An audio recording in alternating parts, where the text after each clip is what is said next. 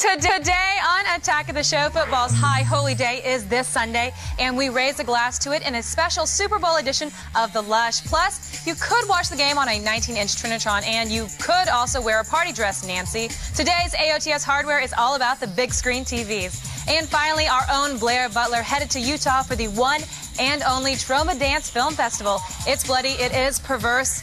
It's a live Attack of the Show, and it's starting right now. Drop the beat.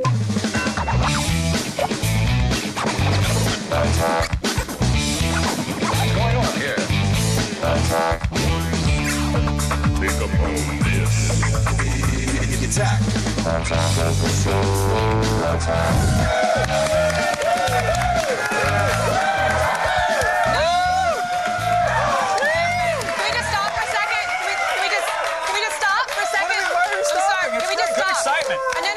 Guys, no, I need really good stuff. That's top shelf. No, I need you guys to stop for a second. That's Johnny Walker Green Label. Do you know that you're professional and you're working and you're delivering information to people all across the country? Can you spit out your cough drop? It's a coldies. It's got zinc. Spit it out, Kevin. Welcome to Attack of the Show. Oh, that hit a cameraman. It did. TV's only source for all the stuff you care about. I am weathering the storm that is my body. Kevin Pereira. Very sick. Hey, everyone.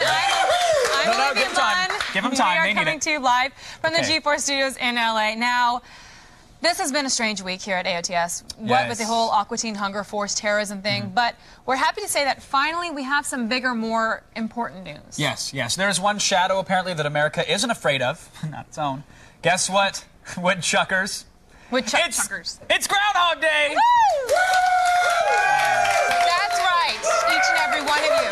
This is one time where television really fails to capture the true excitement of a large squirrel predicting the weather. See, if you really care, care whether or not the groundhog saw its own shadow, obviously you live someplace cold. 6 more weeks of winter in Los Angeles means maybe a day or two of rain. Yeah, I hate the rain. Yeah. I'll work on my tan lines next week. Okay. Yeah, that's right. Eat it, the rest of the country. We have a boring, predictable climate. Your woodchuck has no power over what we do here. However, the internet woke up this morning and saw its own shadow. So you know what that means, right? Means we have to go around the net. Oh, yeah. Yeah, let's do it.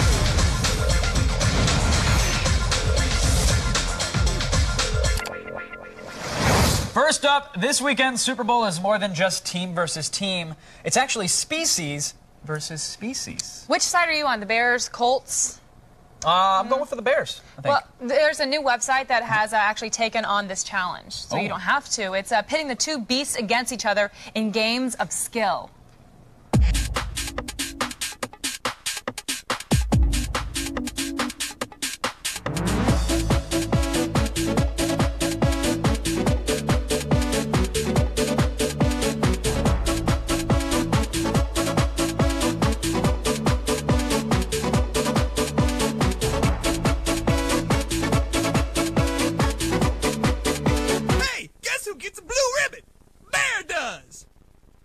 You know what, forget defense, forget offense, forget special teams. It all comes down to basic animal cunning. And that's why I'm going with bear, because you never see bear rides at petting zoos. Am I right? Think about it.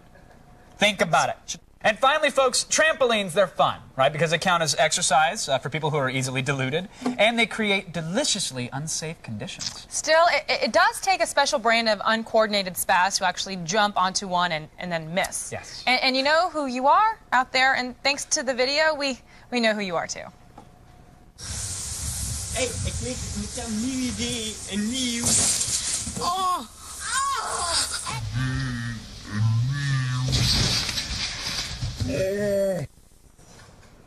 Okay, see, here's what happens. Okay, there's two kinds of people. Woo! Two kinds of people. The people where when they trip and they fall, they get up right away, they shake it off. Oh, no, it's cool. And then it's cool. I'm good. And then there's people like him who, as soon as they do something stupid like that, they just lay there and like, maybe no one will notice.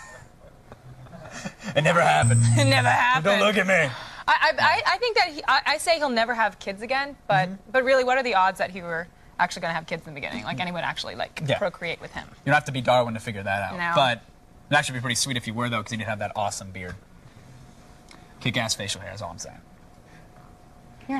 Darwin had a beard. That's enough for today. Of course, we've got tons of hand-picked videos available anytime at g4tv.com/aroundthenet, formerly known as the Daily Nut. Yes. Now it's just a symbol. It is just a symbol, and I'd like to tell you guys that this is a place where you can also sign up for the Around the Net podcast. It's new, same, greatness?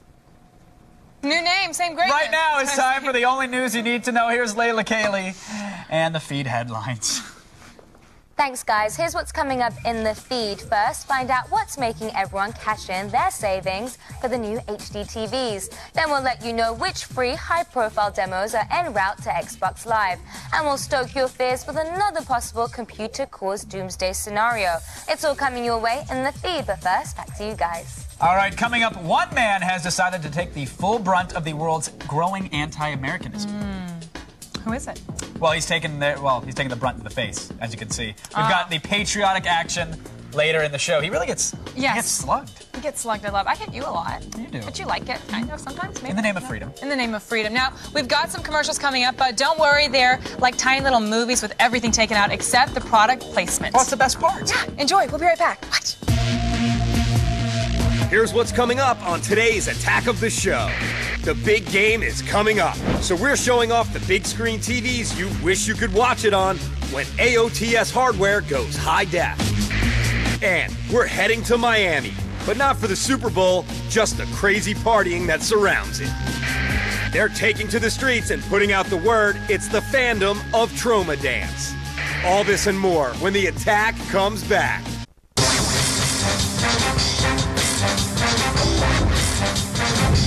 Welcome back to Attack of the Show. We are just knee-deep in fun, and that's why we're wearing short pants. Now, the only thing that can actually make this Sunday's big game more exciting is a helping hand from Olivia and Will. Thanks, Kev. Now, if the idea of watching Rex Grossman choke in high def, that's right, I said it. If that can't inspire you to get yourself a big new TV, then maybe AOTS hardware can.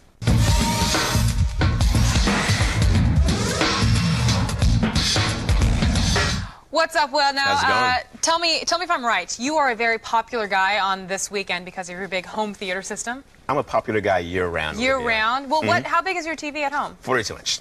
That's not very big. I know, it's kind of small. I'm not compensating. So. Because there's some people we know, like our stage manager, Andy, who has a 70-inch. Yeah. Obviously, he's compensating. I get that. Kevin, too, big one. Kevin. TV. Now, I'm actually glad you've brought some really great HD TVs with us. Show me what I'm looking at first. Okay, now, high def was made for events like the Super Bowl. And I can't wait to see my Colts beat the Bears because, as we know, the Bears don't actually have a quarterback, so I'm pretty excited. Now, first up, you've got a high-def 37-inch LCD from ViewSonic. So, yes. What is this? This is the M3751W. It's a great HD TV from ViewSonic, a company who knows a thing or two about LCD screens. It supports everything from 480i to 1080i. It has a built-in HD TV tuner.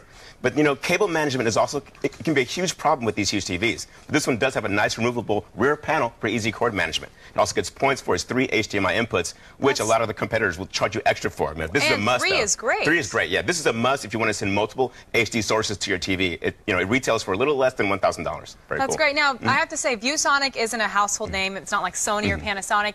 Is it as good as the name brand ones? Okay, but that's true. Like, it isn't actually a household name. Never heard of it, actually. Yeah, but this TV really, really performs well. And the HD inputs are really nice plus, and that's important to anyone who's committed to high def. And I like the fact that it actually comes with all the cables you need to set up your home theater, which unfortunately that's becoming a rarity. Like a lot of these companies, you'll buy the TV, you'll go home, and you have to go back to the store to buy cables, and that's a drag. You know, you're really excited. Or when you're at the store, they say, "Yeah, you want this TV?" Now you have to go buy $200 worth of other stuff before you can actually get to watch TV. That's great. Now, Sel, tell me about this next TV you have behind us. It's the 542i from Olivia. Olivia? Yes. No, Olivia. Olivia? Olivia. Oh, with an E. I like the sound of it, though. They're smart, trying to get buyers in. Okay, yeah, exactly. So, like our previous TV, the Olivia supports up to 1080i, but this one rocks a great picture. It's got a contrast ratio of 1600:1 compared to the 1000:1 ratio of the ViewSonic that we just looked at. It has some nice removable 40-watt speakers, but I gotta say, as good as the picture looks, it's kind of an ugly TV. The thing is a beast, and with its standard speakers, it's huge. It's a big thing, and with the speakers and the stand, it weighs damn near 100 pounds. And you know, this one retails for about $1,099, but you know, it's big. That is big because, I mean, that's like back in the day when your parents would have TVs with all this stuff around it. Now, how does this weigh compared to other TVs? Okay, well, the ViewSonic weighs nearly 30 pounds less, and our next TV, while 5 inches larger, is about 10 pounds lighter. And like, this can be a really big deal when you're looking to find a nice place to put it in your home, or if you want to mount it on a wall or something. Okay, well, now that brings us to our next TV, which is this one behind us. Now, is bigger always better? Well, that's what they tell me. Okay. Yeah. And I agree. So this is Vizio's GV47LF. It's a great high-def set, and it's the only one of the bunch that we're looking at today that supports 1080p. Now, I got to say, when I was at CES, 1080p was huge. They said it's imperative for your TVs to have 1080p. It's the way of the future. To not have a 1080p is kind of like lame-o. That's so last year. So last year, 2006. Exactly. This guy's great though. It has a contrast ratio of 1600 to 1, and it has removable speakers as well that are designed even better than those on the Olivia. You can actually control the whole thing from a touch panel in its lower corner, and this one is the best of the bunch. It retails for almost $1,900. But an HD set this large and this impressive would cost thousands more not long ago. It's pretty cool. Great. Now, if you had, I know Vizio is a popular one over at Costco. I was actually thinking about getting it because it's like a couple $1,000s less than a Sony or Panasonic. Yes. This is what I'm going for, but out of the three here, what's your pick? Okay, it's the Vizio has the best picture and the most versatility as well. I dig this guy, but they also have Vizio. So we're going Vizio. It's a really good. It's a good picture. It's a good machine. It looks really great, and it's affordable. But they also have a 37-inch version that's a much lower price point, and it's also a really good Vizio. unit. All these are great, but we'd say Vizio. I'd say the Vizio, but also the G4 on the website. We have this really good extensive roundup of all these TVs for the big game. So people got to head on over to g4tv.com/AOTS and check it out. Check it out. Great for all those in-depth coverage on all these TVs. All these Thanks TVs so much, and Will. more.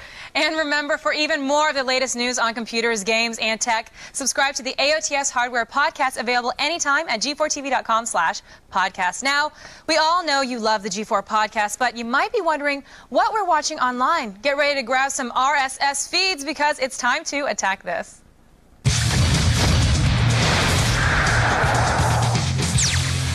First up, Ask a Ninja delivers the answers to all your burning ninja-themed questions like, what kind of dates do ninjas go on, and do ninjas play miniature golf? This award-winning video podcast is still one of the funniest things we've ever seen on the internet, and that includes the video of that dog that humps and pukes on that other dog.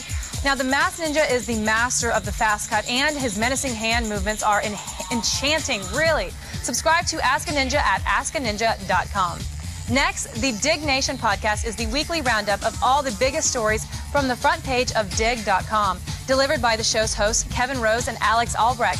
They've got a knack for taking their show into some of the biggest geek events like Macworld, CES, and E3. And as all nerds should, they read the news with a beer and plenty of strong language.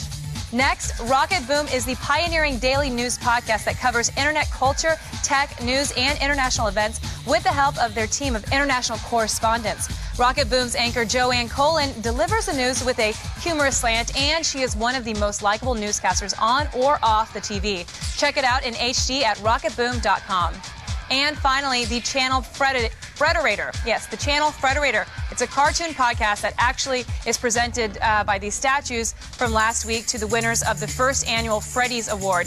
Each week, Channel Frederator presents independent and not so independent cartoons submitted by animators from all over the world. Head on over to channelfrederator.com, where you can see the nominees and winners from this year's Freddy's Awards, and subscribe to the podcast for more free tunes. This is their award. It's cute. Lightweight. That's today's Attack This. Visit g4tv.com/AOTS for links to all these podcasts. Don't go getting a life just yet. Please sit back down because we've got your news fix in the feed. And we explore the wild reaches of the nerd animal kingdom. It's all coming up next, so stick around.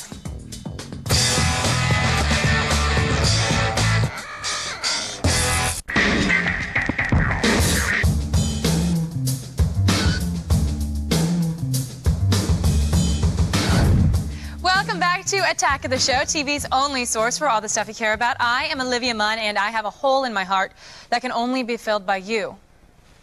Well, you and Kevin. Kevin, are you there? Yeah, I'm good. I'm the stopgap. Thank you. Thanks, Olivia. Now, there are nerds, right? And then there are gun-nerds. Those who are so nerdy, they actually are a new species. Well, luckily, one man has made it his life's work to study them. And that's why, folks, I'm proud to give you the Gun-Nerd Hunter.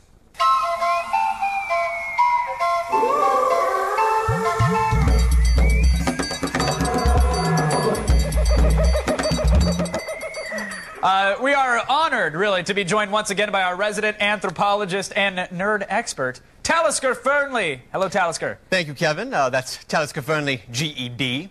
And can I just say what a great honor it is for me to be here earning a steady income? Okay, but again, it's a pleasure to have you. So why don't you explain what you'll be doing for us exactly, Talisker? Well, as you know, we at the Talisker Fernley Institute are at the forefront of Gnerd research. Because as far as I know, I'm the only one doing it. I'm here to highlight a few of the rarest, most exquisite examples of Gnerds on the internet. The ones who let their geek flags fly high and proud for the benefit of humanity. You know, there really is a wealth of Gnerddom online. And, of course, it's much cheaper than mounting another expedition. Shall we begin? Yes, please. Let's get started. Behold Dalmatius, a choice-cut example of a Gnerdus Socialis Gothus. Basically a goth nerd who is also surprisingly active on social networking websites. Wait, well, you actually have a name for that particular specific type of activity? Yes, Kevin, I am an anthropologist. This is what I do. Oh, okay. Dalmatius is a 43-year-old Italian who describes himself as a, quote, artist, dandy, and anachronism. And as you can see, his MySpace page is black as, one would assume, his soul. And as interest, he's got all the telltale signs of gothdom. Dark fantasy, the Renaissance, magic, and cats. Or as they call them, familiars. What sets this breed apart, however, is their social interaction. This Gnerd is also a prolific MySpace blogger, and all of his entries are personality quizzes. Provides amazingly swift insight into his persona. We can see his type of art movement is romanticism, and his bohemian cat is Tabby the Page Boy, and his sexual IQ is 139. 139, Kevin! Well, I mean, yeah, I guess that's pretty high. Kevin, right? It's near genius. The average sexual IQ for Gnerds is well below functional. This really is quite a sensual discovery.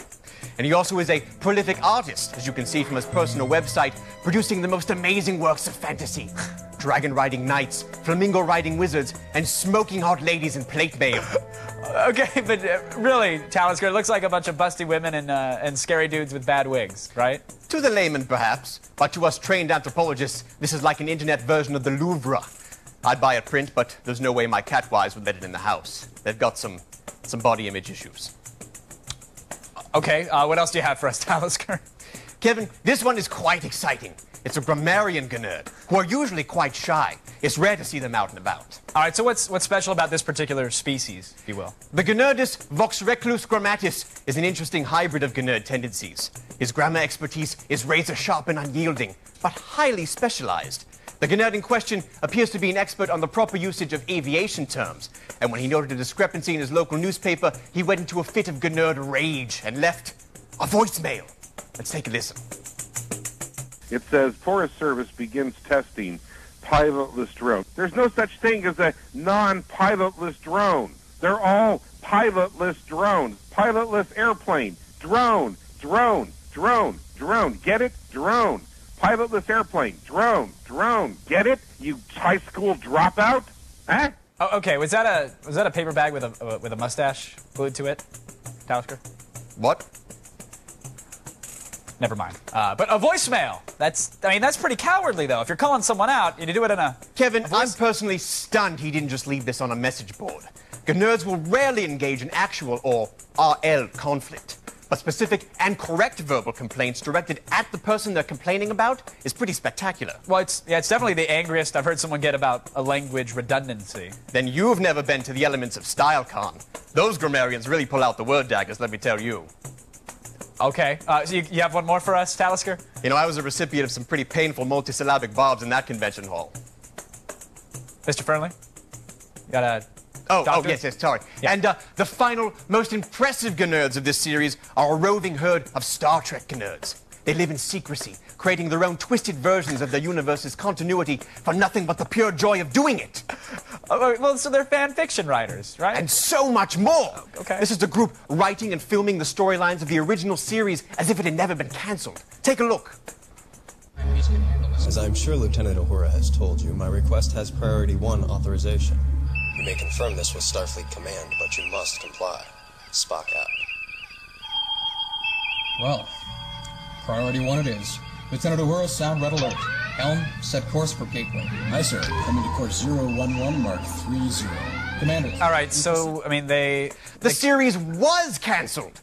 But this group, this Star Trek New Voyages crew, went the extra light year. The level of care and attention to detail is unbelievable. They used the actual blueprints from the show to build a scale replica of the set. They've got original writers, producers, and actors to get involved. And the hair. The beautiful, exquisitely crafted hair.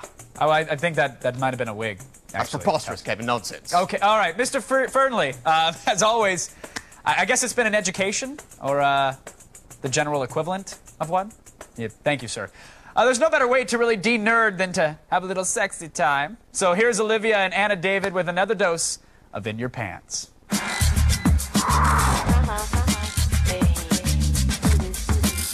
We were just talking about our music. Do you like our music? Yeah, it's a groovy little song. It is. It makes come me... on, come on, baby. Nice. Okay, well, you guys, if you don't know Anna David, well, I don't know what's wrong with you. You know her song. She's sex columnist Anna David, and she's written for magazines like UK Esquire and Playboy, and is back with more advice for you. Right now, our first question is from a guy who wants to know if he is boring himself. Is it possible to have so much sex that you lose interest? Well, I don't know who's having sex with you, but I'm sure she's lost interest in you personally. I think that there are reasons why men can lose interest in sex. I mean, it can definitely be that it's the same woman and you're tired of having sex with her. But it can also be like if you're on an SSRI or another antidepressant, that absolutely can affect your sex drive. If you're suffering from depression, if you've got an alcohol problem, you know that that's definitely... What about if it's as simple as... You can't look forward to it. Like, there's not that, like, you know... It's gotten to be routine and stale. Well, not routine, but, like, say you're having sex all the time, like, you don't get to miss it. You don't get to crave it, you know? Like, you're like, okay, as soon as you crave a little bit, it's like, you don't get that build-up. For men, they don't need to like crave it. I mean, they don't need to be denied. I don't think that they need to be denied sex in order to want it. In general, the male sex drive doesn't. There has to be some men. There absolutely are some men, but in general, it's certainly under the age of 35. That's true, and certainly under the age of 25. So to help him out, basically, you don't have to fear that you're going to bore yourself. Well, I think look at your relationship. If it's something that you can sort of spice up your relationship, if you can tell your girlfriend what your fantasies are and sort of start to act them out, things like that. Look at that. But also, if it's a problem that you know, that is something else about you that you need to look into, you might want to consider seeing a doctor if it is something else. Or just tell her to hold off till later on that night. And finally, a guy who might not have it all. My girlfriend is very controlling. She's rude to my friends and family, but she wants to get married. I mean, I love her, but I don't know what to do. You got any advice? Dude, a super controlling woman. Super controlling woman. I don't know. I think you, as a female, you really have to like this is a little advice to his girlfriend, you really have to back off, because at the end of the day, it's like, you can't live like that. No matter how hot you are, no matter how good the sex is, no matter how, much, you're best friends, you have to back off. Same thing with guys, who don't get all aggressive and Which is kind of the point. I mean, you say you really love her. She's super controlling. I think he just said she's mean to your friends and family. Yeah. What exactly is it that you love about her? I mean, I think that a lot of us She's got a funny sense of humor. I know a lot of guys who are in relationships with super controlling women. They're like, I love her, things are great. But like, really, they feel like this is the best they're going to do, or they feel trapped in these relationships. Or they're afraid to get out of something they're so used to, that Exactly. routine. I think that is the main reason. Never stay with anybody that's controlling. And chances are, if you're asking us right now, you've already talked to her about it, and so basically you're still stuck in this. Dump her. Right. Yeah, I don't think it's possible to date somebody like that. If she really wants to get married and you're not ready, then that's not a person that's focused on having a really healthy relationship. You should dump her. And we're agreeing, and that's not always the case. So I think you better. Now, you guys want to get all of Anna's answers to all these questions you just heard, go to our website at g4tv.com/AOTS, and to find out more about Anna David, go to annadavid.com. And now, here to act as a calming influence on the entire country, Miss Olivia Munn. Thank you, Kevin. Now, just a quick reminder, if you've still got a burning relationship question and need some personal sex advice, Anna David of In Your Pants fame is here for you. Just send in a viewer voicemail of yourself and your question over to AnnaVideos at g4tv.com. If it's good enough, Anna might drop by and answer it live in person. Attack of the Show will return tanned, rested, and ready right after this. Stick around. We get our news from reliable sources, honestly. It's The Feed. And we're skipping the Super Bowl and heading straight for the Miami nightlife. Hey, welcome back to Attack of the Show, TV's only source for all the stuff you care about. We've still got more of said stuff coming up, including comedian Keith Healy's valiant attempt to redeem America's worldwide reputation. We'll have that for you guys later in the show. But right now, it's time for the only news you need to know, and here it is. In the feed. That's it. Thanks, guys. I'm Layla Kaylee, and it's time to start the feed.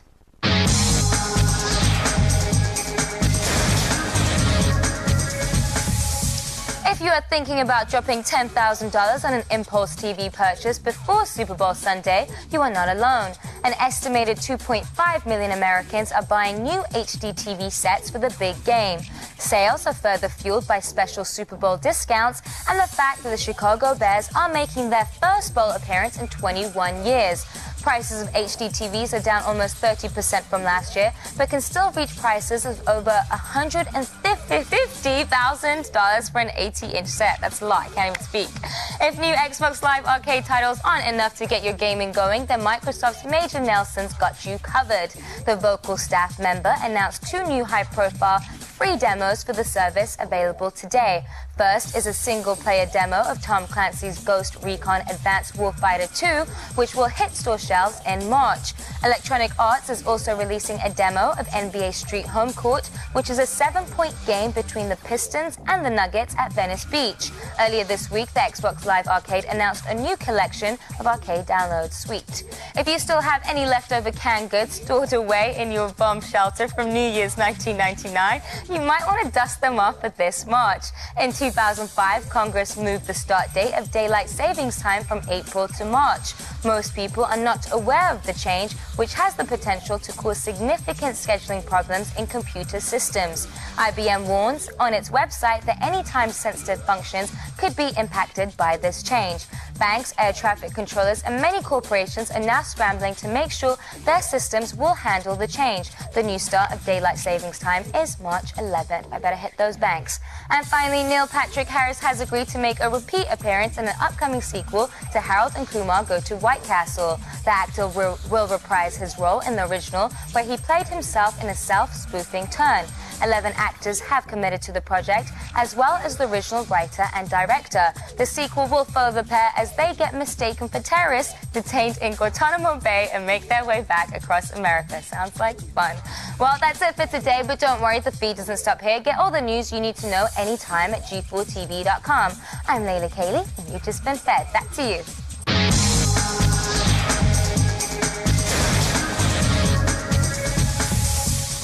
All right, we'd like to give you a little heads up about something called X-Play, the musical. Yeah, the only logical step in the continuing evolution of TV's single greatest video game review show. X-Play hosts Adam Sessler and Morgan Webb are given the opportunity to create and star in the most amazing video game of all time. Now, will the X-Play game be too much for our heroes to handle? Will Adam finally learn to read? Will Morgan free herself from the spell of the Goblin King? Can either of them actually carry a tune? That's the real question. Tune in Monday night at 8 p.m. Eastern to find out. Now's a good time for you guys to go grab some of Grandpa's old cough medicine if you know what I mean. But stumble back, Paris, because we've got plenty more show right after this. Hey, there she is. Oh. Hi, Paris. Forget the big game. We need a big drink. It's the Lush in Miami. And our resident pigskin expert, Jimmy the Geek, swings by and shows us how to pick a winner.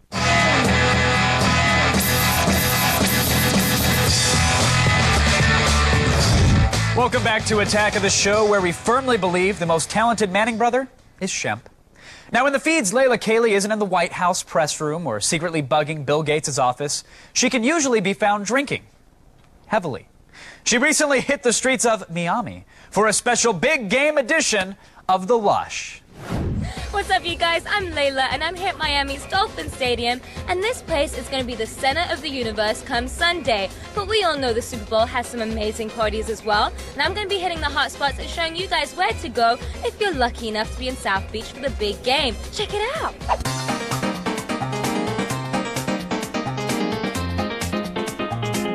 Now, if you want to have a little puff with your Super Bowl party, make sure you check out the Havana Club. What brings people to your place? I'd say there's 2 reasons. The number one would probably be the view. There's no view like this on the eastern seaboard of the United States. This is the only club in the state of Florida that one can dine, smoke, drink in the same location. 55 stories up, the Havana Club sports the largest private humidor in the United States. And if you scrape up the $650 for their exclusive Super Bowl party, you might be able to mingle with members Alec Baldwin, Kevin Costner, and everyone's favorite Steven Seagal. What What is the point of that? For something a little bit more exotic, make sure you check out Chakra.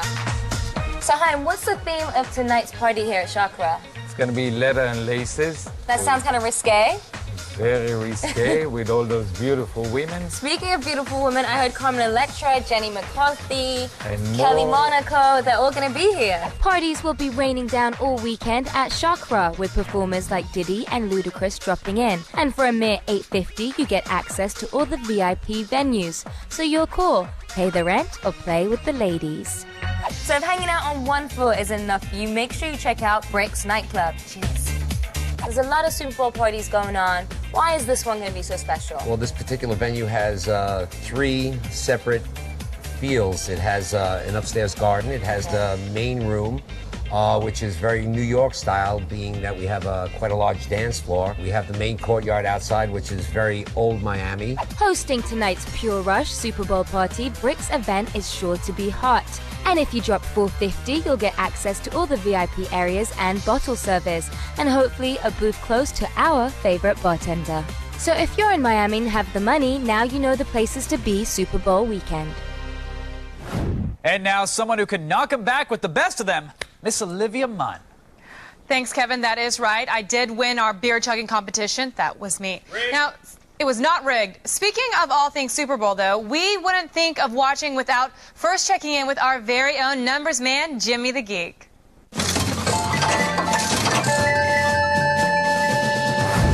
Jimmy, how are you? Are you all right?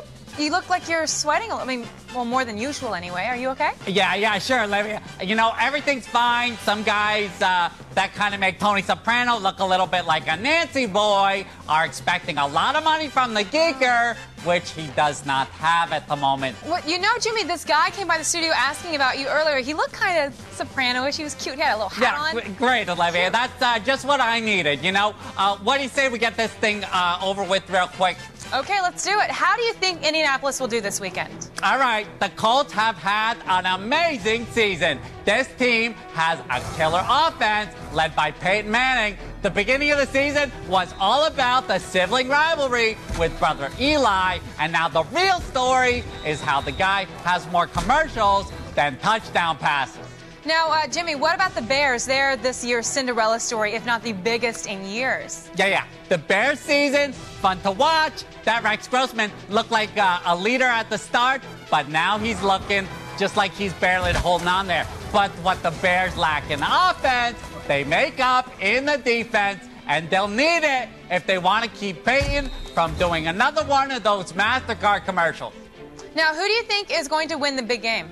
Whoa. You know what? Everyone knows it doesn't really matter who actually wins. What matters are the 100 ridiculous side bets that go on. All right. Now, so tell me, what should we look out for to win those office pools that we have going on? All right. First off, bets are really in place on how long the Piano Man will take to sing the national anthem.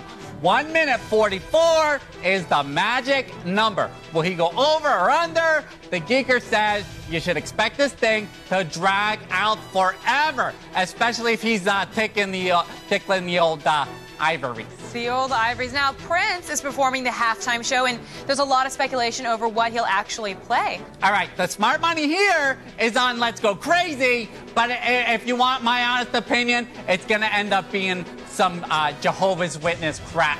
All right. Oh, always tactful, Jimmy. Now, enough of these side bets and about musical acts and all that stuff. I want to know, who do you think is going to win the actual game, Colts or Bears? Come on, Jimmy.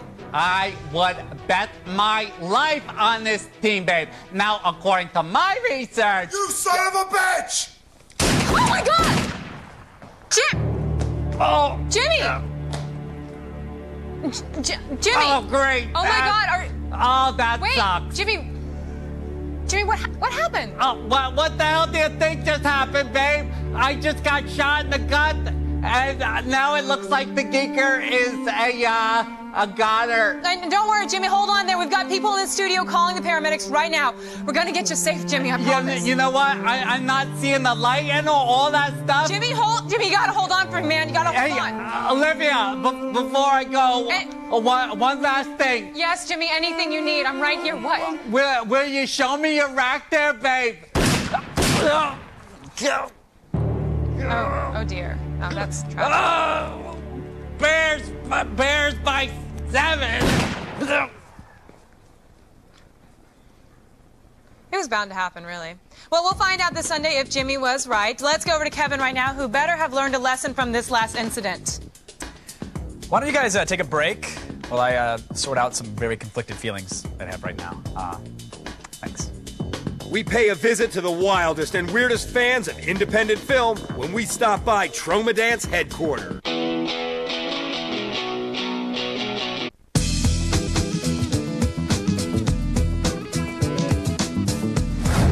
Hey everybody, you're still watching Attack of the Show television. It's television made for... especially for you. Every single day. Every single It's day. true. But do we ever get a thank you? Nope. No, but we never really asked for it. But we do get to hang out with Blair Butler, so, you know, really we can't complain. That's just money in the pocket right there. Right?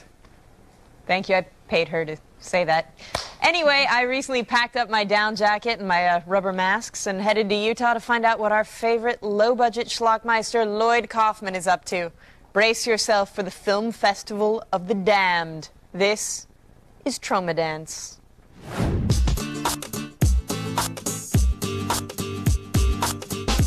I'm here in Park City, Utah, home of the Sundance Film Festival. But of course, Sundance isn't the only game in town. There's also Troma Dance. Welcome, welcome, welcome.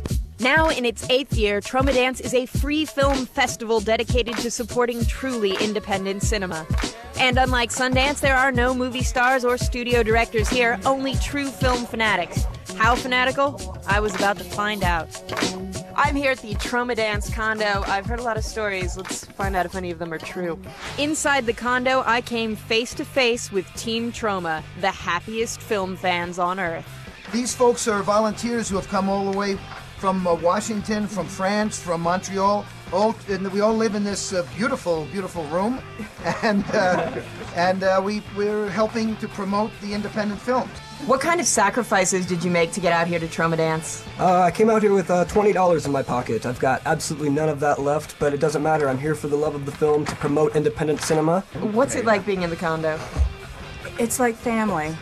A dysfunctional, smelly, but lovely family. Okay, folks, we're getting into the meat of the Troma Dance schedule. Today, we've got to get the level of awareness up for the movies that were shown at Park City. This is the new jihad approach to independent art.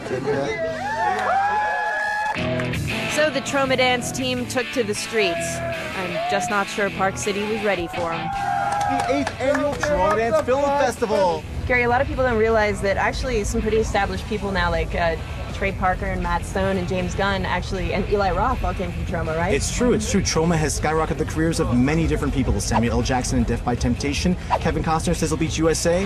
We're out here advertising for our free movie festival, and there's no other way to do it other than screaming at people. Right, and for every 5 people you freak out, there's one that actually comes to the screening, right? It works. People come to Park City for Sundance, but this year, I have a feeling they'll remember Troma Dance. Troma Dance! All the fun of being in a Lloyd Kaufman movie, none of the emotional scarring. Good time. Did you love it there? I did. It was cold. It was extremely cold, but it was cool to see people that passionate about movies. It was pretty cool. Do you like Troma films? I love the Troma stuff. What I love about it, and please feel free to slap me if I'm wrong, but you say people are passionate about movies. The people who are passionate about Troma films, it's a very different and very twisted sense of passion that, like, a normal film fan, so it looks like the Mad Max Beyond Thunderdome people. Like, they're people in, like, crazy hockey pads and, like, sitting on each other's shoulders. It's like going to a Comic-Con. Yes. When people are completely dressed up. Exactly, but, like, in a way that sort of supports the films and, like, that Troma kind of punk rock aesthetic. Yeah, in a way that would raise the terror alert level if they walked through Boston. Right, exactly. If you, so to speak. If you were to dress up for a Troma festival, what would you dress up as? I liked Miss Troma Dance's costume. I personally I think I would be more happy rocking the Toxie mask. Really? Yeah, and there's a funny story about that. Our buddy Joe Lynch, who works here, who directs a feature film, Wrong Turn 2, he's directing that. He was actually playing the Toxic Avenger one year at Troma Dance, was very sick and threw up in the mask while they were taking a picture, and they all said, "Can you do that again?" Yeah. Awesome. Which One more is take. awesome. They were like, awesome. Can Chew you do that back again? and spit it up again. And I think they're still using the same mask. All so right. there Thanks you so go. much, Blair. No problem. My pleasure. You guys, still coming up, we've got one man's quest to save America's reputation by letting the women of the world, well, You'll just have to see. All right, Trust so me. make with the not doing anything. If you could just do that, it'd be great. Pronto. Like right now, like we're not doing anything. Watch, We're just that's gonna what watch. Pronto Just watch right implies. now. Like That's what Pronto implies. If you haven't been watching Attack of the Show, this is what you're missing. For more info, go to g4tv.com/AOTS. Hey everyone, welcome back to Attack of the Show, TV's only source for all the stuff you care about. All right, and a few things that you've forgotten about. Well, forgotten that you've cared about, Yeah. but we gently reminded you. And Nice let of us also remind you that we've got an all-new, all-live Attack of the Show for you on Monday. We'll hunt down the most fascinating text-based websites on the internet in something we like to call Blog Watch. Plus, we are going to sift through some video gems, and we're going to select the YouTube star of the moment, which is always good fun. And we'll show you how your old GameCube gear can actually play nicely with the brand new Wii. That's true. It's all new on Attack of the Show Monday, right here at 7. And finally, comedian Keith Healy knows that America is about as welcome overseas as Tara Reid is in an AA meeting, but he's doing something about it. He's letting the women of the world take out their collective frustrations on his big, dumb American face.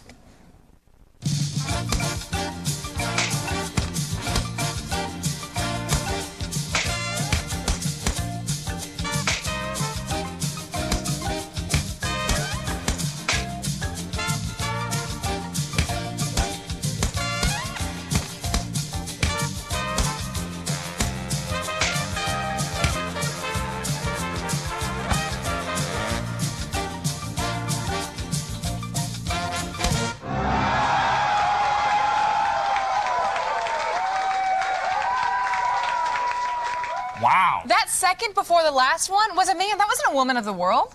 Yeah, it's a technicality. She hit hard. No, it was to the ear, too. Yeah, that was very, it very was. Fight I've never Club. hurt you in the ear like Yeah. that, have I? Ukraine was hot, though. I'd let her beat me. Now, for all the things you guys saw today and more, go to g4tv.com/AOTS. All right, here's the deal. X-Play. It's a show about video games. Get off of me.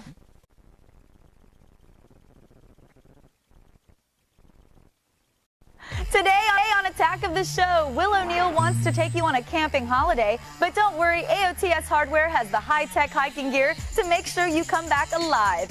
Plus, Blair Butler hits Golden Apple Comics for the release of Stephen King's brand new Dark Tower series. And is Dell getting into the handheld gaming market? The rumor mill is churning. Now, please keep your hands and feet inside the car at all times. A live Attack of the Show is starting right now.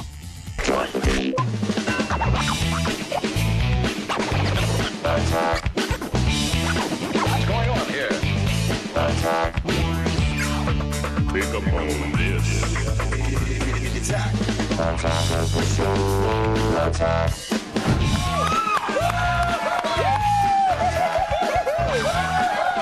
It's all for you. That's all for you. Hey, everybody, welcome. Welcome to Attack of the Show, TV's only source for all the stuff you care about. I'm Kevin Pereira. Oh, thank you. And I'm Kristen Holt. That's just so fabulous right now.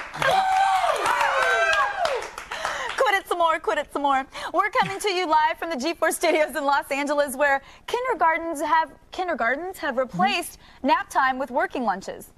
It's important. Did you know that? Keep them productive. That's what I'm Olivia saying. Munn, by the Child way, labor. terrible parasailing accident. So we're not sure. She should be back on Monday, but you're going That's to fill in for horrible. today, and we appreciate it. Oh my gosh. We love you here. Did the boat run out of gas? Huh? The boat ran out of gas and I'm the completely kidding. parachute She's at just- home. Oh, okay, good. Whatever. It's Friday, February 9th, and I sincerely hope that Eddie Murphy wins an Oscar just so they can start promoting his new movies as Norbit, starring Academy Award winner Eddie Murphy, right? I know, it is kind of weird. Dreamgirls, then Norbit. Is he going to apologize to his fans? Well, He if should. he has any fans left. I mean, will he apologize to them? He should. He doesn't have any I fans. hate to say that, but It's so much better than like Academy Award winner Halle Berry as Catwoman. It's actually better than that. exactly, yeah, it is. Yeah, this weekend pits Norbit against Hannibal Rising, the movie that finally answers the question, how many more movies can be squeezed out of the Hannibal Lecter character? How many can? The answer is 5. So we're done now, okay? Okay. All right. Moving on then. One thing sure to make the lamb stop screaming is a trip down the old tubes of the internet. Right? I like that, yeah. We're going around the net.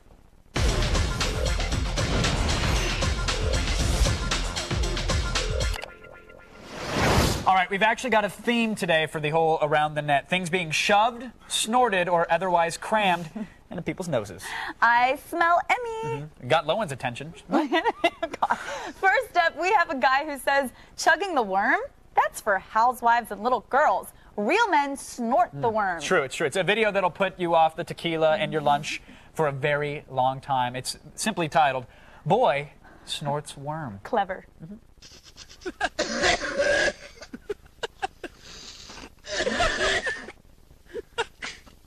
Come on, get it.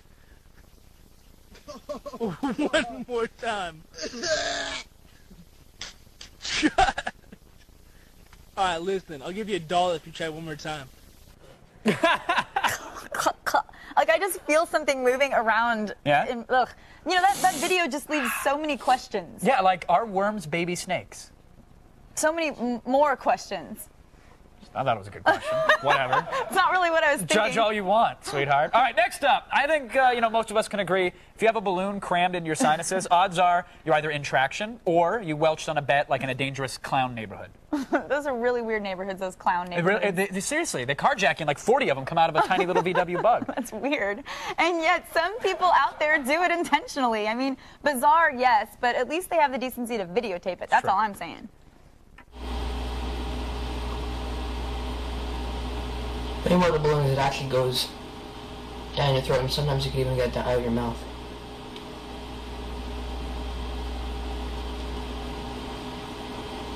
Yeah! That thing started back here and was just like... That was awesome! Did you ever used to like snort like pixie sticks or Twizzlers or anything? You never? No? I've never snorted anything. Really? No. Oh, you're missing out. Yeah, no. Nothing. Missing out. I thought one thing, but never mind. No? It was nothing. Where are we going to go? No. It was nothing. What's the secret, It was Oprah? an accident, okay? What'd you do? Nothing. Okay, all right. Loneliness really is the artistic medium of the 21st century. Seriously, having no life is like apps in 19th century Paris. It was an accident, Your Honor. Really, I don't need treatment. And finally, apparently, I didn't know this, but condoms can be confusing to youngsters. What are I those? don't know why, but I think most of us understand it's not something that you should snort. Once again, Kristen, such logic would actually, it'd make this segment obsolete. True. So let's not go there. Let's let the kid do what he wants to do. It's good TV.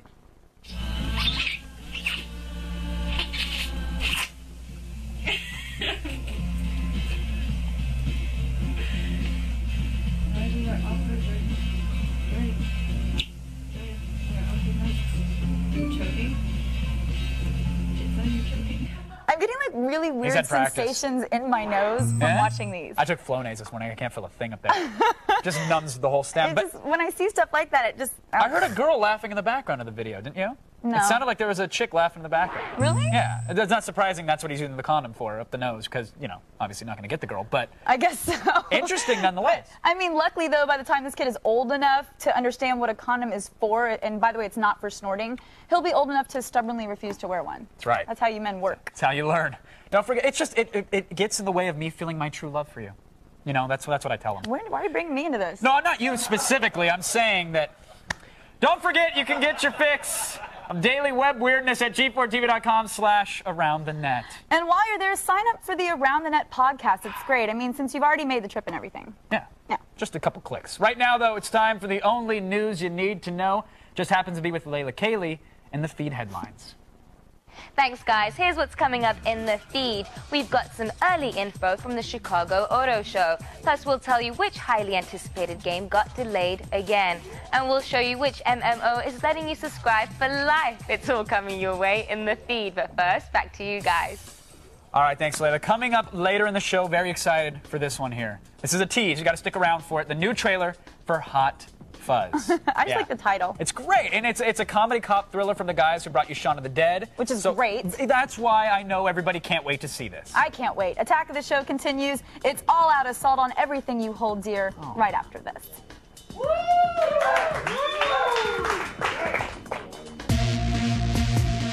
Here's what's coming up on today's Attack of the Show.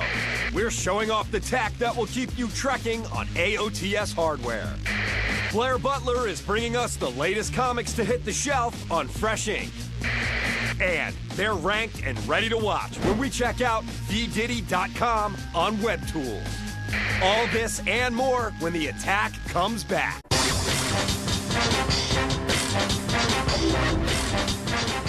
Hey, welcome back back to Attack of the Show. I just want you to know I spent the last 4 minutes plotting my escape. I think I got it this time. But I need a little more time to finish the tunnels, so let's let Krista distract you, shall we? You're not going to get very far with a spoon, Kevin. I keep telling you that. You need to do something a little more powerful. Anyway, speaking of getting out into the fresh air, we've got an AOTS hardware that's going to take some of the roughing it out of camping.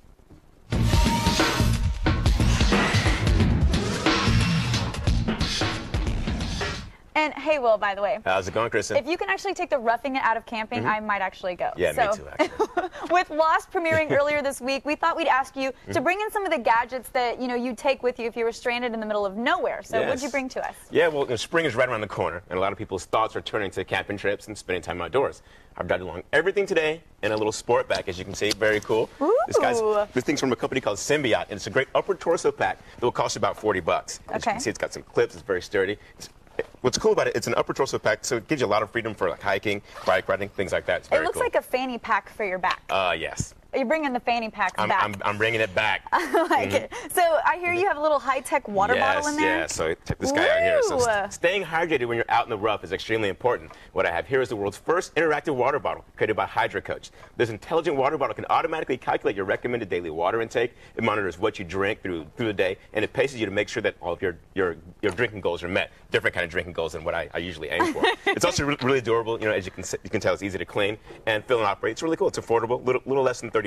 And it doesn't weigh very much. I thought with all this stuff here on the front, it was going to be pretty heavy, but it's not. So where can I buy one of those? Okay, this guy just hit the market last week, so your best bet is to go over to HydraCoach.com, where they have them in a whole bunch of cute colors. So you can find I like the that cute suits colors. whatever outfit you want to wear when you're out there camping. I'll be wearing pink with my pink camping gear. Mm-hmm. You also have a GPS locator beacon. Yes, What's that about? check this guy here out. Now, if you're really out in the wild, climbing a mountain or off-roading somewhere, the MicroFix from ARC can save your life. It also happens to be the smallest and lightest personal locator beacon on the market. And when you're out there hiking around somewhere, it's important to travel as light as possible. The MicroFix has an internal GPS receiver, and with one switch of the button, it transmits all your info to search and rescue forces, telling them that you need help, and within 3 minutes, they can be on you, saving your life. It's very cool. That's amazing. I feel like every year there's more and more stories of people being stranded in the mountains and dying, and it's so sad. So, something like this, it's great that that's out there. $750. That's awesome. But you're worth it. You're worth every penny. Oh, well, thank you. My life is precious.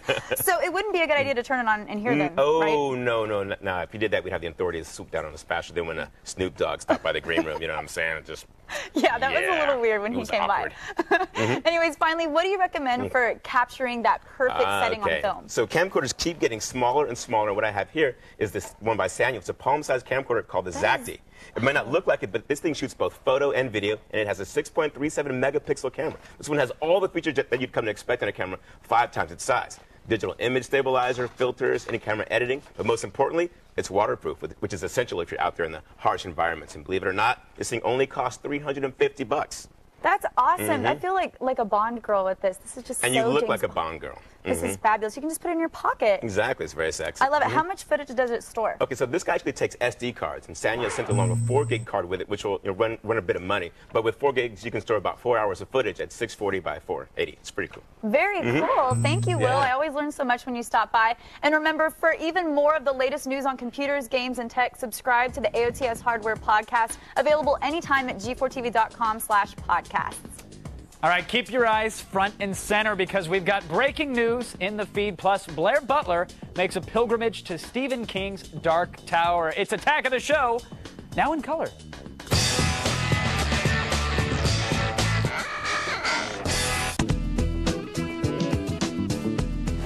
Welcome back to Attack of the Show. This is your father's live daily TV. It actually is. It's because your father's totally cool. He's hip, with it. With it, yeah.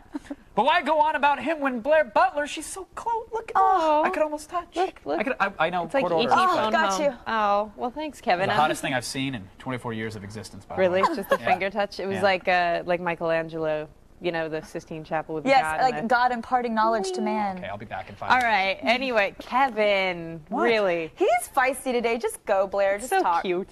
I got to say, I'm kind of always here in a way. Yeah. I mean, Kevin may not know it, but I'm like lurking, waiting, reading comics. And actually, this week I took Freshing to Golden Apple Comics here in LA for the much anticipated release of Stephen King's The Dark Tower comic.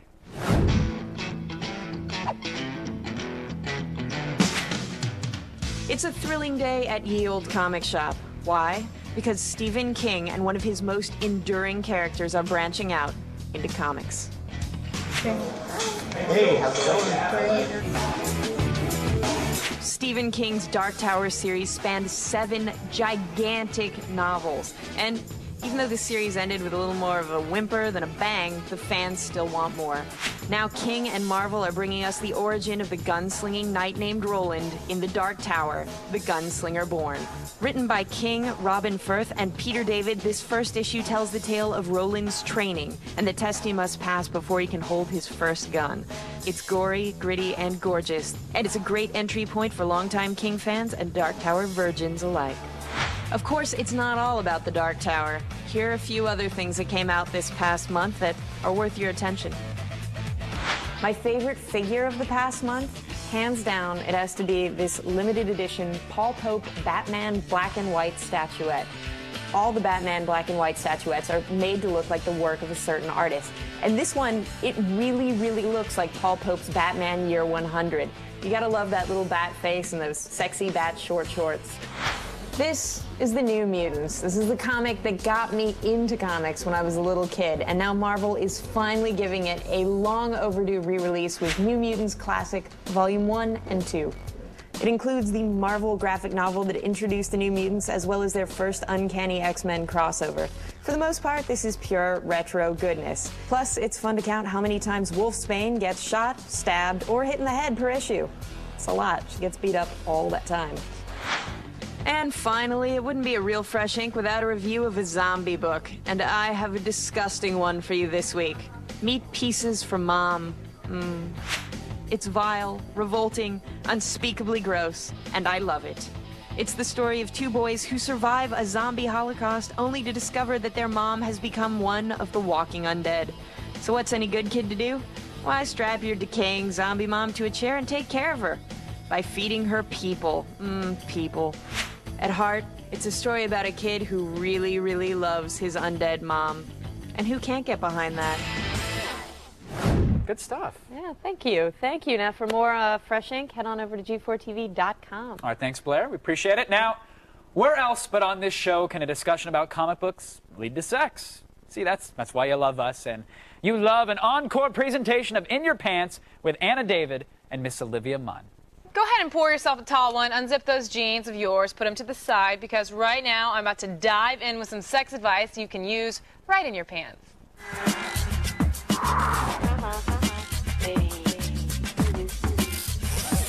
This is Anna David. She's written for magazines like Details and Stuff, UK Esquire, Playboy, everything. She's actually posed for Playboy a couple times. Want to go ahead and Google that? We just talked about. Nude. But maybe you could like take stuff off and she could make her look nude or something. I don't know. But she's here to help answer your sex and relationship questions. So let's jump in right now with our first question. It's from a guy who wants to know how it's done. I've never done down on a girl before. I was wondering if there's a website or a book I can read. Just let me know. I want to know how I can fake it the first time I do it. Like I've done it before. Thanks. That was a little hard to understand. A little indecipherable, but I got the gist. But he wants to basically know how to go down on a girl, how to do it well. There are books on it. Betty Dodson wrote a very famous book about it. Dr. Ava wrote a book about it. Remember in American Pie where he followed his brother's instructions? I don't think you should do what they do in American Pie. No. But in any way. But some woman can tell you? Some woman can absolutely tell you. I'm a woman, I'm about to tell you too. The most important thing that men need to remember when it comes to going down there is I think that men they're very rigorous with their private parts. Like they like, a lot of action. Yeah. It's like kind of rough. We are very gentle creatures. Think of it as like you're going down there, you're kissing, you're caressing. I think the main mistake men make is they get in there and they just start like shoving their tongue around and they think that's nothing worse than that. It's horrible. Imagine if you're kissing someone, they just shove their tongue all in your mouth. That doesn't feel good down there either. It's not like the more places it goes and the more places it darts around, the better your chances are of making you happy. It's not like that. So, but not to interrupt your advice, but are you saying like light kisses and stuff like that? To start off. Light kisses, light caresses. But then what happens halfway Then you start to see what she responds to. That's when you get a rhythm going. And then, right when she's getting there, take 2 fingers, insert the 2 fingers. It'll put her over the edge. I'm telling you. I'm a little turned on, Anna, to tell you the truth. What are you doing after the show? Don't tell them that. All right. Well, you guys, this next guy must have a furry game console, I'm guessing. I'm a gamer and a furry. Girls don't seem to like me. I'm a good-looking guy. How can I find a girl that's right for me? The furry thing, I'm new to this whole furry thing. Yeah, people actually dress up in full-on costume, furry costume. But I didn't get that it was like a sexual thing sometimes. Is that? Well, it can be, according to the sources here at G4. It's a sexual thing. They would know, I'm sure. But aren't there conventions for people like that? There are conventions. There are also websites for everything. There's a website conglomeration called Passions Network that has a website for everything. If you're into Star Trek, there's like Trek Passions. There is no furry passions. I'm sorry. And granted, there are a lot more men than women on some of the technology-related sites or the space-related sites or whatever it is. But there are women there. But also, I think the important thing to remember is that just because you're interested in something doesn't mean it has to define you. I'm really interested in writing, but I don't say like, oh, I can only date people who are writers. I think you find a girl, maybe go to one of those websites that there's another interest in, because you have to find a girl who's probably more open to that. And if you're a gamer especially, you want to, and you're like a really hardcore gamer, because not all gamers want to date girls who are like love them for being a gamer, but you go to these websites and you find a girl, and then hold on to the furry idea for a little bit, and maybe 6 months into it, make her fall in love with you, and then we bring up the furry thing, and then write us the question then, once you've got her. Because I think once I'm in love with someone, if they brought out the furry outfit, yeah, I'd be a little taken back, but I'd be like, well, I love you, I'm already in. I'm like, all right, bust it out. What do you want me to do? So, yeah, you go onto these websites, you find somebody. But also remember that you don't need to define yourself by what your interests are. And remember that, like, somebody's going to like you for who you are. So as soon as you accept that and understand that, the sooner you're going to find that person. Unless it's a sexual thing and it's not just you're defining yourself, that's how they are sexually, they like it, then... I don't think that was, I mean, I don't know. I don't think that was only a sexual thing. But in case it is, like I say, contact Anna David, because she loves I love furries. Even though I just found out about it, I'm beginning to love it. She's getting hot. I'm standing right next to her, I can tell. You guys, you can get all of Anna's extended answers to the questions you just heard on our website at g4tv.com/AOTS. And to find out more about Anna's furry love, go to annadavid.com. Look, I know you saw American Pie and you want to believe that there's some mystical sex manual hidden in the floorboards of your school library. One that teaches you everything you need to know to nail Tara Reid. But step 1, buy booze. Step 2, buy some more booze. But I digress, really. I'm sorry to say the book doesn't exist. And still, you know, there's really no secret to going south. It's very easy, but be warned.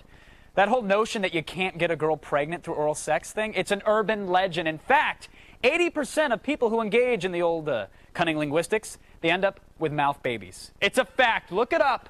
If it's not on Wikipedia, you go ahead and put it there. Just type it in. And don't worry about faking it, because in some sense, I guess we're all sort of faking it. Every single time. Don't forget, folks, our sexpert Anna David, she makes house calls. So send us a viewer mail with your sex and relationship questions. Beam it on over to AnnaVideos@G4TV.com, and Anna may actually answer it on the air. But right now, we're taking a break from you. There's a good chance we'll get back together. In fact, I'm going to guarantee it, as long as you don't go hit CH up or down, which would cheat the channel, and then we wouldn't be together. And I'd be sad. And I'd call you, and you wouldn't return the call.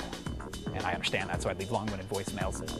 We cut out the middlemen and bring you straight to the news. It's The Feed. And we're going viral when we browse the best sites for videos on WebTool. I'm going to throw a juice box against the wall. You better cheer up. I'm pushing Cheerios off the high chair. God. Negative Nancy over there. Hey, welcome back to Attack of the Show. I don't know if you knew this. We're TV's only source for all the stuff you care about. Coming up later in the show, we have a new trailer for Hot Fuzz, the cop comedy from the guys behind Shaun of the Dead. It's funny and you need to see it. Okay, yes you do, but right now, you need the only news that you need to know. And it's in the feed. Thanks, guys. I'm Layla Kaylee, and it's time to start the feed.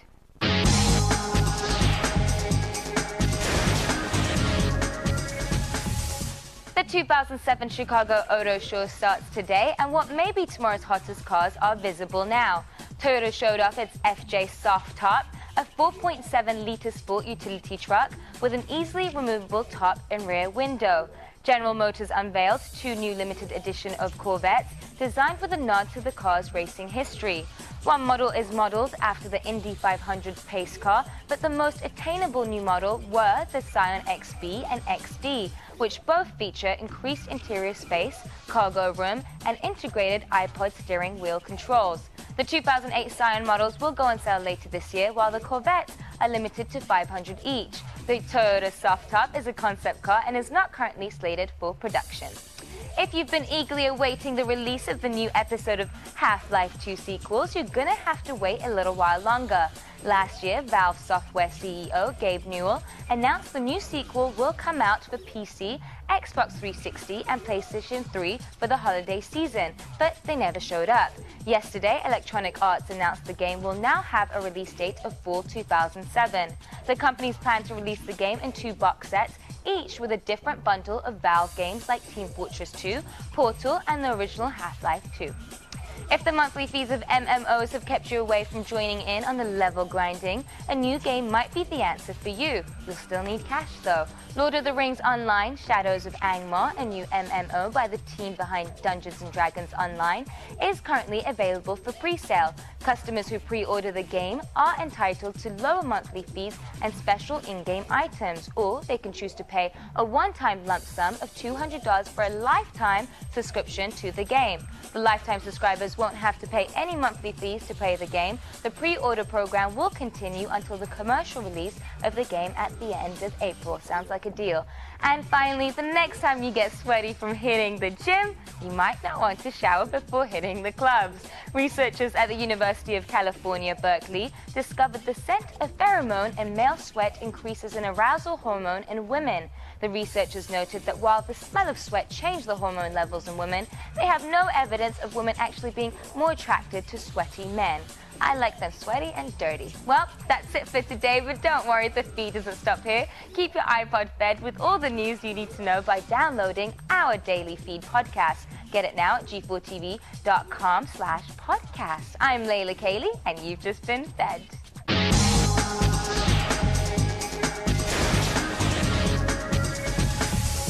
All right, this Valentine's Day, why not celebrate everything that sucks about relationships? You know what I'm saying? The lying, the cheating, the camera crews. G4 is bringing you a cheat-a-thon all day on the 14th. Now, a cheat-a-thon? Yeah, that's what I thought too. No, it's not My Show Cheat, which would have been cute, but it's Cheaters. You know, the one where they'd follow the cameras around and everything crazy happens. Someone gets punched and exactly. somebody cries. And all of it's a love-decimating nastiness. It's the perfect antidote to a dozen red roses. It is. For more information, check out g4tv.com/cheaters. They'll even show you how to get infinite lives in the one Atari game, right? No. Oh, again, sorry. Gotta watch My Show. Folks, the internet is your friend. Be kind to your browser. Dump those temporary internet files for once, and while you're at it, we'll show you a few helpful sites that'll spice up your online experience. Oui. It's time now for Web Tools.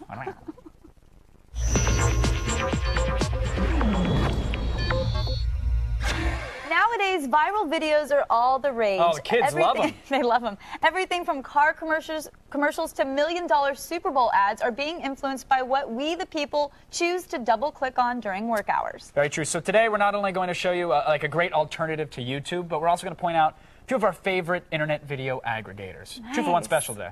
Very good. I like that. Now, we're up first. We're going to look at video.com, livevideo.com. Yeah. So what does this have that YouTube doesn't? I'm confused. Well, okay, that's the thing. You know, YouTube, obviously, it's a monster of a site. There's Rever if you want to try and get some money from your stuff. But here's an alternative to YouTube that a lot of people are actually using to share videos. And really, it's a nice site, first of all. The video quality, I'd say, is a little bit better. It does have some added features. As you can see, very clean layout. The video player is incredibly solid. And that's really the most important thing here, is that you need a solid, good, robust, quick-loading player for these kind of sites. So maybe if you're just bored with YouTube, you just mosey on over here or something like that.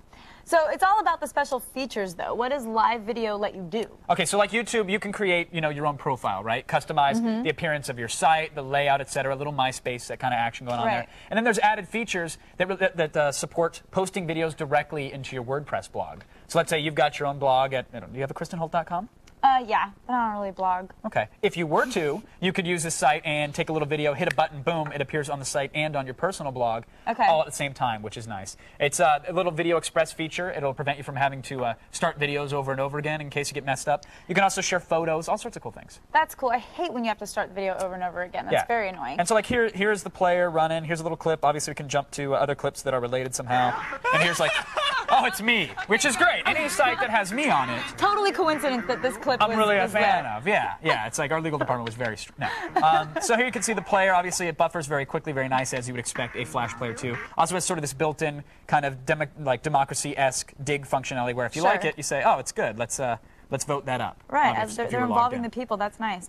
Next up is a self-proclaimed video buffet that serves up the goods on a daily basis. The site is called vdiddy.com. Pretty creative there. I wonder where they got that from. And every single day, it pulls the top 12 videos from 9 of the biggest video sites on the web. So you're going to get the best internet videos from sites like Google Video, YouTube, MySpace, Metacafe, Yahoo, all in one place. And also what's great is when you click on a video, it'll actually adjust each video player to the same window, so you won't be taken away from the site, which the hosting services might not like, but as a user, it's great. Again, go to one site, you got all the top videos, hit a button, and you're good to go. Nice. A few links will pop up at the bottom of each video if you want to go to the video's source. Otherwise, sharing videos with friends online can't get much easier than this. No. So that's all, folks, for this edition of Web Tools. If you want to visit these sites, just head on over to g4tv.com/AOTS. We'll have all the links there. They're called hyperlinks. Ooh, I you like click it. them and you are taken to someplace else. Hyperlinks. You know, watching the show is like dating a runway model. You have to give it constant attention, Right. or it'll throw a tantrum, or cut itself, or binge and purge. Oh, we got it. Hurry back, everybody, because kind of this show's feeling a little irritable. We need coddling. That's my coddle. I hold the baby and coddle it. Back from the future, Doc Brown brings us satisfying news for Trekkie ears on Rumor Mill. And, as if you really needed any, we're showing off more reasons to love your weed.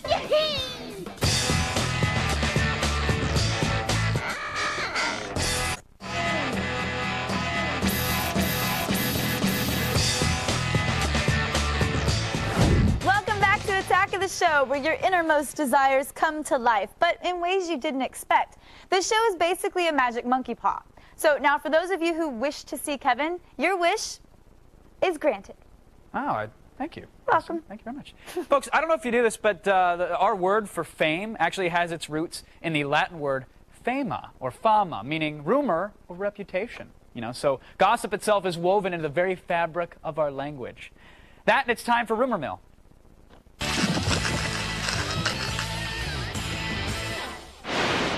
We are joined once again by the man who has seen the future and is here to tease us all about it, Dr. Emmett Brown. Doc. Hello. No, over here, Doc. Great Scott, Marty! I'm glad I got here on time. Take my advice. Bet on the Colts, Marty. Doc, two things. One, Kevin, but thanks. Second of all, the Super Bowl was last weekend, and we already know that the Colts won. Oh, anybody care about the NBA Finals? No? Let's get on with it. Please. Tell us what's going on in the gaming world in the future, Doc. What do you see? I'm glad you asked. The great robot uprising of 2015 will be preceded by the rumored launch of a new handheld gaming console from Dell. A high-ranking official for the computer manufacturer recently said such a system is on the company's radar screen. Don't be surprised if soon you're able to slip that ultimate gaming system into your jacket pocket. Okay, wait, Doc. Are you telling me that Dell in the future, they're going to be able to compete with the likes of the PSP or the Nintendo DS? Didn't you hear what I said? There's going to be a great robot uprising. What are your priorities, boy? Okay. All right, Doc. Let's move into a more like a vision of a more idealistic future. Let's say, word is that J.J. Abrams no longer directing Star Trek 11. I mean, can you alleviate our fears? Is there any truth to this? Marty, it's true that some websites and news tickers have been reporting that the next Trek feature is in film jeopardy of losing J.J. over another film called Cloverfield.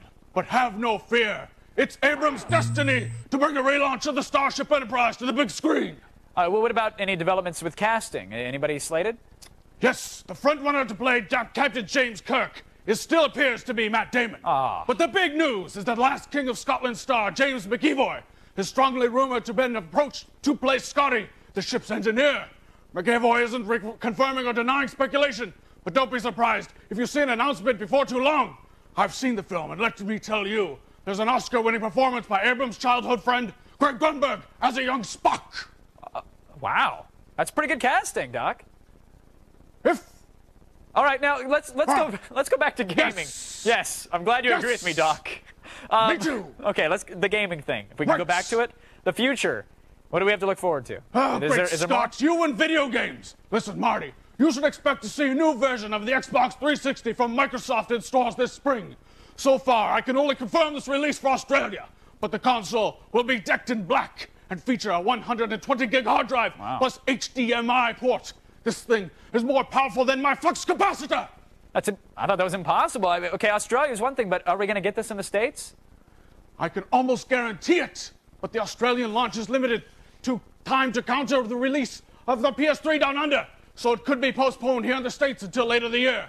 But if you put in a good word for me with Olivia, maybe I'll bring you one on my next trip back from the Thunderdome. I thought you weren't going to the Thunderdome anymore, Doc. That's all right. Well, thank you, though. Thank you for I guess, more of what passes as journalism these days.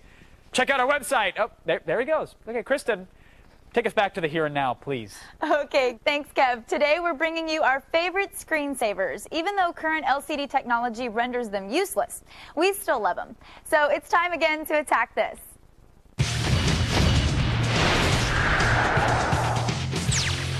First up, from Cellar Door Software, Slicker pulls pictures from Flickr, the photo sharing website, and turns them into a screensaver. You can choose to get the pictures from public picture groups or by tag. Or you can even have Slicker connect to your personal pictures and use them instead.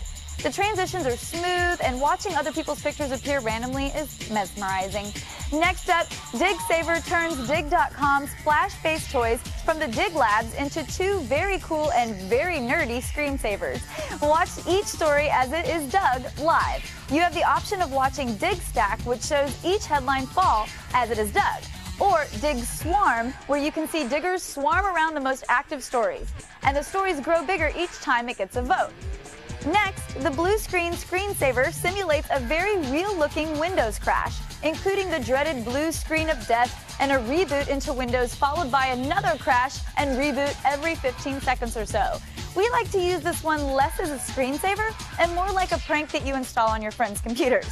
And the best part is that this screensaver is free directly from Microsoft, and if it's free, it's me. And finally, our favorite open source screensaver is Electric Sheep, named after a Philip K. Dick novel. When your computer goes to sleep, your Electric Sheep screensaver communicates over the internet with other computers running Electric Sheep to share in the work of creating abstract morphing animations known as sheep. Each sheep simulation or animation is about 4 seconds long and morphs into the next sheep as soon as it's downloaded.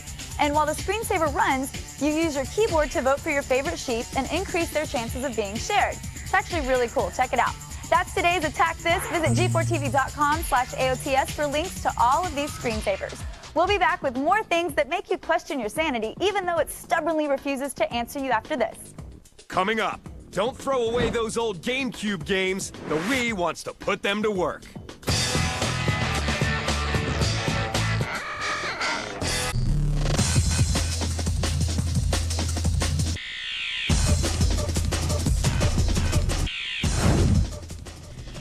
Hi. Hey, what's up? Welcome back to Attack of the Show, TV's only source for all the stuff you care about. I just wanted to see how long you would stand there and smile. Oh, I just, until it says my name in there, I just, hey, I got nothing.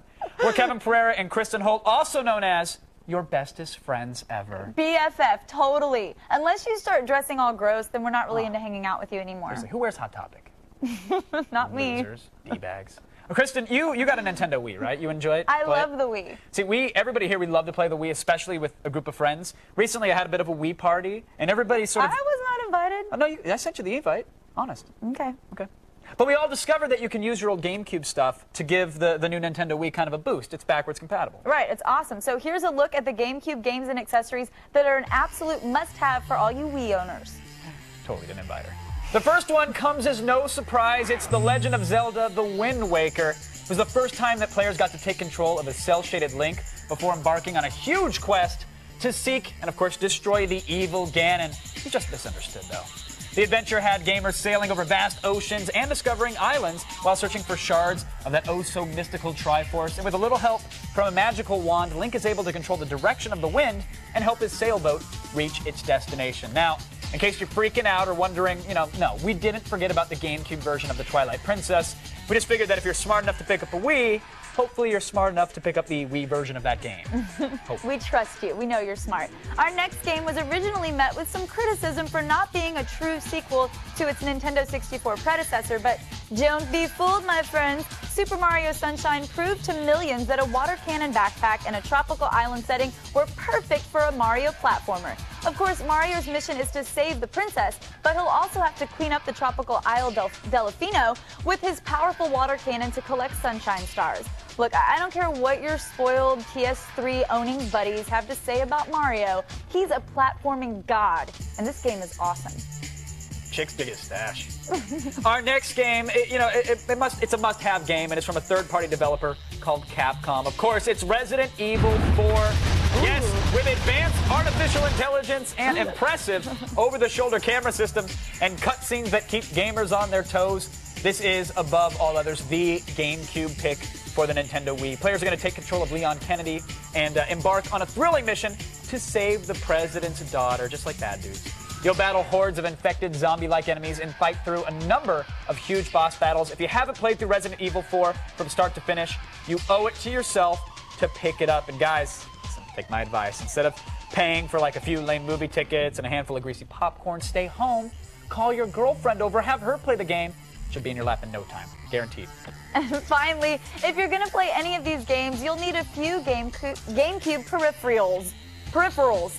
2 items in particular will be worth every penny you spend. We're talking about the Platinum Wavebird wireless controller and the 1019 GameCube memory card. The controller comes with 2 AA batteries and has a wireless range that easily surpasses the advertised 20 feet. So since you won't be able to save your games onto the Wii memory, you're going to need a GameCube memory card. So what better card to pick up than the 1019 memory card, which provides 64 megabytes of storage space. Both of these items are manufactured by Nintendo, so you know they're going to last a lot longer than any third-party offerings. Sage advice, folks. Those are a few easy ways to boost your Wii experience, I think. Yeah, well done. That was good advice. Still coming up, we've got the trailer for the stylish new action comedy Hot Fuzz. I said stylish, by the way. You did. Are you Pauline friggin' Kael? Stick around. If you haven't been watching Attack of the Show, this is what you're missing. For more info, go to g4tv.com/AOTS.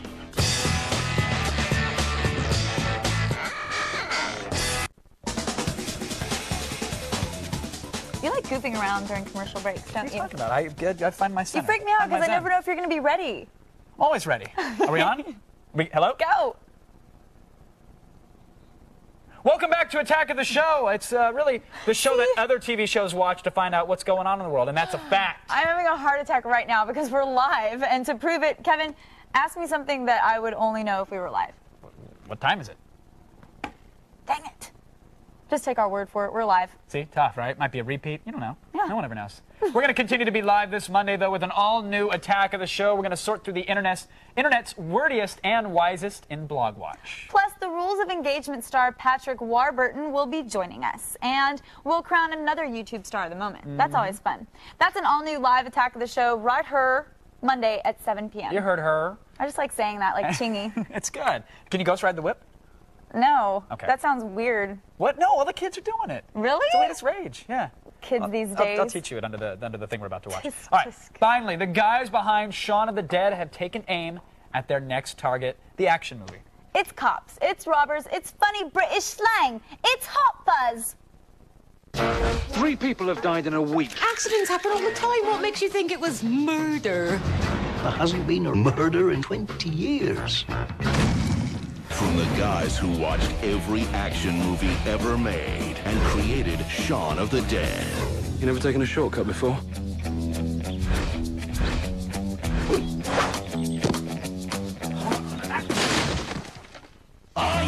When the heat is on, here come the fuzz. You gotta call the Fuzz. Gunfights, car chases. And that's what I'm talking about. Hot Fuzz.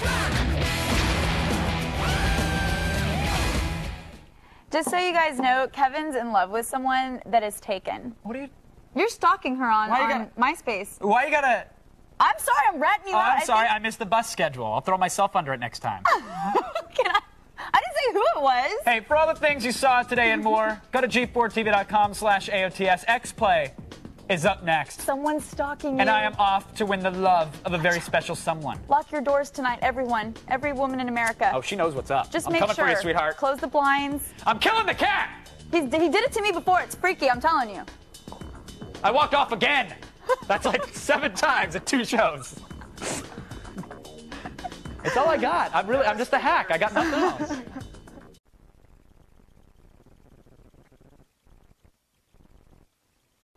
Today on Attack of the Show, AOTS Hardware hits the road. If you ride a motorcycle, we've got all the high-tech gear you'll need. Plus, we'll see how the Xbox 360 is being advertised in India and other oddities when we look at videos of the world. And does George Lucas really hate The Empire Strikes Back? We'll discuss that and the biggest news of the week in the Loop Week in Review. Bad boys, what you gonna do? Yeah, a live Attack of the Show starts right now. What's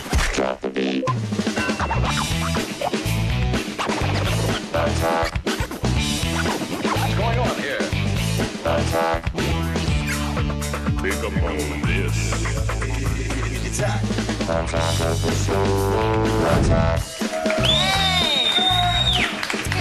Jake's screaming for us. All right. One-man band, that boy. Welcome to Attack of the Show, everybody. TV's only source for all the stuff you care about. It is Friday, February 16th, and mi nombre es Kevin Pereira. And mi son señorita, man? Oh, because should have boned up on my Spanish. If I knew you were going to pull that out, I would have had, Well, can't you do it in like Chinese or something like that, or Japanese, or don't you? Yeah, watashi wa aribiyaman desu. There you go. Oh, there you go. Hi, Wasn't as and then fun. you bow, and then I tell you to go! And you go and shine shoes or do laundry, or whatever it is you women do. Folks, we are coming to you live from the G4 studios in Los Angeles. Did you want me to do the show with you too, though? Because I can do that, and then just. Well, yeah, I think so. Okay. I'll just be here. Okay, you got hanging it. Out. Okay, well, you guys, it's V-Day +2. Huh? 2 days after. Dose. Yes, the Valentine's Day invasion has passed, but the conflict, it still continues. You know, many men have dodged bullets, but the reports of fatalities, and of course, by that I mean pregnancies, they're coming in at an alarming rate. And those who were caught behind enemy lines without proper gifts, they're being tortured. Sad. Embedded reporters are telling us that sex has been denied and the cold shoulder was unleashed. Oof. It's a bloodbath out there. War is hell. Support our troops. Please support them. We're going to support them now by going to the front lines. Oh. Keep your head down, everyone. We're going around the net.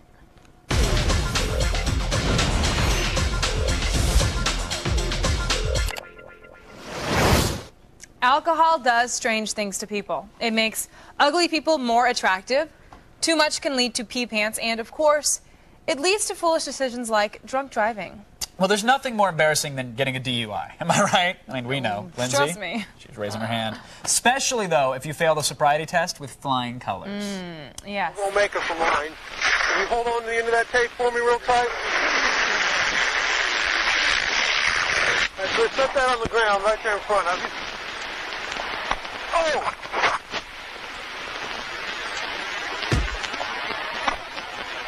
You all right? That's so great. Okay, now listen. So that guy goes to the slammer, gets a huge fine. But if he was a celebrity, Probation, right? Right? Oh, I love the perks. Although, what's with the... I'm not a celebrity. Let's use the tape and make a line. Oh, wait, we're standing in a parking lot with perfectly straight lines and a grid, but no, let's make our own. Maybe the cop should have done a sobriety test. No, it was great. He knew what was going to happen, and He's it like, made YouTube please gold. move over. The drinking bird. Have you ever done that? Have you ever gotten so drunk where you just fall on your face?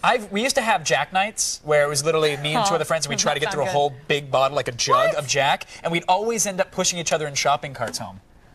I have videos. I'll show them one of these days, literally. Yeah, I have to see that. All right, next up, we've got a new spin on the popular Mac and PC ads. Instead of having actors portray the computers themselves, we get the Godfathers. Yes, and animated as well. Here's Steve Jobs and Bill Gates in a parody that's probably closer to real life than anyone would like to admit. Hello, I'm Steve Jobs and I'm a Mac. Hi, I'm Bill Gates and I'm a PC. Whoa, what you working on, Bill? Oh, this is Vista. It's my new operating system. It sucks! You suck! I'm cool and you're a pathetic old man! Hey! iPhone, bitch! Ah! Noogies! Noogies for the nerd! Jobs will make you his eye bitch. Just watch out. Watch out. Jobs is serious. He likes to put down people. Any man in a black turtleneck, he will throw down with the eye noog. That's true. Okay, and finally, whether you're a highbrow snob or a lowbrow goon, everyone can have a laugh at someone getting their package smashed. Thankfully, we have a new variation. Are you ready? Going home, I know. Get them too.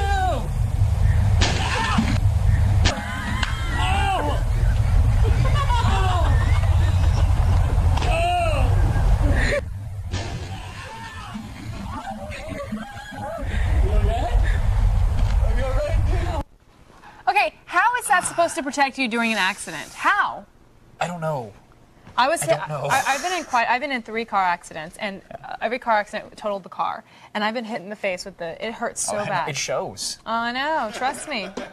That's enough for today, folks. You guys are laughing, but it's true. Oh, no, it really is. I have to spend lots of time in hair and makeup. It's not even, It's okay. I mean, yeah, this is just, it's like a lot of cover-up. Plaster of Aesthetics. Paris and a little silly putty goes a long way It these days. does, and I appreciate it. People in hair and makeup are geniuses. That is enough. Like my many lady friends, you sort of have to kick the entertainment out of bed before it wears out its welcome. You know what I'm saying? For these videos and more, make sure to head on over to g4tv.com/AroundTheNet. You can also sign up for the Around the Net podcast. It'll just be our little secret. I was going around. Right now, it's time for the only news you need to know. Here's Layla Kaylee and the feed headlines. Thanks, guys. Here's what's coming up in the feed. First, we'll let you know who's behind 2 new viral video sites, plus which American city is the latest to fall victim to Wi-Fi fever, and find out how the pre-recorded sounds of Milli Vanilli will be coming back into your lives. It's all coming your way in the feed, but first, back to you guys. Thank you, Layla. I'm going to need everybody in the studio, your attention for 5 seconds. Coming up later, we've got Lindsay Lohan's boobs. Come on now. Are they real? Are they fake? Who gives a crap? We've got a sing-along that will settle the debate once and for all, or at least make fun of the whole situation, regardless. Okay, I have to say that if this show was a marathon runner, we'd probably be Kenyan and would definitely go the distance. Then we'd probably barf everywhere from exhaustion like Mr. Pereira does when he's just training to box. Yeah. Ask him about it sometime. We're just getting started. Stick around and see if we keep our lunches. You won't. You'll throw up. You're a... Yeah, exactly. California rep. Weak. Here's what's coming up on today's Attack of the Show. We're visiting the weird and wild commercials of Japan, Korea, and India as we scour through the videos of the world. Rev up your engines because we're shifting into the tech of motorcycles on AOTS hardware. It's the insanity of a whole week's worth of events crammed into one discussion. It's The Loop. All this and more when the attack comes back.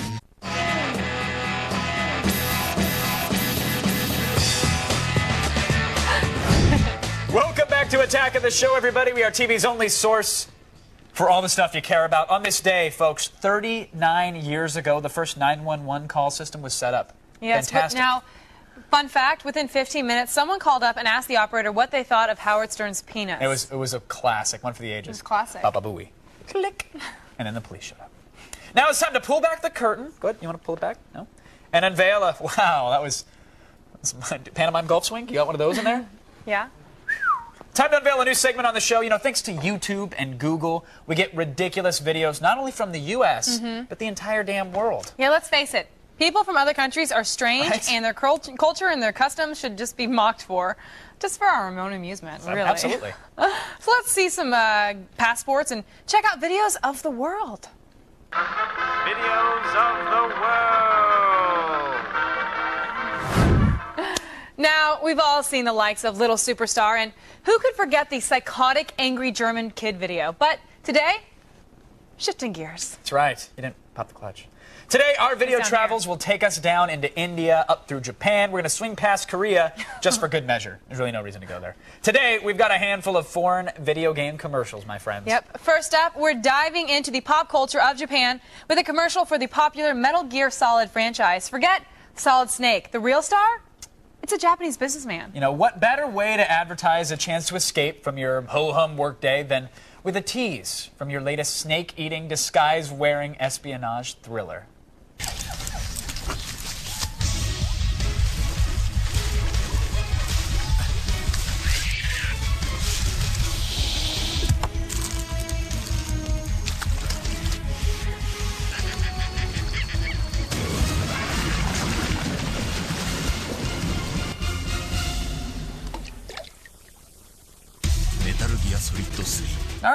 Next up, we're traveling over Mount Everest and into the gut of a distant land called India. The home of tech support, if you will. You know, when Microsoft sees population numbers in the billions, they want their Xbox 360s over there. Yes, there are billions of dollars in Indian rupees to be made, so you need advertising that works. But does this work? Check out this bizarre ad for the Xbox 360. Long, stretching necks included.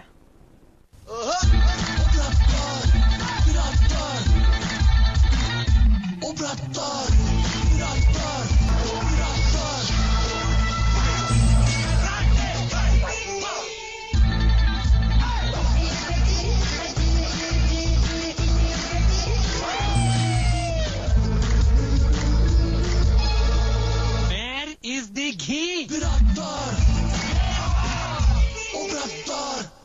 Wow. There it is. That was awesome. I'm in. And finally, our adventure comes to an end in Korea. Usually Nintendo is pretty good about making sure their commercials deliver a sense of simplicity, entertainment, and inclusion. Yeah, and most of all, it has to be kid-friendly. But the ad for the upcoming Nintendo DS title Maple Story seems to be nothing more than a cheap attempt at some schoolgirl softcore porn. I'm not judging, but you might, so judge for yourself.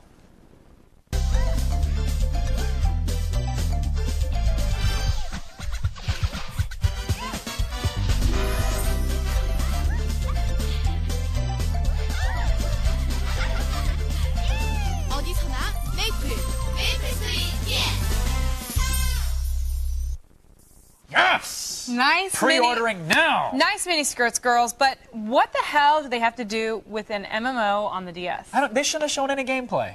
They should have kept with the plan. They're trying to do advertising. So and it worked until they started talking about the product. That's all I'm saying. That's it for today, folks. Thank you, Planet Earth. Seriously, you never cease to amuse us. So, namaste. As well. Gracias. I'm going to look for my alligator hat and play the role of Solid Snake, but Olivia's going to get behind the wheel and take things over. That's Not right. over a cliff, though. Okay? Thanks, Kev. Get ready to press your spacebar furiously. Today, we're bringing you our favorite new Flash games. It's time to attack this.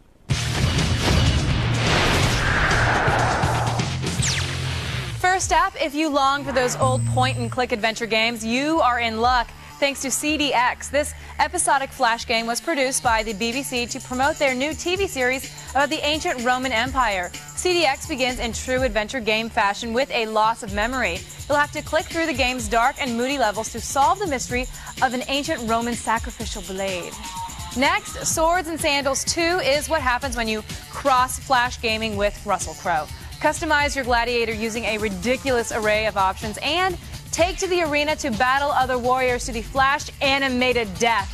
After a romp in the arena, check into the local shop to spend your hard-earned gold on a new sword or maybe a rusty meat cleaver. We especially like this game for its cheesy Flash animated gore.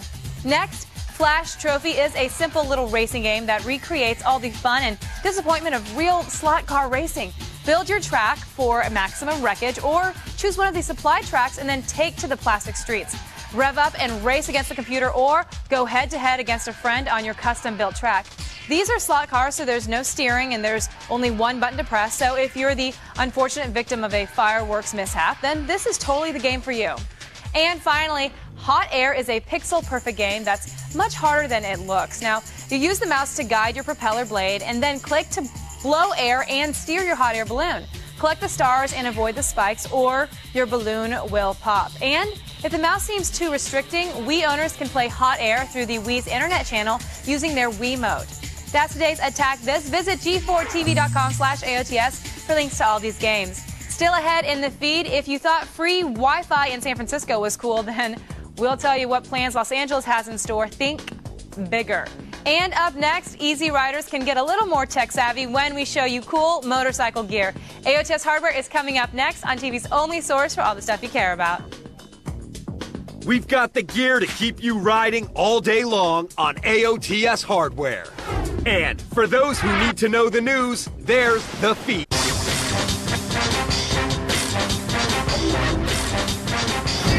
Welcome back to Attack of the Show, everybody. TV's only source for all the stuff you care about, and probably the thing that will haunt me for the rest of my life. Seriously. While I go stand in the corner and reevaluate things, let's just go over to Olivia. Okay, so you can never have enough tech, whether you're on 4 wheels or just 2. Today we're going to look at some high-tech motorcycle gear. It's time for AOTS Hardware. There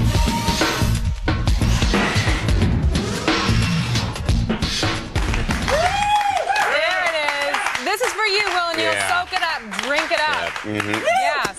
You got some tech. Oh, yeah. There it is. Leather. Feels good, doesn't it, Kevin? So great. He's I feel excited. so manly. Now, I got to say, with Ghost Rider opening this weekend, we could very well see a revised interest in motorcycles, maybe. Now, I have to ask you, what do you have to get motor revving this week? Well, other than myself. Other than, well, I did notice you're wearing an item. Well, yeah, and the gloves as well. Yeah, very sexy, I know. I've got a few things to show you, and of course I'm wearing our first item right now. It's very exciting. I honestly, when I saw you earlier, I thought you were just really into the movie. But maybe you're just making a new fashion statement, and I feel like I'm on the Oscars or something, but could you ask me, who are you wearing? Oh, God. Okay, so what am I wearing? Look, so right now... But I gotta say, I love that you have the gloves on, too. It wasn't enough just for the jacket. You gotta do the whole thing. Fully committed. I'm wearing pants, boots, the whole nine. You're wearing the helmet, walking around. You know...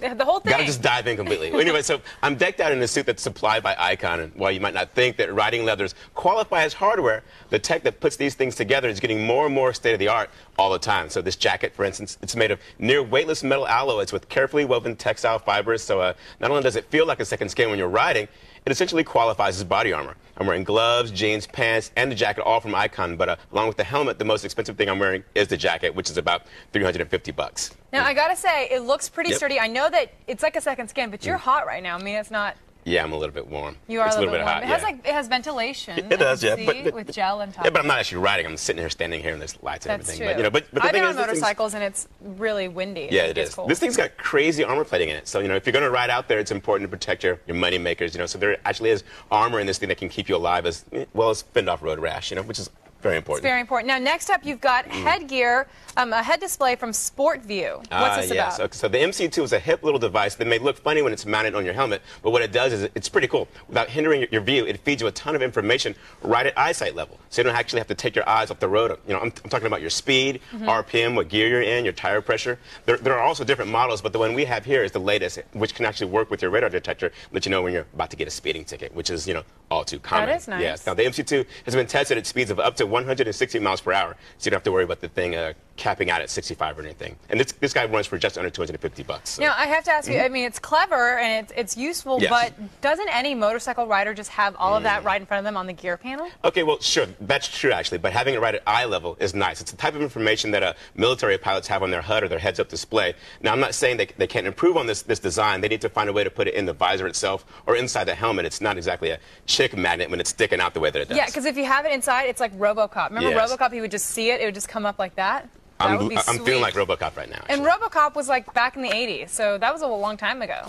They should be up to date now. They really should. Now, finally, you've got a sealant and inflator kit from Slime. Is this a must? Well, it's a toss-up depending on what type of riding you do, but Slime sells all sorts of tire repair kits, and this one happens to be about as versatile and compact as you can get. It's got a 300 PSI air compressor, and it plugs into just about any power source, including a car lighter, lawnmower, motorcycle, or car battery. It only costs about $40 too, so it's pretty cool. Well, that's nice. So you said it's a toss-up. Why? Okay, well, some people will tell you that you don't want to use Slime because you may not be able to salvage a tire if you get a flat. But the thing is, when I was riding motorcycles, the last thing I wanted was to get stranded, with a flat tire in the middle of nowhere. But the thing about this guy, it's compact enough so that you can definitely carry it around easily, hidden away in your motorcycle in a bag or something. All right. Thanks so much, Will. Very cool. Awesome. Great segment. Now, for even more of the latest news on computers, games, and tech, go ahead and subscribe to the AOTS Hardware podcast, available right now at g4tv.com/podcast. It's free. And we'll keep Will O'Neal out of Hawk. Trust me on that one. He needs your help. We got to split for a second, but unlike some neglectful parents, we're going to at least crack the window down an inch. But that's it. No more. Stay right there. We have more AOTS right after this. Straight from the source and right to your TV, it's The Feed. And how can George Lucas think that Empire Strikes Back is the worst? The Loop inquires. Welcome back to Attack of the Show. Dignity, honor, integrity. It's all for sale. Yep. Coming up later, we've got the Lindsay Lohan boob song, courtesy of Liquid Generation. Now, who cares what it's about? There are boobs there. You'll want to stick around. Trust me. Even if they're animated boobs, still look good. They're boobs nonetheless. They look real. I mean, oh, look, it's a panda bear. Right now, though, it's time for the only news you need to know in the feed. Thanks, guys. I'm Layla Kaylee, and it's time to start the feed.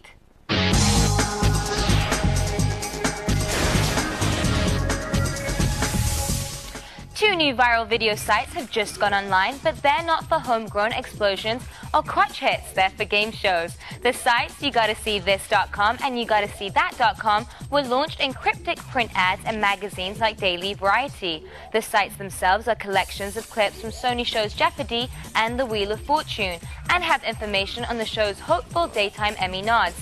The ad campaigns are designed to cut through the usual Emmy consideration ads and show off more interesting parts of the show. The Daytime Emmy Awards will be held June 15th. Wheel has won 5 awards in its history, while Jeopardy holds 27 statues. Wow.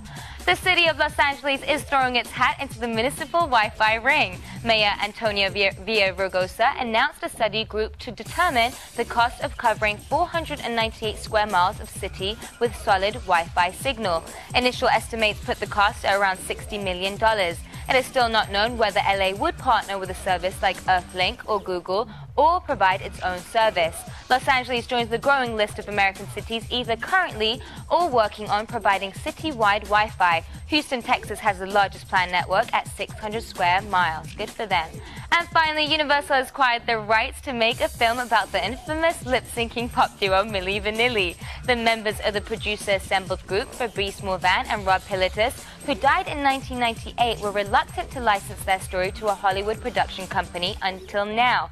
Jeff Nathanson, the writer of Catch Me If You Can, is on board to write and direct the duo's rise to fame and fall into disgrace. Milli Vanilli won the Grammy for Best New Artist in 1990, only to have it revoked later that year. Nathanson is set to begin work on the script after finishing directing Rush Hour 3. Well, that's all for today, but don't worry, the feed doesn't stop here. Keep your iPod fed with all the news you need to know by downloading our daily feed podcast. Get it now at g4tv.com/podcast. I'm Layla Kaylee, and you've just been fed. Let's go back to Kevin and Olivia.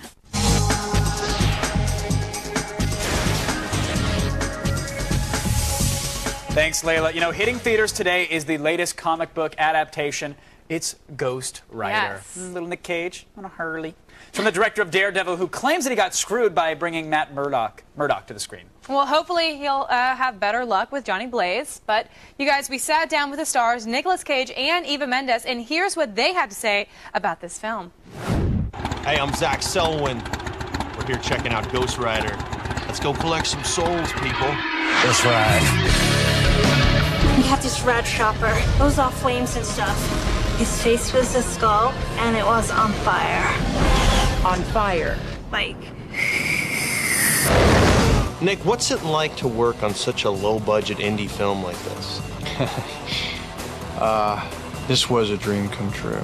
I grew up with this character, and I always loved the way he looked and could wonder about how something so scary could also be good.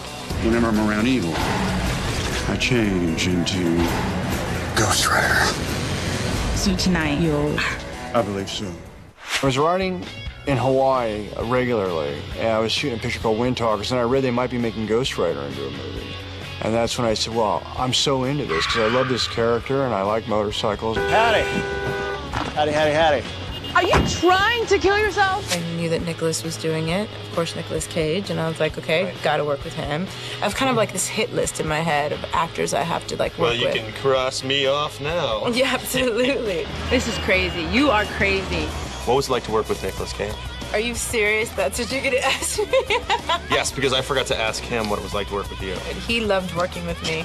It was one of his most amazing experiences up to date. I got lucky. Luck don't cover it, JB. So in this movie, you have 3 generations of riders. You got Easy Rider, Yeah. Peter Fonda, you're Ghost Rider, and then Sam Elliott, Horse Rider. Peter is a trip, you know, he's Captain America from Easy Rider, and he's not going to let anyone forget it. Long time no see, boys.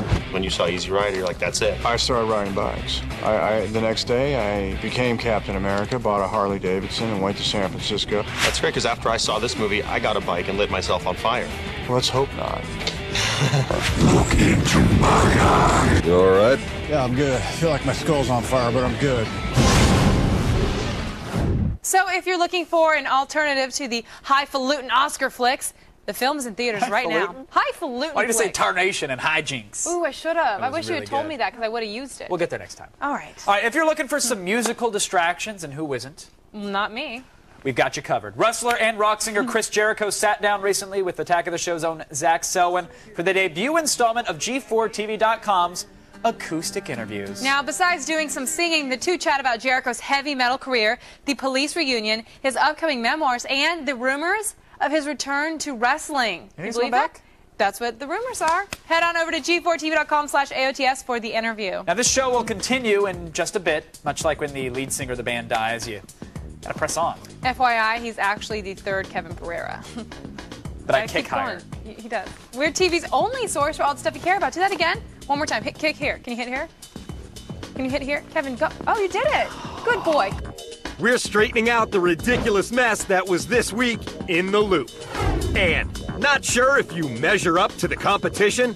Well, the only way to find out is to go in your pants.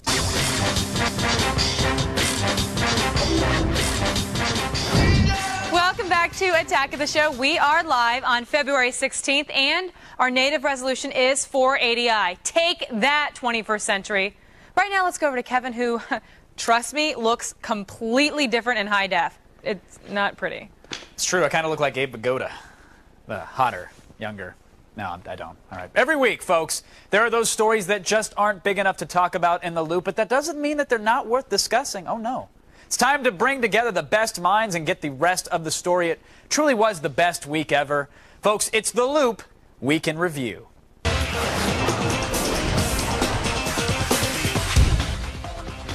at that little stamp.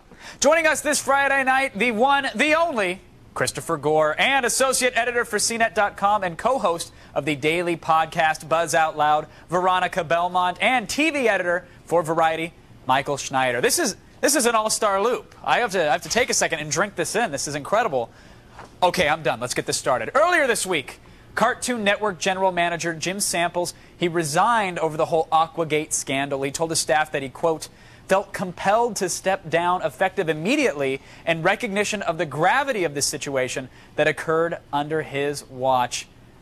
Michael, is he being scapegoated here, or do you think he really does feel responsible for Boston shutting down their city over some light brights? Totally being scapegoated, and it's nice to finally see someone being held accountable for the Department of Homeland Security's miscues, but unfortunately it's a Turner exec who put a cartoon on the air and viral marketed this cartoon around 10 cities across the country, and suddenly this guy is being scapegoated as opposed to the entire town of Boston overreacting. Pretty lame-ass move, Chris, right? I completely agree. I mean, this is the result of the culture of fear that's been created. I mean, come on, it's a promotion for a cartoon. Give me a break. I mean, someone has to take responsibility for this. It certainly shouldn't be this executive.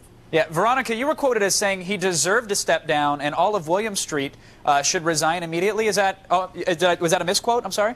That is absolutely a misquote. Come on now. No, I lived in Boston for a long time, so I do feel kind of bad that they went through all that, you know, fear and stuff. But at the same time, how many other cities had the same promotion going on at the same time? And didn't Time Warner already kind of take the fall and apologize for the whole thing? I don't understand why he has to step down now. A $2 million apology and some chocolates, I think. Right. It was more than enough. But all right, that's the Boston scandal. Now, we talked about this last week in The Loop. Steve Jobs believed that music should be DRM-free, and now EMI wants to sell their entire digital music catalog as MP3s without copy protection. Even Yahoo has come out now in support of non-restricted music. Now, Veronica, does this mean that Steve could be winning his war? Is the battle over? Well, I hate to say I told you so, but it looks like some people are actually starting to listen. I mean, the only one who is holding back a little bit is Warner Brothers. They're still saying no way, and DRM all the way. Michael, do you think we're in 5 to 10 years, music is going to be completely unrestricted now? Well, I have a friend, Wink Wink, who still illegally downloads music. So what does that happen to my friend? Stop winking at me, Michael. Okay. Come on. We all know I pirate the music here, and I love it. Do you think we're going to see unrestricted tunes, though? Well, it seems like that's the direction we're going. You know, Steve Jobs is God, right? He's still God, right? I think he is. And if you say otherwise, you will fall dead immediately. Yeah, I just want my free iPhone. So is whatever Steve Jobs says, I'm down with it. Yes, Master Jobs. All right, now, Chris, I got to come to you for something different. Yesterday, video appeared online showing a confrontation at the popular Los Angeles club, The Comedy Store. Joe Rogan accused Carlos Mencia of stealing his material from other comedians. The internet blew up. Now Rogan's banned.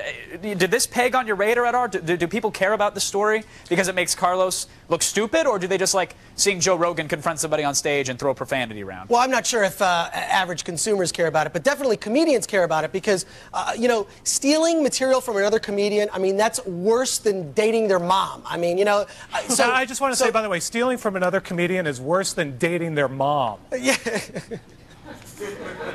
That's all I've got. That's a good one, Michael. You stole my joke. Look, but I mean, look, I think the wrong guy's taking the fall in this case. I mean, Joe Rogan basically pointed it out. I mean, there's a video online showing him eating his words, basically. So I don't know why he should take the fall for that. It doesn't make any sense. But I'm glad that this video's out there to show people the truth. Veronica, should Joe Rogan just start doing Mencia's mom? Is that apt payback for this, or is it?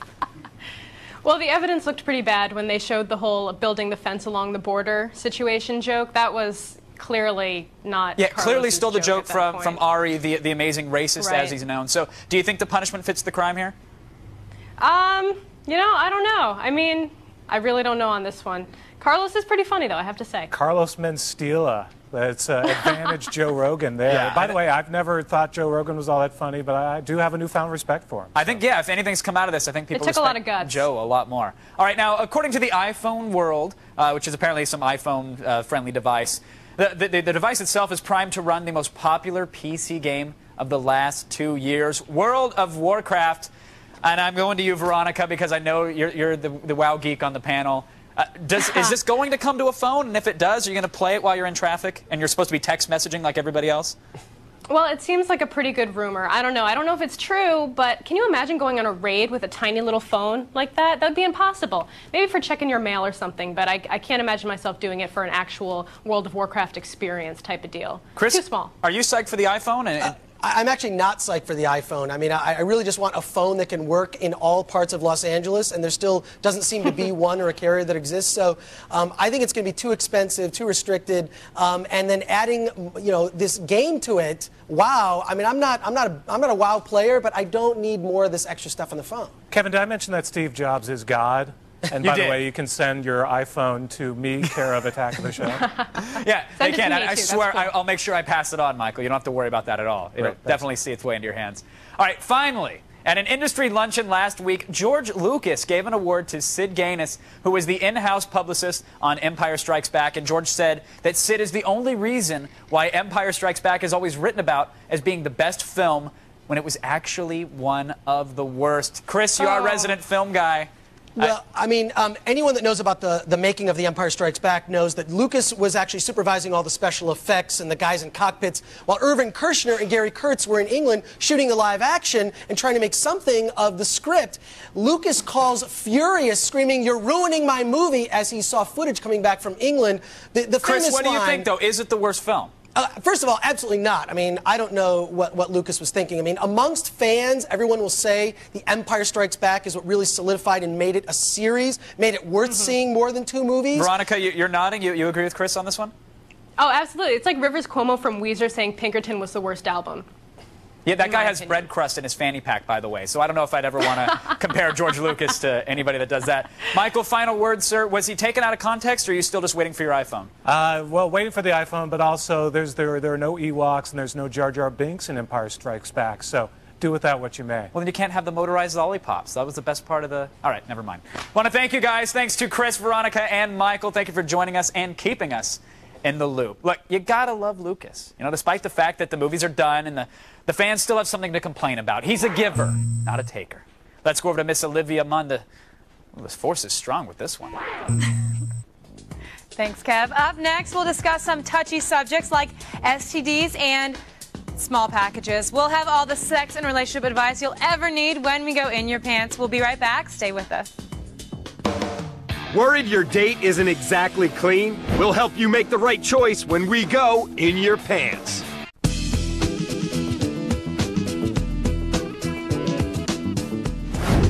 Welcome back to Attack of the Show. Now, folks, forget about the Old Spice t-shirts. The only real achievement points worth getting are notches on the old bedpost. And Olivia thinks so as well. That's why she's always willing to lend a hand.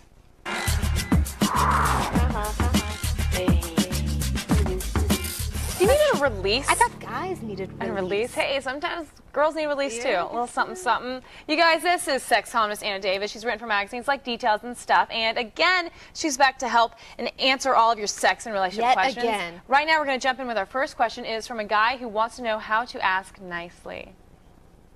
Hey, how do you ask a girl without offending her if she has any STDs? Because I've heard some nasty rumors. I think you say what I say to guys. It's always it's a tough thing, but I think honestly people respect you more because they think that you're cleaner. Absolutely. If you ask. So you just say, have you ever had? Not are you have you ever had an STD? It's a common question. I think, first of all, this is an excellent question because I think that people get so freaked out by the notions of STDs that they clam up and they don't want to talk about it. And I think, you talk about it like that. You bring it up the way you brought it up here, which is, Except for saying, I heard you're kind of dirty. Yeah. I'd leave that part out of it, but just to say that, like, you're basically concerned, you've heard, horror stories about other people getting STDs. Yeah. Has she been tested? I think the most important thing to remember with STDs, though, is that things do not show up.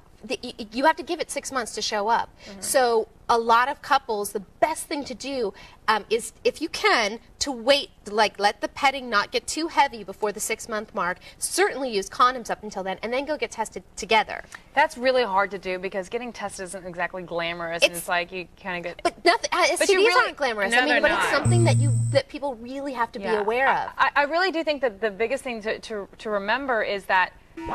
When you ask someone do you have an STD, it makes you seem clean. I mean, not seem clean, but that lets them know that you are clean, that it's something important to you, that you need to know about this. And you have to remember, condoms don't protect against everything. There's some super STDs out there. You can get HPV, genital warts, that with using condoms. You can get herpes from the cold sores on the lip to the down there. There's lots of stuff. So definitely, I think as hard as it is, you have to wait and have that conversation, but then wait 6 months before you feel totally comfortable. Definitely, because you don't know what she got up to last night. Or just risk it. Next is a guy who would like to supersize. I'm not really that big, and I'm afraid that when I do have sex, I'm not long enough to perform. So I wondered if you guys had any tips for me that would help out. Well, we've said it on here before that size does matter.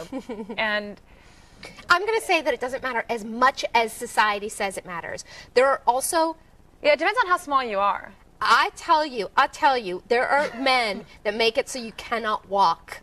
And I think that while women like the idea of large sizes, we don't always like to have sex with the super large sizes. Here's a story. I had seen this guy before, and we were dating, and he had a very small penis. And I remember looking at it and thinking, does that even work? Like, I really didn't think it could work.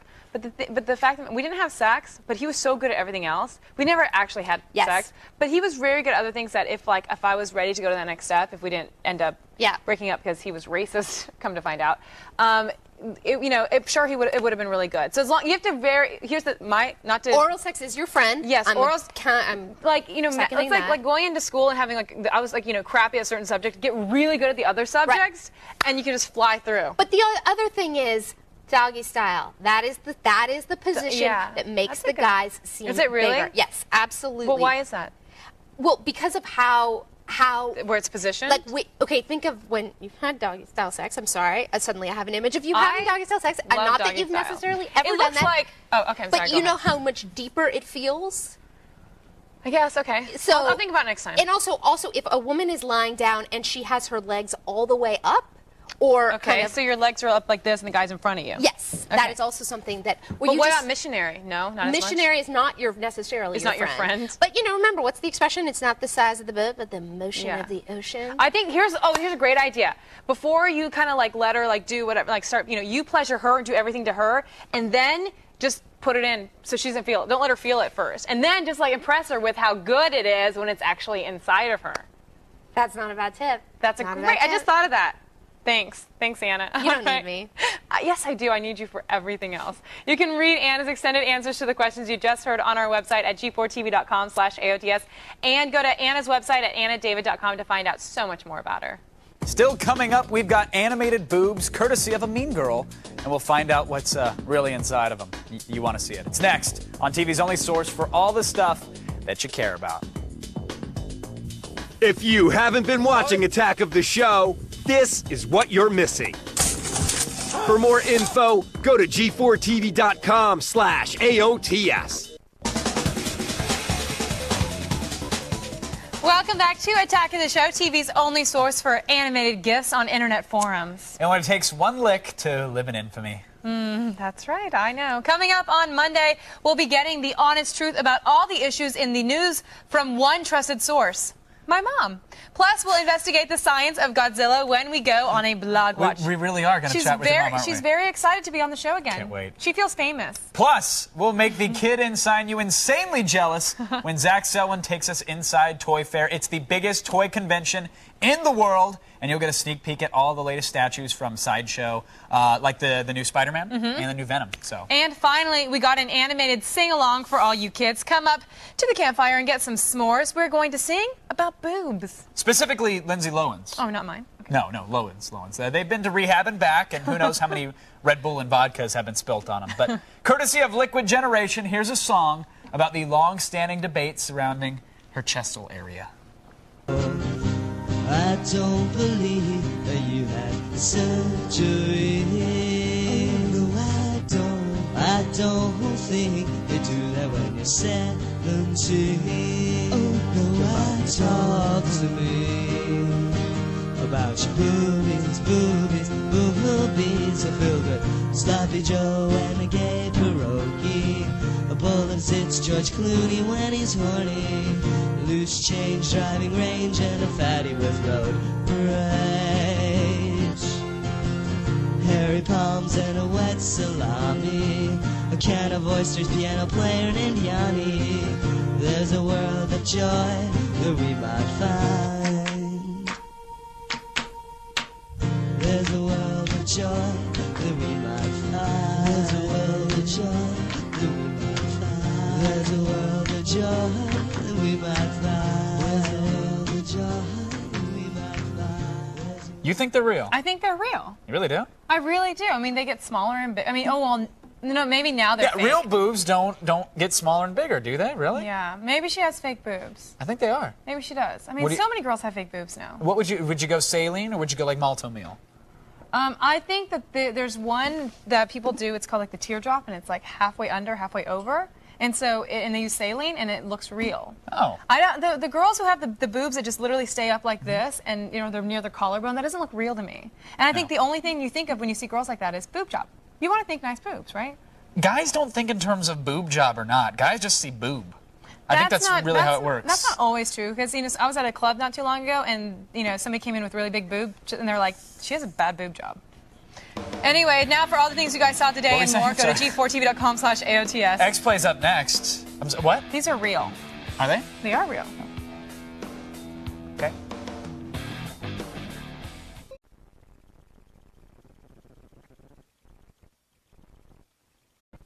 Today on Attack of the Show, our resident tech expert Will O'Neill's got the best and the brightest cell phones, so they'll make your eyes sparkle and your wallet weep, all in AOTS hardware. Plus, if you really miss Britney's golden locks, we'll show you how to buy a little piece of it on It Came From eBay. And we have the details on the rumors that Skype will be on the iPhone. Long distance no longer. A live Attack of the Show starts right now. What's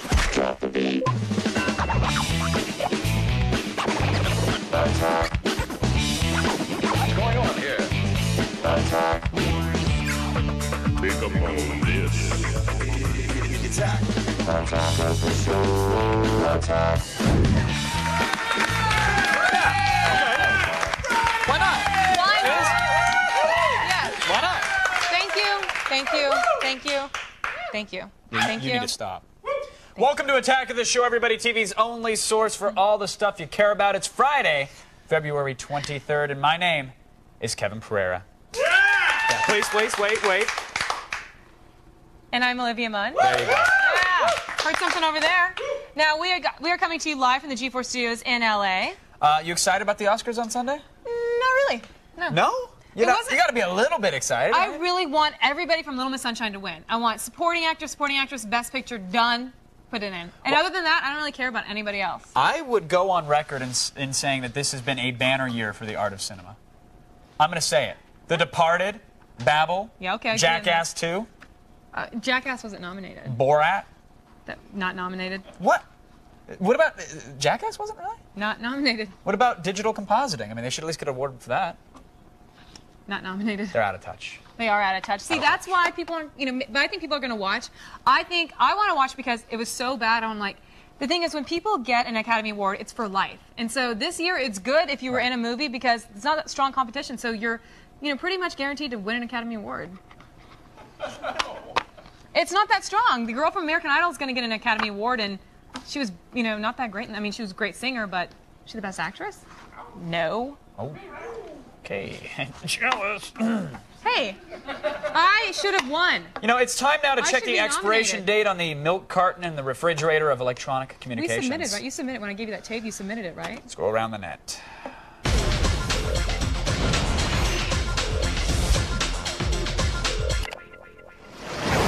First up, we've got a birthday party video off of the old YouTube, so there's going to be some excessive amounts of drinking. Mm-hmm. Now, this is for a girl named Leia, and she's in Santa Barbara, and it's a bit different from the usual party vids clogging up the tubes. Just take a look. He's coming over here, dude, because my boy is friends with his boy. Yeah. I swear to God, if he says anything, his up, dude. Oh, shit.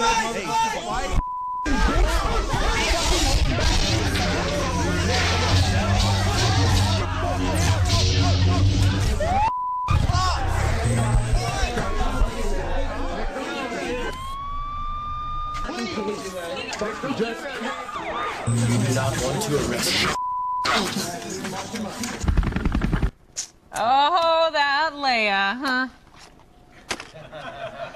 Right, and the police were stormtroopers, so at least we know that after the Death Star gets all exploded, the Empire will always have a home in the affluent, small coastal city of Santa Barbara, California.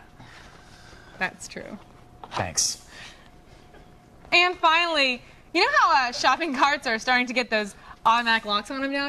That's kind of cool. Yeah, people stealing not me. People I know have tried to take shopping carts from an Albertsons or something like that, and then the wheel, they lock up. I don't know if it's like a wireless technology allows you to not take them. Yeah. Look, I needed to get my 17 boxes of Captain Crunch to my car. No, what do you need? What is that one? It was Cookie Crisp. When that thing is on sale, my Ralph's Club card has never been happier. When Cookie Crisp is on sale, Kevin comes into work so excited. Yeah, it really is. It's a Mardi Gras. Yeah, well, speaking of the shopping cart thing, I've got a feeling that they didn't do that to stop people from stealing carts. I actually think it may have been trying to stop things like this from happening.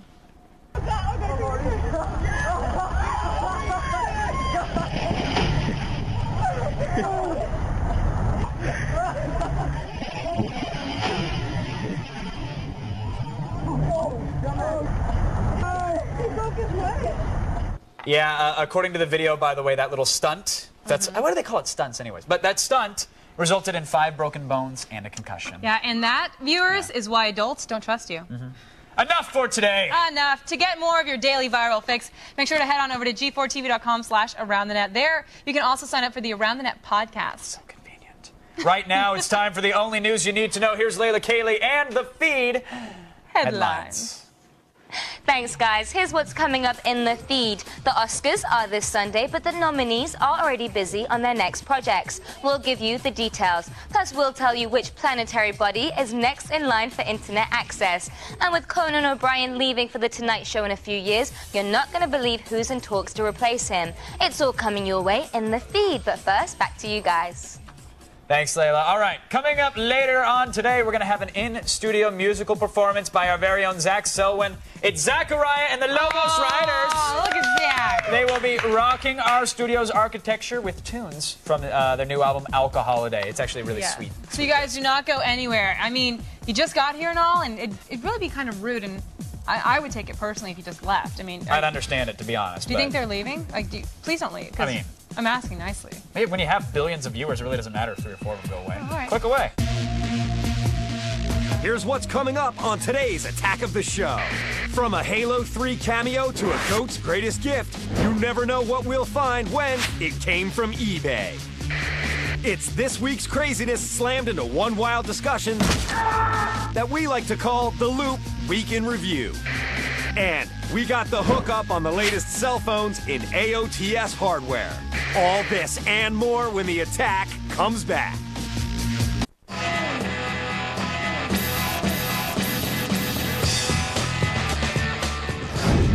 Welcome back to Attack of the Show, TV's only source for all the stuff you care about. We are live and working for the weekend. You want to be in the show? Come on, baby, let's go. Is that Loverboy? It doesn't matter. Well, why? Because right now it's time for... Loverboy? It came from eBay! What's going on here? Oh, okay, yeah. I totally missed the boat on that. First up, we have a mysterious GOAT trophy. Yes, now this unique trophy is from a bar in Youngstown, Ohio, but there's no background story as to how this Barnyard trophy was awarded. We do know two things about it. It was awarded to someone in 1983, and there's a golden goat on top. You see, that's the fun of it. You know, the trophy could be for excellence in goating. Could even be given to the world's best farmer. Maybe it was just for the sexiest goat south of the Mason-Dixon line. Think about that. One thing's for sure, though. It can currently be yours for the low introductory bid of $9.99. Wow. Yeah, not bad. Up next, though, something that's pretty awesome. Not quite Golden Goat awesome, but we have a cameo in Halo 3. Yes, that is right. This is your chance to be a part of the next chapter in the Halo franchise. You can join the likes of comedian David Cross, actor Orlando Jones, and actress/traffic menace Michelle Rodriguez as the next voice of a space marine or some other character likely to be killed off without you noticing. Yeah. How freaking cool is that? It's pretty sweet. Being part of Halo? Right? How much? Well, that's the fun part. The chance to immortalize yourself in probably the greatest Xbox 360 game ever is currently going for $3,050 after Do they have a buy it 18 now? bids. No, they don't have There's a buy it definitely now. not going to be a buy it now on this one. But the good thing is all the money is going to a good cause. Well, that's good. What I don't know if it's a charity cause. I'm just sure it's pretty good. Just a good cause. Sure it is. I'll And since buy it. Brittany's shaved her head, right? Yeah. And tragically, the hair was taken off of eBay. Because you're not allowed to sell. You can't sell human tissue or organs or anything. Even celebrity semen. I'm sorry, eBay. Please Not reinstate my celebrity. account. It totally is. D-list is still celebrity. Well, we decided to compile a list of alternate auctions for you Britney fans looking to commemorate her recent meltdown. First up, a lock of Britney's hair from before her breakdown. You remember when Britney was hot, right? Yeah. This lock of blonde hair is from a Las Vegas performance back in 2001, and it even comes with some bonus photographs to show you what a girl looks like years before a tragic meltdown. $20.50 only after 2 bids. I think that might get pulled because it's hair, so get it now. Get it now. Second, why not immortalize Britney's breakdown on the most important meal of the day? Next up, we have an image of bald Britney Ew. on a piece of toast. Yeah, that's right. No Virgin Mary, no Mother Teresa, just bald Britney. And she's edible. And I hear it's easy to spread. Only going for $1.25 after 3 bids. Interesting. And finally, want to take control of Crazy Britney on all her future adventures? Well, why not bid on this? Bald Britney Spears action figure, complete with straitjacket. Now Britney's adventures in and out of rehab facilities only go as far as your imagination. Guess how much? How much? $82 after 11 bids. Wow. Has the action umbrella grip? Like a kung fu grip? That would be awesome. Wouldn't that be a sweet accessory? Maybe they could add it. They should. Now that we know today. As always, folks, please expect the unexpected when... It came from eBay!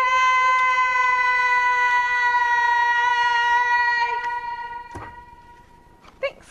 Now, comic films may be everywhere you look these days, but sometimes it's better to just get back to their pulpy roots. Right now, it's time to attack this.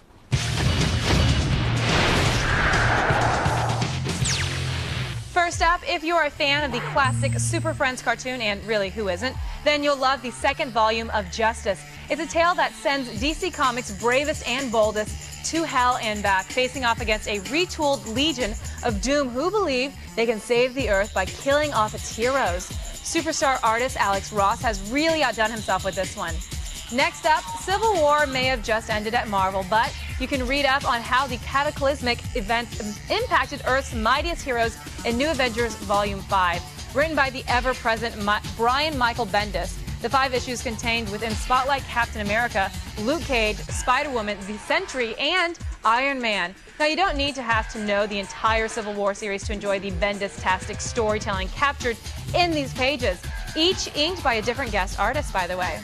Next, if widescreen action is more your thing, Marvel has also just released the first volume of Next Wave, Agents of Hate. This is from the twisted mind of writer and futurist Warren Ellis and teams up a new group of obscure heroes who are matched up to fight terrorist forces, only to discover that they are actually a terrorist group themselves. If you like plot twists, big explosions, messed up anti-heroes, and swear words, then Next Wave is definitely the book for you.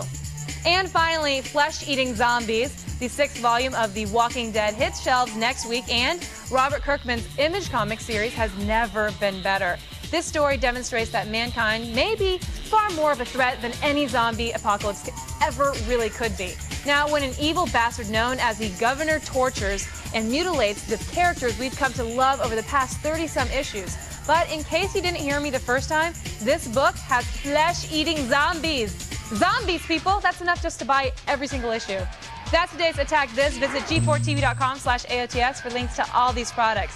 Now, don't go anywhere. Ready or not, there is more quality programming ahead. We will be right back, and we're actually going to make it right now.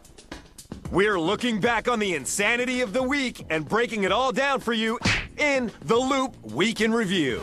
And it's the news minus the BS. It's the feed.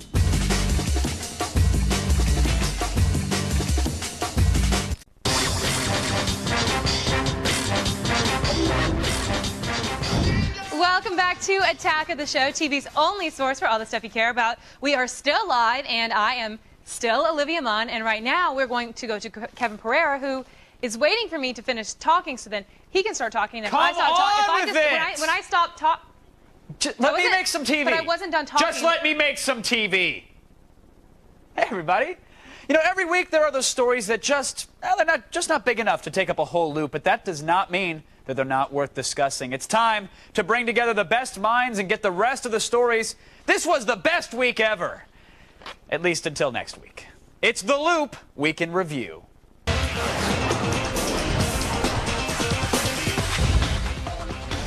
Joining us tonight, Blair Butler, AOTS comic book expert and contributor to Geek Monthly. Scott Bowles, film editor for USA Today. And from the CNET Studios, Buzz Out Loud host Veronica Belmont. Welcome to the Week in Review Loop, everybody.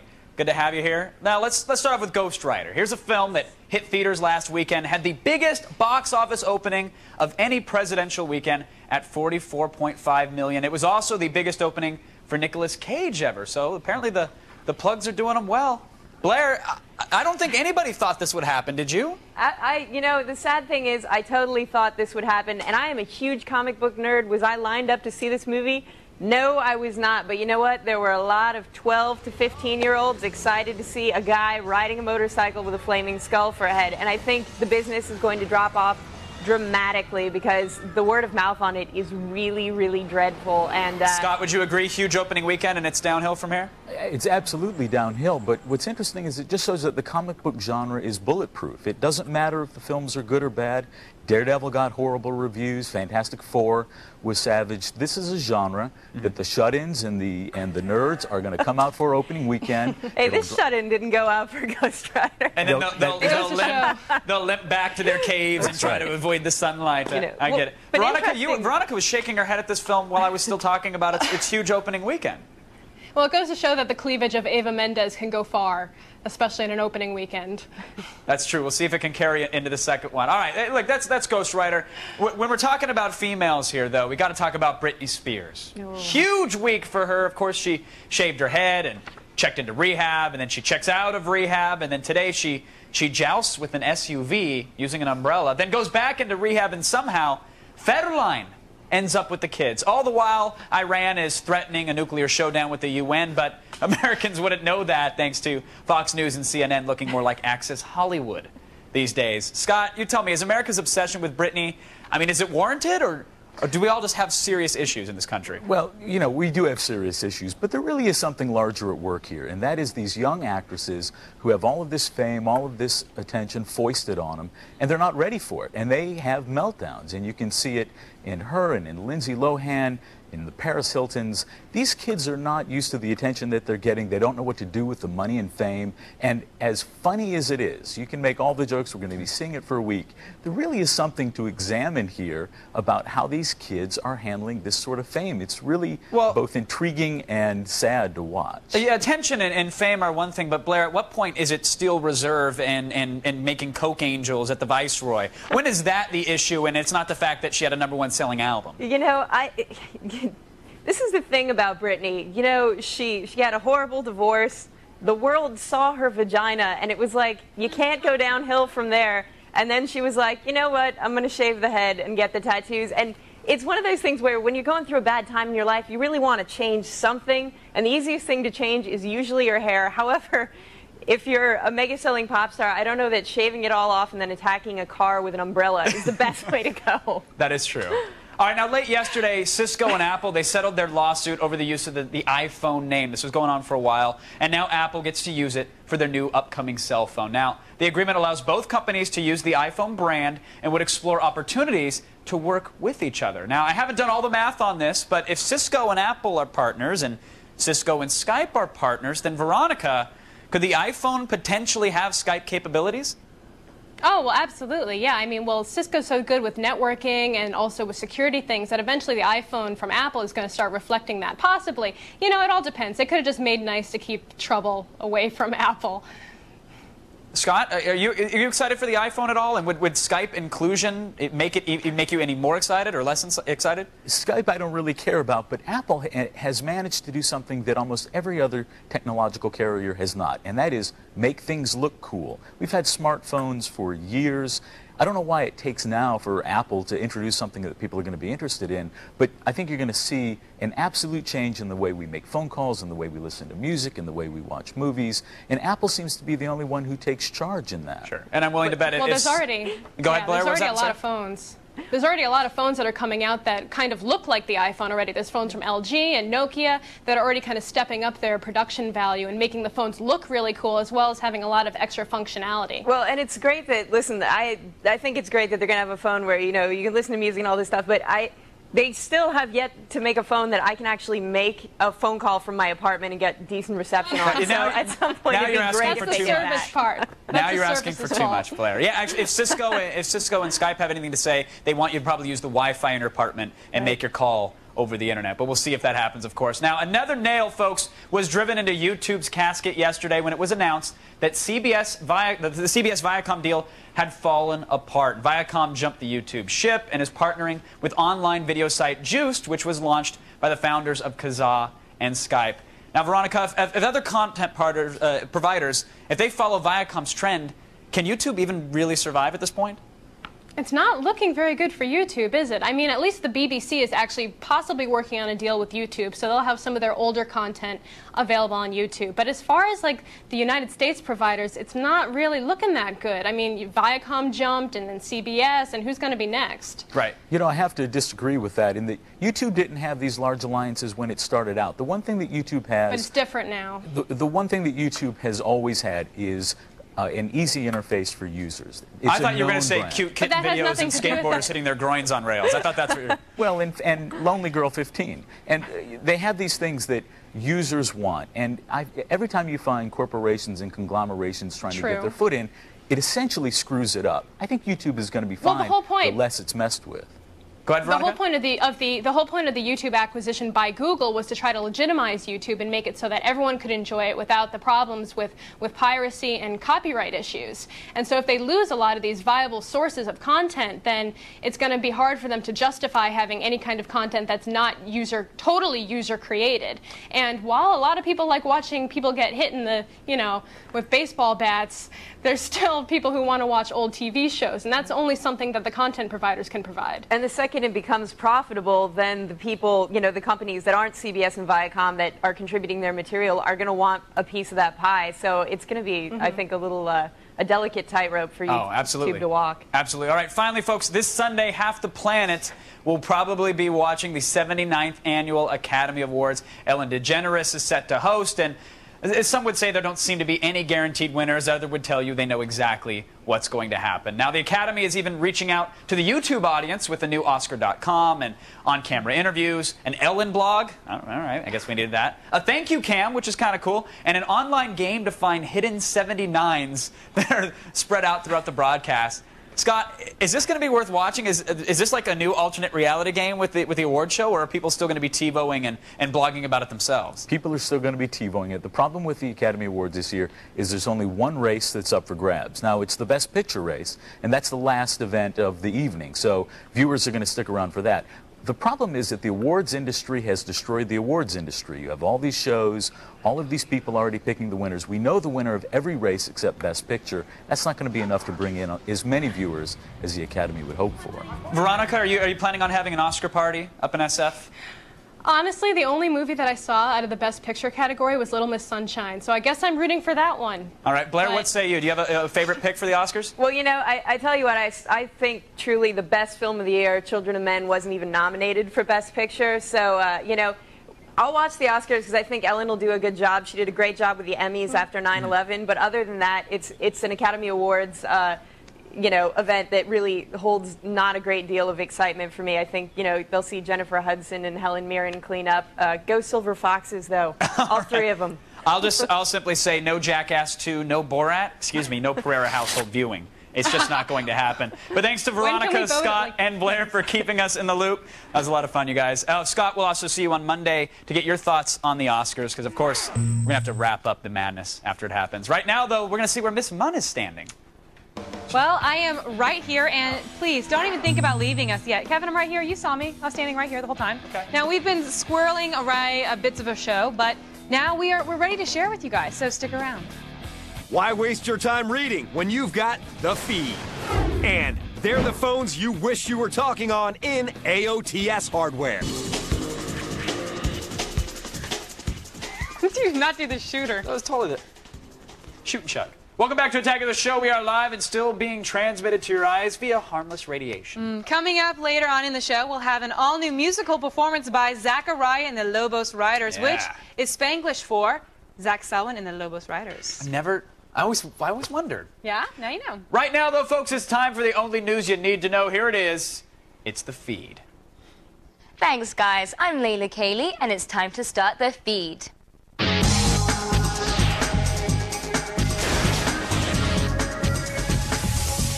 Oscars are this Sunday, but the nominees haven't just been sitting around waiting for their statues. The cast and crew of The Departed is already busy on other projects. Director Martin Scorsese is attached to direct The Invention of Hugo Cabret, a story about a 12-year-old boy who lives in the walls of a Parisian train station in the 30s. Also, co-stars Matt Damon and Mark Wahlberg are interested in playing two boxing Irish brothers from their home state of Massachusetts in The Fighter. Shooting may begin this summer. Meanwhile, Borat star Sacha Baron Cohen, who only got one nomination for Best Adapted Screenplay, turned down an invitation to present an award at the ceremony. E-Online reports Cohen was uncomfortable appearing out of character. The Oscars will be awarded this Sunday night on ABC. One of the founders of the internet is busy working with NASA to provide full-time internet access to the planet of Mars. Vint Cerf, currently vice president of Google and the writer of some of the foundation code of the net, has been working on a project called Interplanet since 1998. The project aims to create a stable, high-speed internet connection across the solar system. This network would help make satellites and orbiters easier to communicate with from Earth. Currently, data can take up to 20 minutes to travel from Earth to Mars. Interplanet aims to have a functioning network between Earth and the Red Planet by 2008. The ESRB wants you to rate games for them. The Entertainment Software Ratings Board posted a job listing looking for full-time game raters. The raters would replace the board's current part-time staff and would be responsible for viewing game footage and playing through the entire finished game to determine its rating. The move comes as legislation in Congress aims to require the ESRB to view all of the game's content before it assigns a rating. The ESRB is currently looking for raters in the New York City area, so get to it. And finally, late-night television may soon have a new face who's actually spent quite some time there before. When Conan O'Brien leaves late night to take over for Jay Leno, he'll leave an open hosting slot on his former show. Although the move is still 2 years from happening, potential hosts are already lining up to try out for the coveted gig. The New York Times reports Saturday Night Live actor Jimmy Fallon is currently in talks that could secure him a shot at the 12:35 time slot. Fallon may also come back to NBC to work on sitcom pilots as a writer or actor. Everything is still in the very early stages and no concrete details have been announced. Carson Daly, who currently hosts a late-night show on NBC following Conan, has also expressed interest in the late-night position. Personally, not a big fan of Carson. Anyway, that's it for today, but don't worry, the feed doesn't stop here. Stay tuned to G4 all day long and look for the feed ticker at the bottom of your screen. We'll have all the news you need to know as it happens. I'm Layla Kaylee, and you've just been fed. Back to you guys.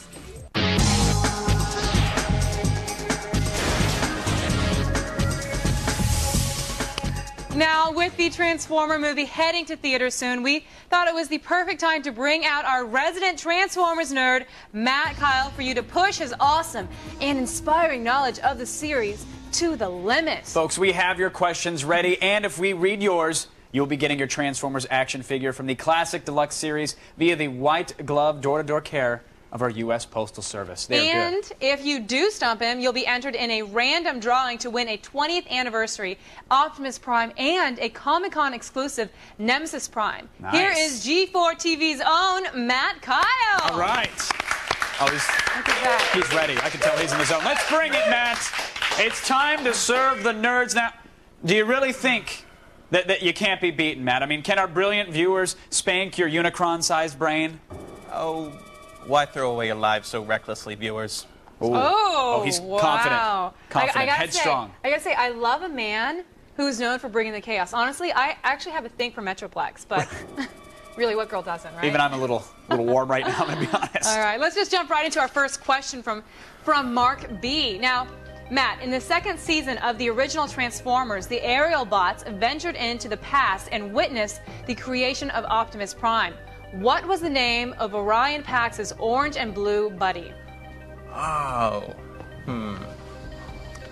that was Alpha Trion. Ooh, I'm sorry, Ooh, Matt. Oh, really? Oh, Matt. Oh, look, even in defeat. The answer is Dion. Dion is the answer. Dion. Wow. Perhaps in the Japanese continuity, yes. Right. Oh, okay. So there's. All right. Oh, he's a sore loser. Well, no. Is this a sore loser, or do we have to check with the judges on this one, Matt? Do we have judges to check with, or We'll is Matt the accept judge? it. It's for the fans. Okay. All right. Okay. We'll accept it. Hey, he's got a chance to win a limited edition figure. He's merciful. He just says for the fans. Okay, so Matt, can you handle some more of what our viewers are bringing? Okay, first of all, this is Jacob S., and he sent in Transformers, the movie. What was the song played when the Autobots fought the garbage robots on the garbage planet after the Decepticons attacked? Yes, that would be Weird Al Yankovic's classic masterpiece, Dare to Be Stupid. Oh, that is correct. That is correct. In any continuity line, it is Weird Al, Dare to Be Stupid. Well done. He's a tough man to beat. Yes. I'll tell you. All right. Let's. We got a good one here. I think this one's going to be tough for you, Matt. Are you ready for this? Yes. Okay. All right. Here we go. This one was sent in by Aaron G. He asks, who was the character crafted from quintessence super science and gifted with Megatron and Optimus Prime's powers and created as a new body for Starscream to assassinate Rodimus Prime and Galvatron? Oh, he's surfing some crevices. Now, I'm going to have to decline to answer that. There's no decline. Actually, Matt, on the grounds that I've chosen not to know it. Here's the thing. I'll be honest with you. We knew this one was going to be tough because it's technically a trick question. So if we gave it to you again, would you think you'd be there? Or at this point, are you done with it and ready to hit me with your brandy glass? My time is yours, Kevin. Oh, wow. Okay. So again, it's a trick question, Matt. I think he's got it. I think he can get this. Okay, Mark, or no, if someone else asked, who was a character crafted from quintessence super science and gifted with Megatron and Optimus Prime's powers and created as a new body for Starscream to assassinate Rodimus Prime and Galvatron? Trick question. Trick question. It never happened. See, the answer is Cyclonus because but Starscream possessed the body, Matt. It was not created. Oh, so not he created. possessed Cyclonus. So you're wording the questions wrong. All right, you got owned, Pereira. What? I You read. got owned. I read Thank what you I'm so told. much, They Matt. sent it Now, in, Matt. If you're calling him out. I'll call him. Creation is not the same thing as possession, as any charmed fan can tell you. Okay. Oh. Okay. Now, you guys don't get caught in a battle of depression like Bumblebee did in the beginning. You will have a chance next week to battle our resident expert, Matt, to see who will be knighted Lord of the Transformer Trivia. Will it be you? Will it be you? Or will it be a Gadget Guru? Or Gadget Guru, that's Will O'Neill. That's all right. Geek Guru Geek Matt. Guru. Either way, it's going to be someone. Keep the trivia coming because next week we will have some of the Optimus Prime classic Voyagers heading your way. Yes. And don't word them vaguely. Simple questions, people. Weird Al, yes. Send us your questions at g4tv.com/Transformers Trivia. Now, you guys at home, don't get off that couch. We wouldn't want you to get healthy or anything. Just sit there and keep eating. Veg it up. Grow some roots. We have lots more ahead on TV's only source. For all the gurus you care about, we got them all. No matter what continuity line. Whether just calling or computing, we've got the cell phones you're looking for on AOTS hardware. And it's the musical stylings of Zachariah and the Lobos Riders live in studio.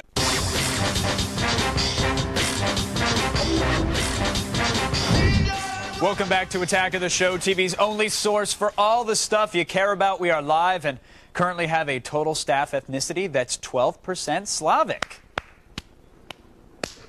Yay! Now, when I'm feeling disconnected and need someone to ring my bell, all I have to do is dial up our resident tech expert, Will O'Neill. It's time for AOTS hardware.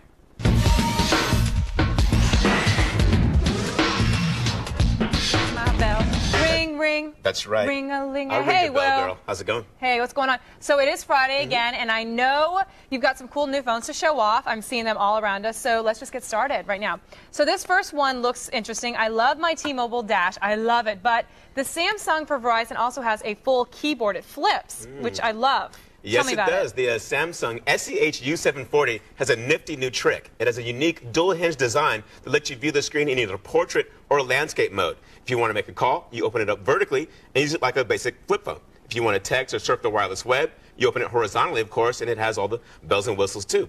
Bluetooth, 1.3 megapixel camera, and built-in support for a ton of different messaging options. That said, as you can tell by holding it, it doesn't feel very sturdy, and I'm roughing my toys, and I'm kind of sure that I'd break this thing. I was going to say the same thing. I drop my phone all of the time, and yes. we were talking about this. This does feel a little cheap in a way, right? Yeah, I mean, yeah. It feels like the double hinge would kind of break off. Yeah, I'm kind of worried about that, But the thing is, I wouldn't really say that it feels cheap. It just feels a little bit fragile. And that said, though, you can get one right now at Verizon Wireless for about $150 with a 2-year contract. Okay. Now I got to ask you about this. This just looks like any other Sidekick. It doesn't look new. So what's so special about this? Easy there, woman. Okay, so I spent the past couple of weeks totally engulfed in all things NBA All-Star. And with the All-Star game behind us, T-Mobile took advantage of last week's festivities to show off the Dwayne Wade-designed Sidekick 3. Now, you may remember Dwayne Wade from last year's championship. I know Dwayne Yeah, Wade. he was the Miami MVP. Heat. But in a sense, though, you are correct. The D-Wade SK3 has all the features that were in the original Sidekick 3. The full QWERTY keyboard, high-speed edge support, and a 1.3 megapixel camera.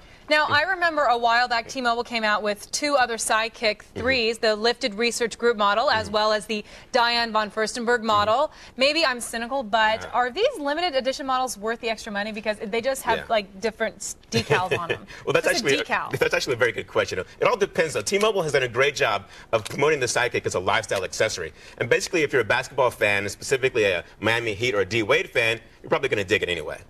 That's great. Now, so I got to ask you this. So last week we talked about motorcycle tech, which I loved, and it seems that you have something here that's both moto and cell phone tech. Okay, so that's right. This is the Cardo Scala Rider FM. It's a Bluetooth headset that attaches to your motorcycle helmet. Cardo makes pretty good Bluetooth headsets, so I had high expectations of this device. And as far as specifics are concerned, it boasts a good sound at high speeds. It offers up to 7 hours of talk time, and it'll set you back about $180.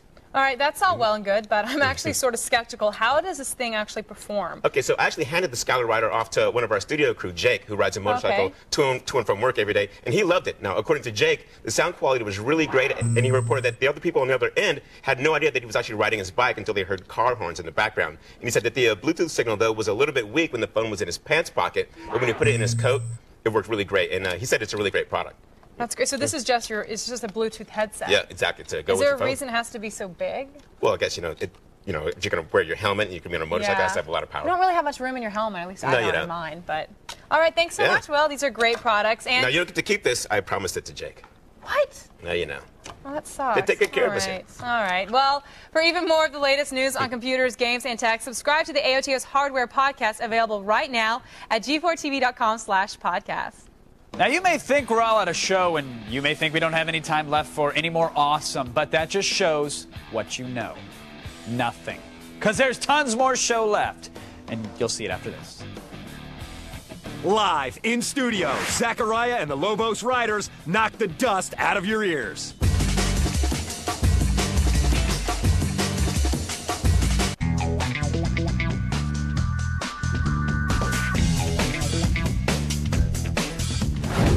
Welcome back to Attack of the Show, TV's only source for all the stuff you care about.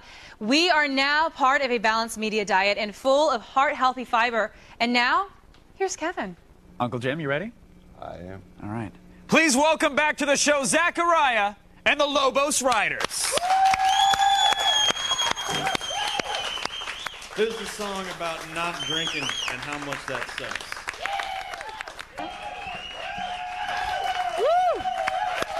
Thanks a lot.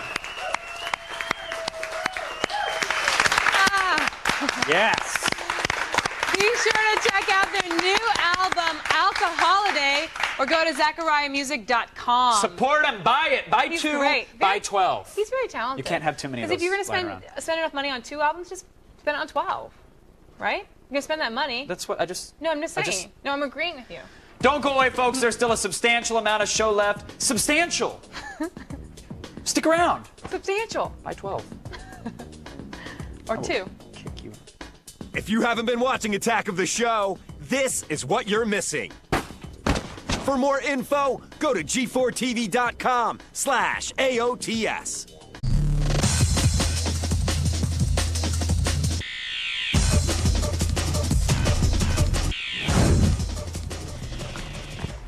Welcome back to Attack of the Show, TV's only source for all the stuff you care about. Did you think we were done?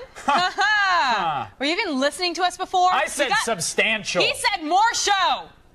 And it's right here. Yeah. We've got one last sparkling video mined from the cracks of the internet. Now, most people know about how tough a 7-10 split is in bowling, but check out the 7-10-20. What? This guy pulls off. Yeah. What?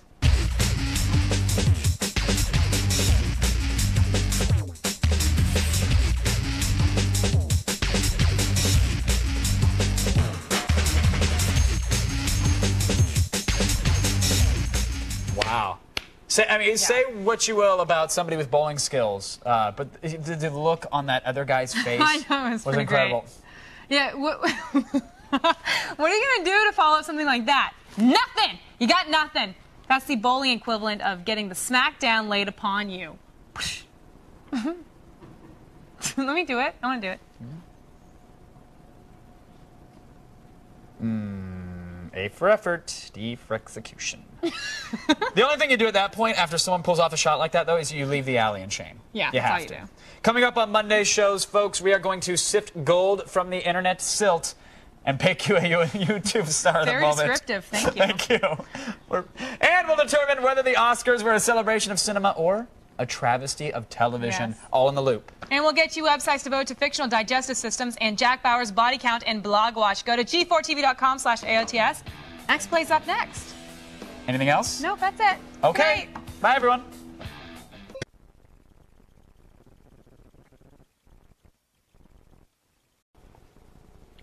I don't understand why we can't just order out for lunch. Well, there's a je ne sais quoi to eating someone else's handmade lunch. Where are you at here?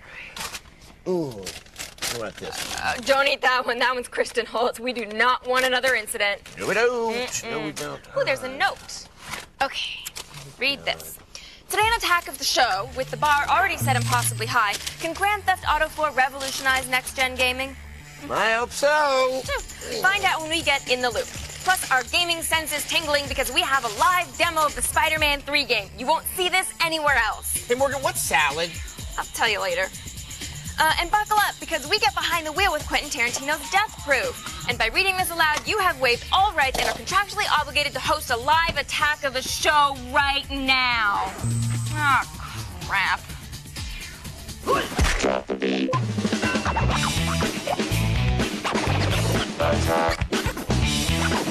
going on here? Think about this.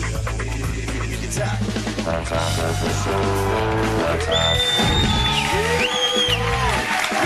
Thanks, Mom. Thanks, Mom. How much did that cost you? See, and I think also the important lesson we just learned, if you steal from others, you can host cable. All right, welcome to Attack of the Show, TV's only source for all the stuff you care about. I'm Adam Sessler. He is. They must have been really expensive, and I'm Morgan Webb. It's... Thanks. I feel validated. All right, $5 for you guys later. It's Thursday, April 5th, and we're coming to you from the G4 Studios in Los Angeles. Now, Kevin and Olivia, they're out on assignment. Hunting golden fleece. But they were kind enough to leave a legally binding document that forces us to take up their hosting duties for the entire day. Which is really nice of them. Wasn't it just? Yeah. Today, Morgan and I are live, something we're not used to on Next Play, so watch out. Anything can happen. All bets are off. Call the FCC, call the FCC. And where's my whiskey? I love Sessler Unleashed. I need to drink. But now it's time to pay tribute to our favorite bitch goddess. She giveth and she taketh away. We're going around the net.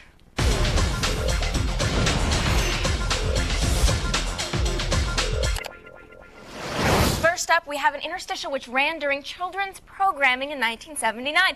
Hooray for Reading is its name, and its purpose was to get children interested in books, instead of lewds. Now, each installment featured a brief reenactment of a popular novel for young adults, and if you wanted to find out what happened next, you were forced to get the book and find out.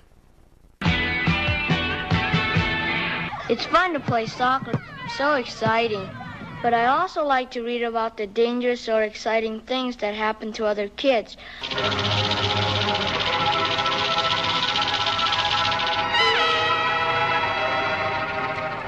You could find out what happens next by reading The TV Kid. Seriously? Well, yeah, because also, back when I was a kid, getting hurt by a snake made for compelling reading. I didn't get much plot there, though. I just got a kid getting bit by a snake. Yeah, but does he die? Does he get snake powers? But I don't care. I mean, actually, what would a snake power be? It would just be like slithering and spitting. Well, I can't think of a better way to get kids to read. Show a boy pursued by cops and attacked by snakes. It's the gateway to learning. All right, next up, we've got the latest police takedown maneuver during apprehensions. Even the most feeble suspects can become powerhouses thanks to drugs or a good old-fashioned adrenaline rush. So when dealing with a crazy knife-wielding man, Canadian cops took a page from the Auto Pursuit Handbook. Instead of shooting their perp, they decided to use the pit maneuver.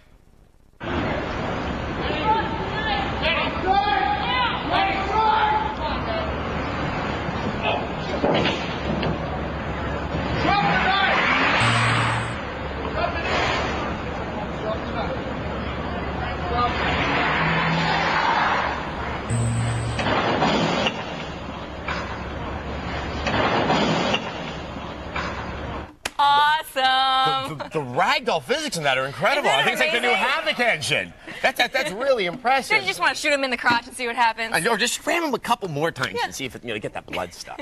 With that kind of success, expect this trick to be used for jaywalking offenses, noise complaints, littering violations, and for burning leaves without a permit. And finally, I bet you thought we couldn't top the Canuck cops running down a suspect, did you? Oh, friends, you forget the internet has cats, didn't you? Now, over at MetaCafe, they've got a gifted feline friend, gifted with a vocal cord deformity, that is. And apparently this deformity lets the little guy sing, kind of.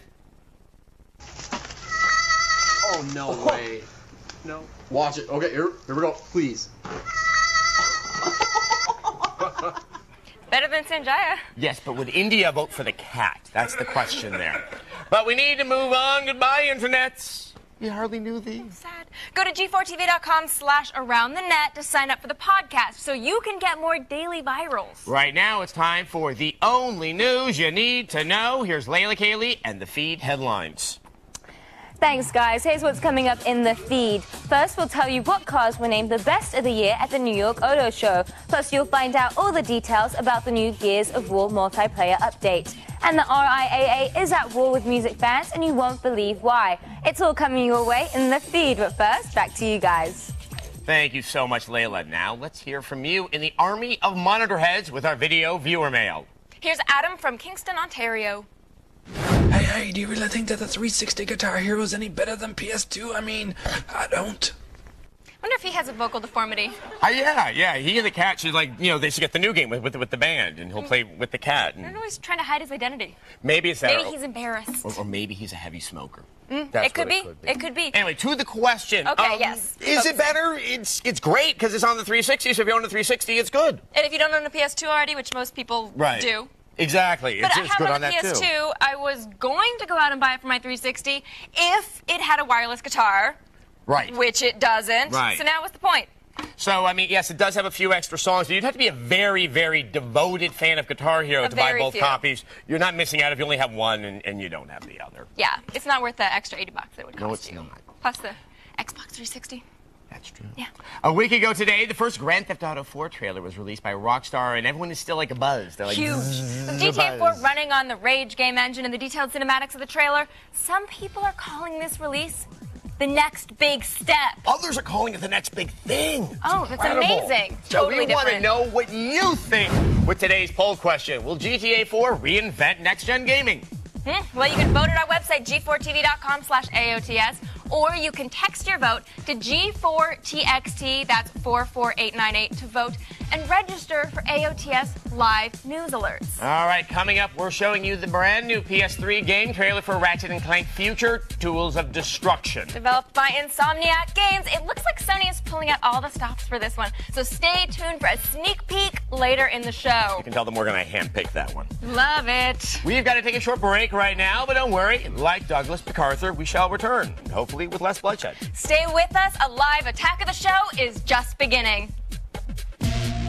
Here's what's coming up on today's Attack of the Show. We'll have you web-slinging in no time when we give you a sneak peek at Spider-Man 3 for the Xbox 360. Why is Grand Theft Auto 4 causing the mayor of New York to get up in arms? You'll only know if you're in the loop. And buckle your seatbelt, because we're burning rubber with Quentin Tarantino and the stars of Death Proof. All this and more when the attack comes back.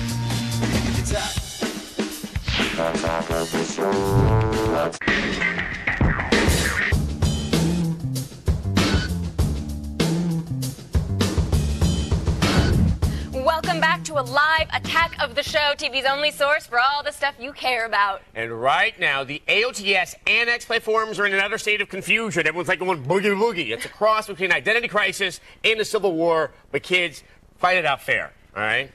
All right. I think now we're ready to tackle the biggest gaming stories that are hot off the presses, so stretch your fingers. It's time for a game break.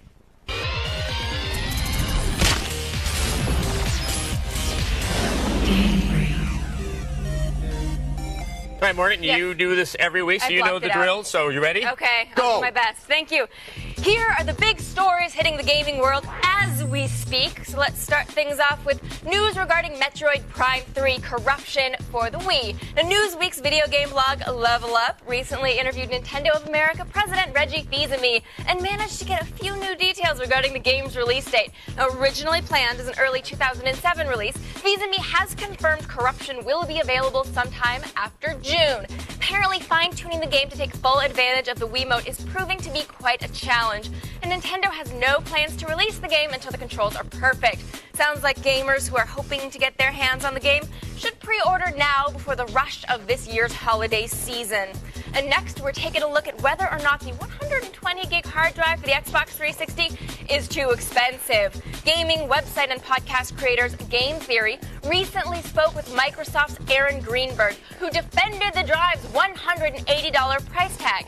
Quick to point out the plug-and-play features of the new drive, Aaron ensures everyone that they're getting their money's worth. 360 owners should start to consider how much content is actually being downloaded to their drives. If your 20 gig drive is full and you don't have any plans to pick up the Xbox 360 Elite, then shelling out the cash for that extra space might not be such a bad idea. And finally, we have some good news for those of you in the market for a new PSP. Now, in case you haven't heard, Sony has slashed $30 from the price of the PSP Core Pack. Website IGN is reporting the shiny handheld will now retail for $170 here in the US, and for good measure, they've added Daxter and Siphon Filter to their line of greatest hits. So both of these games will now retail for under $20. And then despite issues with overseas imports, most expected a price drop to happen first in Japan, but IGN has confirmed that Sony has no plans for a price drop in that region. All right, so we're going to be showing off the new Ratchet & Clank trailer later on the show, but because we are such respected members of the video game writing about that stuff world, Morgan and I have already seen it. Yes, well, that's what it says in the prompter. Okay. I mean, I'm just going to believe my mom says it, too. Anyway, do you think that Ratchet & Clank is a system seller for the PS3? How many, die... Pause, maybe. I mean, I went and I bought my PS3 and I walked out of the store like $700 in the hole. Would I pay that for Ratchet? Yes, because I can write it off, and yes, I already own one. I have to say, a lot of people, even if they love Ratchet, I don't think that they're going to shell out the money. I know. I mean, one of the things where I said, okay, I do want a PS3 because Ratchet's on it. But then again, yeah, we're both in the unique position of we have an excuse for having all three gaming consoles out there. But nonetheless, I know the game's going to be awesome because Insomniac the game's going to be awesome. Solid. I really enjoyed Resistance. You know, I'm hearing great things about Lair. I'm really excited about that game. So, yeah. Lair might even sell a little bit more than Ratchet & Clank. I think Lair might sell it a little more than Ratchet & Clank because it's got the dragon factor, it's got the nerd factor. Exactly. Ratchet & Clank fans tend not to be the most rabid fans. Exactly. Except for the two of us. All right, well, that's it for Game Break.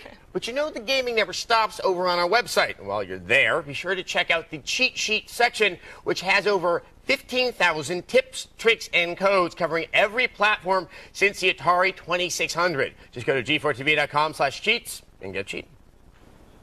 Right now, I'm going to tell you how to get rich off the internet. And you won't even need to click on any Google ads. It's time to attack this. First up, go to ehow.com. Now, this site has tips on how to do just about anything, and that includes how to get rich and save your money. One of their simplest pieces of advice is to skip that expensive latte in the morning and put that money towards savings instead. But wait, if we do that, won't that keep all the people who sell $5 cups of steamed milk from getting rich? That would be wrong.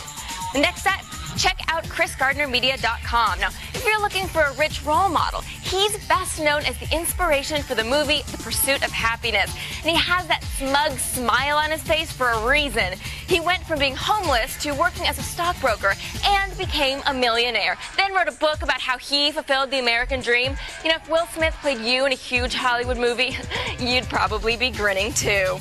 Next, head over to GetRichSlow.com. This website breaks the bad news that you can't really get rich quick. Well, at least not legally. But they say it's very possible to increase your wealth significantly in just a few years and encourage you to set realistic goals. And this site tells you how to manage debt and even helps you weigh the pros and cons of going to college. And don't miss their advice about how to make your job work for you for a change. What, you're still not rich? Well, then check out theglobalrichlist.com. You'll probably find out then you're richer than you think. See, even if you only make $20,000 a year, you're in the top 11% of earners in the world.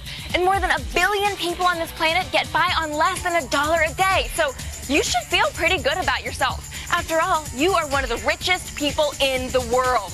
And that's today's Attack This. Visit g4tv.com/AOTS for links to all these rich sites and more. We still have more ahead as we take the Attack of the Show ship out to international waters for old monkey business. Stay with us. We'll be back. We're bringing you a first look at Spider-Man 3 when we demo it live on the Xbox 360. And It's like food for your brain. It's The Feed.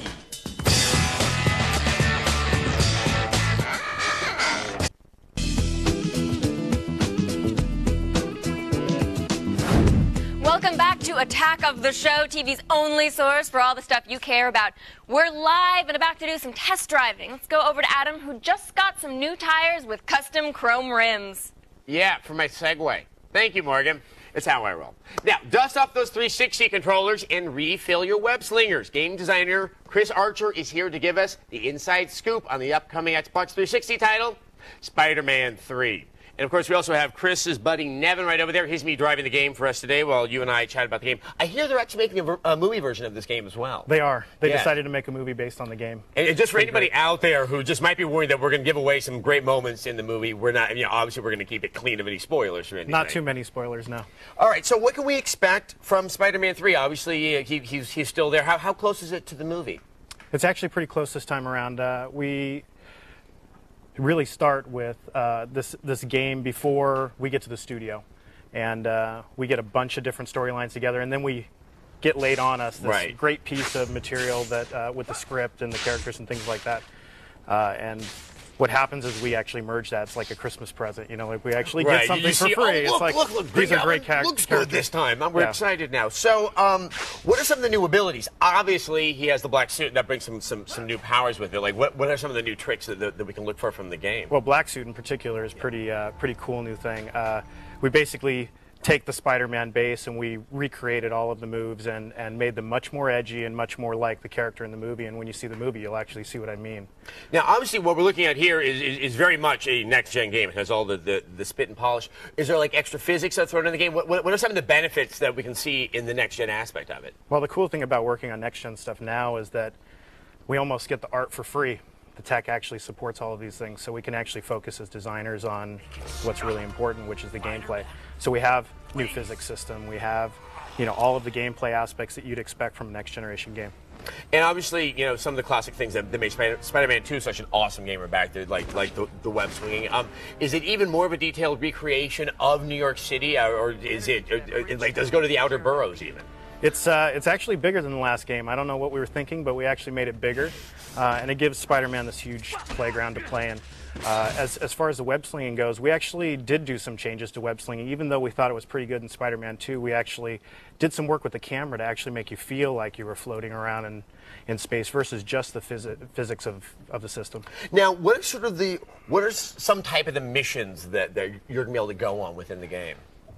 There's just a huge variety of missions. We actually took a lot of time and effort to make sure that each mission was actually special. You're not going to do a lot of the same thing all the time. Each event is very, very unique. Everything from really complex story missions to nice little nuggets of gameplay. So we tried to bring it all to the table. Now, in terms of the web slinging in the game, is it still as easy to get through it in terms of just shoot it attached to the building, or has it become a little bit more complex? It hasn't, actually. We wanted to make sure that we had exactly the same sort of feel. It takes a little bit of time to master it, but we want people to get up to speed really quickly. I mean, Spider-Man is about swinging, so we wanted to make sure that happened right away. So as soon as you get right into the game, we actually show you. We did do some new stuff, but we show you really quickly and we get you right into the game. And who voices the instructions at the beginning of the game? Bruce Campbell. Yay! Returns. Okay, good, Yes. good. Yes. Okay, now I love the game even more. Yeah. All right, well, let's just say that this is still an early look at the game. It's not coming out just yet, but it will be on the store shelves when the movie is released, correct? Yeah, May 4th. May 4th. Well, Chris, thank you very much. And Nevin, that is some awesome game playing that you did right over there. I hope that, wasn't too difficult for you. All right, as we just said, Spider-Man 3 is scheduled to hit the store shelves May 4th. Now, right now, let's sling things back to Miss Morgan Webb. Thanks, Adam. Now batten down the hatches. A Category 4 storm of info and entertainment is about to hit when a live Attack of the Show continues. So stay with us.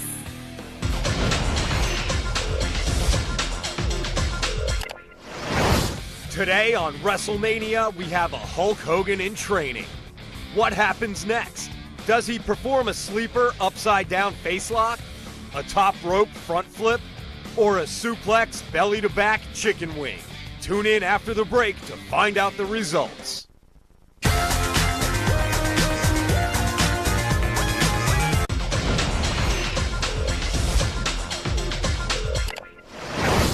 This guy's got some smooth moves on the top rope. What happens next? Does he perform a sleeper upside down face lock, a top rope front flip, or a suplex belly to back chicken wing? Undertaker, add this new move to the books. He performs a top rope front flip and takes out everyone, including himself. All right, welcome back to the show. We are live and have not properly trained for a full hour of work. At Absolutely minute 31, yeah, our legs are just going to give out and we're all wobbly. So coming up later, we have the new trailer for Ratchet & Clank Future Tools of Destruction. After you see this, you might consider getting a PS3. That is, you know, when the price drops and 3 other great games come out. But right now, it's time for the only news you need to know in the feed. You guys are so awesome. Thank you. I'm Layla Kaylee, and it's time to start the feed.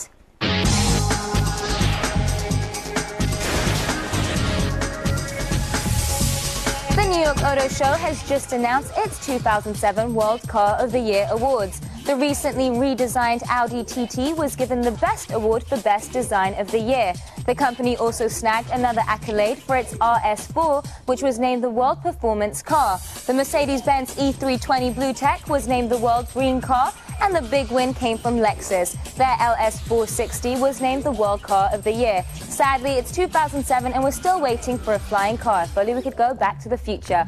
A trigger-happy employee accidentally leaked info about the long-awaited Gears of War update, and here are all the details. On the game's official website, it was revealed that on April 9th, a free update would hit Xbox Live. The download would fix glitches, offer more customizable options for multiplayer, plus give players a whole new game mode called Annex. Your goal is to occupy multiple locations in a King of the Hill type of scenario, and respawns will be included. However, Epic Games has stated that the download will not be available on the 9th. Hopefully, it will be ready soon.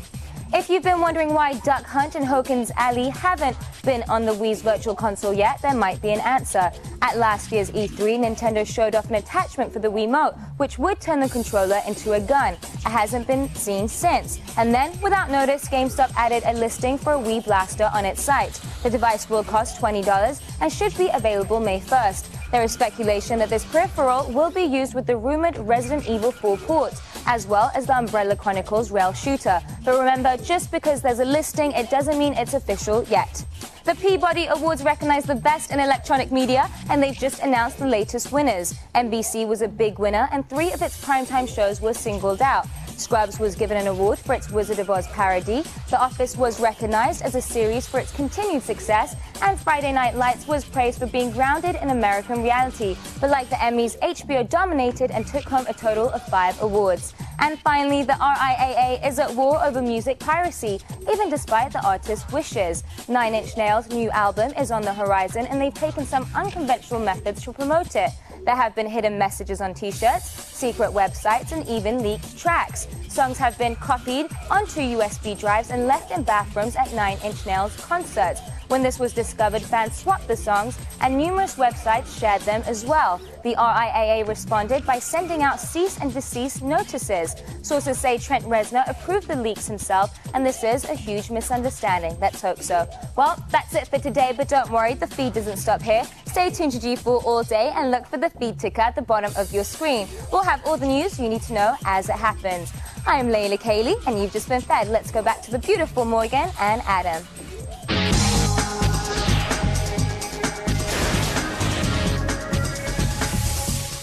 Thank you, Layla. Now, You got an and Adam. Yes, and Adam, too. There's some adjective for him, but I forget what it is. He's alive. That must be Should it. be glad she didn't pick one. Now, we've been showing off your Buddy System submissions all week, so why should today be any different? It shouldn't be. It shouldn't be. Here's the latest batch of greedy viewers vying for that video iPod. Here's Jovany from Riverside, California, who, for some reason, needs to take his shirt off to flaunt his love for AOTS. All right, next, we have James from San Diego. He's showing a highlight of Attack of the Show to his wife for the first time. Oh. James, yes, look at that. James says he tried to hang a candy bar from his belt in imitation, but his wife ignored him. Smart woman. I know the feeling. And next, we have video viewer mail. Regular Matt from North Carolina representing old school by introducing his buddy Brendan to the show. All right, next up is John from Sun City. Isn't that a retirement community? Anyway, John's from Sun City, California, who tried to introduce AOTS to his psycho friend. Now, John says not to worry about him. The ensuing stabbing did not result in a hospital visit. I love minor stabbings. Oh. And finally, we have Robert from El Paso, Texas, who says he highly recommends this position when introducing Attack of the Show to newcomers. For God's sake, it's a TV show, not prison. Well, that's not entirely true. As soon as you start working here, Yeah. you know, it's a little like being incarcerated. Yes. I don't know. You need to join up with the gang. Otherwise, you get passed around like a joint at a Fish concert. I should know. Yeah, you should know. So that's why all of our interns have had their spirits broken, I guess. But stay right there. We have lots more ahead on TV's only source for all the stuff you care about. Is Grand Theft Auto 4 all hype, or will we be humbled by Rockstar's latest creation? The Loop takes aim. And we're getting behind the wheel and going for a ride with Kurt Russell and the cast of Death Proof. The Feed is brought to you by the U.S. Navy. Navy, accelerate your life.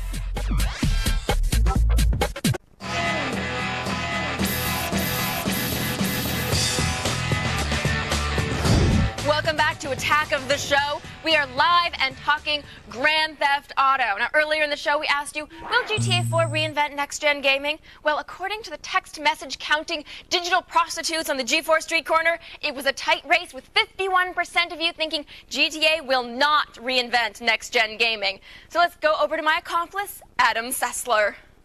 Play it cool, Morgan. The cops don't have nothing on us. They have nothing on you. All right, they don't have much on both of us.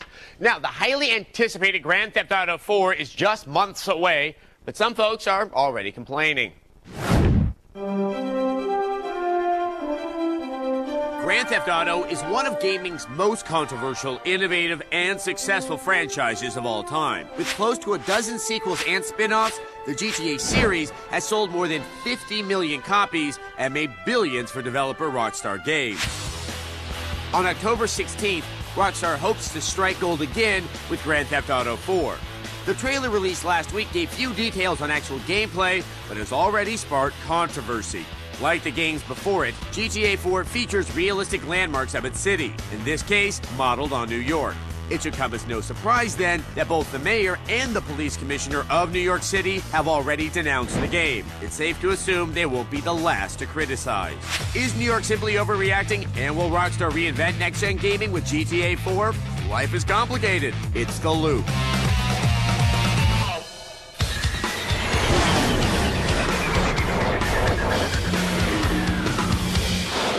All right, my guest tonight from San Francisco, Electronic Gaming Monthly editor, Crispin Boyer, and from Denver, Kotaku.com editor, Brian Crescente. Welcome to the both of you.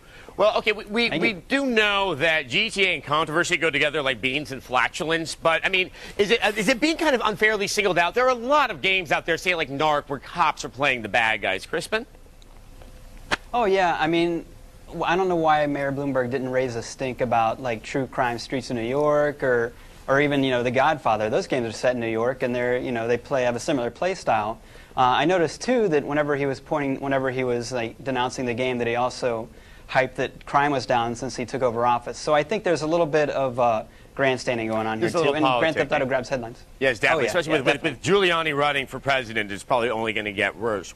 Now, Brian, I think the thing that's very interesting about the trailer is that, okay, they're calling it Liberty City, we believe they're going to be, but that sure looks like New York City. Do you think that they're going to be comfortable allowing us to really cause some mayhem on the streets? You know, say, like, take a car and drive through the glass window at the Apple Store? Well, I mean, first, let me just say something about your last point. It sort of annoys me when I hear stuff like this. You can watch Law & Order several times a night, I think, and see crime in New York City, and you've never heard Bloomberg say a word about that. And, of course, there's tons of movies that do that. So for him to suddenly get on a high horse about video games is a little off-putting, I think. But I hear there's actual crime in New York as well. Yeah, apparently there's a little bit. But yeah, I mean, I think that Liberty City is looking more like New York, but I think also they're still not going to try to model it exactly. I mean, I'm sure that they're going to want to take liberties with what they're doing in the game, and sure, they want to make it look like a city that everybody's familiar with, but why not, do what you want to do with the game when you design it so it works better in a game than in real life. Now, one of the things that has struck me is that obviously the trailer made it look very, very good, far more realistic graphics. And I wondered, I've asked myself, would I really want to commit the same level of mayhem that I have in obviously the older, kind of uglier renderware versions of GTA with pedestrians and physics, looking so much more realistic? Brian, do you think you're going to have any hang-ups with that? No, not at all. No, just kidding. No, I mean, it looks beautiful. I mean, that's the first thing, of course, you notice with the trailer. Unfortunately, it's the only thing you notice with the trailer. And that doesn't mean that Grand Theft Auto 4 is not going to have more to offer. But that trailer really doesn't give you a sense on whether or not there's going to be a really deep plot, whether there's going to be any sort of paradigm shift in gaming. I mean, I suspect that this Grand Theft Auto is going to be just like Grand Theft Auto 3, but prettier, different plot, and maybe when we see Grand Theft Auto 5, if that comes, that will be the time we see some huge shifts in the way the game plays. And Crispin, I mean, does the level of realism that obviously, the next-gen consoles and obviously the engine that they're using that it brings to the game, is that going to give you a little bit of pause if the game offers the same level of kind of violent mayhem as in the previous ones? No, I don't think so. I mean, I think, everyone who's played the past Grand Theft Autos, they're a lot of fun, and they're, this big sandbox, but the problem is they're just kind of ugly, like you're saying, it's renderware. So, yeah, I'm actually really excited to play the game in this, beautiful world, and I also think that, you got to figure the game's going to look, several times better, maybe 3 times better. It's going to take them, longer to create the art assets, so I figure the world itself is going to be probably much smaller than in San Andreas, which the world in that game was frankly a little bit too big. Yes, it was, and traffic was terrible, as it really is in LA. But now, we all know that Grand Theft Auto 3 really kind of brought a brand new game to the forefront, kind of like the sandbox game, the anarchy game, the open-ended game. By the time we got to San Andreas, obviously, it was less exciting. We'd seen that before. It was a very good game, but it didn't have that same fresh quality. Have you guys thought about what is the elements that we need to sort of see with Grand Theft Auto 4 that would make us sit up and go oh, wow, they really did break some ground? Where are the limits with their style of gameplay, Crispin? Well, I mean, I'm sure like most people, I'm hoping that this game will actually, you can play it online. I mean, games like Crackdown for the 360 were really fun to play with a friend co-op, so, it seems kind of an obvious inclusion, but you never know with Rockstar. They might be waiting and just focusing on the visuals this time. So I'm hoping that it has online, and I hope also that, that maybe some of the role-playing elements from the last game will be fleshed out a bit more, stuff like that. And Brian, we just heard from Crispin about hopefully an online component. I've always wondered, what do you do if you really do open up Grand Theft Auto Online? Have you given that any thoughts? Yeah, I mean, well, I think multiplayer is very important, but the thing I'm most psyched about, and one of the concrete things we know about, is that there's going to be, I believe, episodic content.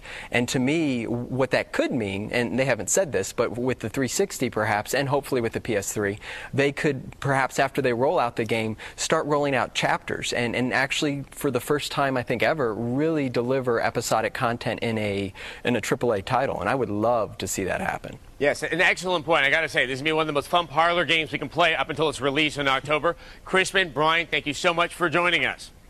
Thank you. Since Rockstar isn't releasing any hard details on GTA 4 yet, and because the trailer didn't show any gameplay, it's hard to know what this game is going to be like. But based on Rockstar's track record, it's probably going to be extremely polished. It's probably going to get parents and politicians all whipped up into a frenzy, and it's probably going to sell 10 million copies. We'll be back right after this. We think you're mature enough to handle it, but don't let us down. Strap in and hang on for your life, because we're crashing into Rosario Dawson and the stars of Death Proof.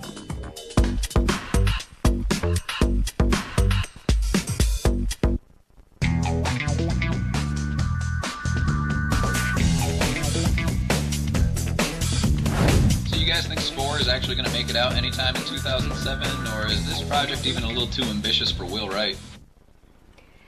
Is he wearing a headband, or did he hurt himself? I think, well, it could be both. Sometimes when I hurt myself, I like to wear a band. They're like, look how athletic Adam is. I'm like, no, I'm wounded. Okay, don't doubt Will Wright. Yeah. Will Wright is a god, and if Will Wright says this is going to be amazing, then it's going to be amazing. Yeah, Spore, I'm really excited for this game. Now, I don't care if it comes out this year because there's already too many games that are going to be coming out this year, so he can push it on into 2008. I think the trick with him is that everyone loves it at first, and some people, they're better conditioned to play it forever. Right. Like The Sims. Right. Exactly. I'm very excited. But keep those questions coming our way because on Friday, May 4th, you know what? We're going to be airing a 1-hour special episode of X-Play. It's our X-Play Summer Games preview. Now, we need to know what games you want us to cover. So vote in our poll to help us pick which games to preview and ask us questions about your most anticipated games. Or, you know, if you want to get us all moving image on us, you can send us one of those video viewer mails. Yeah, don't fail us. We need you. Yes, we can do that without your help. And we can't do it without their help. No, we can fail without their help. Okay, you're right. Yeah, I got it. I'm doing Visit it right now. g4tv.com/xplay for more information. So I'm told your TV's only source for all the stuff that you care about here on the Attack of the Show. I've heard that. What about our show? That's the stuff that has some stuff you care about. Okay. Well, you know what? I hear we're also live. We are right now? Mm-hmm. No, really? So don't mess up. But right now we are getting our blood spatter aprons on because Attack of the Show's Blair Butler is here to talk Grindhouse. Hey guys, Death Proof is the bloody, fiery, high-speed second half of Grindhouse. Now I met up with Quentin Tarantino and the rest of the cast and crew to talk crash safety ratings. This car is 100% death proof. Only to get the benefit of it, honey, you really need to be sitting in my seat. Tarantino is back and pushing the pedal to the metal in part 2 of the Grindhouse double feature, Death Proof, a film about a stuntman who uses his car to turn women into roadkill. You guys go out, your friends, you're kind of out on the town, and then all hell breaks loose. Tell me a little bit about where things go awry. Just straight from the beginning. I mean, this guy's been following us. He has pictures of us in different outfits, so he's been, like, kind of on it. There are few things as fetching as a bruised ego on a beautiful angel. Is that cowboy wisdom? I'm not a cowboy, Pam. I'm a stuntman. It is fun to play the bad guy who's just a psycho killer. But in this case, the guy used his car in a Grindhouse movie. I didn't want to miss that. You're gonna have to start getting scared immediately. This movie does have the slasher film structure, yet then it just segues, I think, quite organically, but yet weirdly, right into a high-octane car chase picture. That's like comes again right out of the drive-ins of the 70s. It turns into Bullet. It's great. Now, what was it like filming those car chases? Because I heard you used very little CG. Oh, we didn't no CG.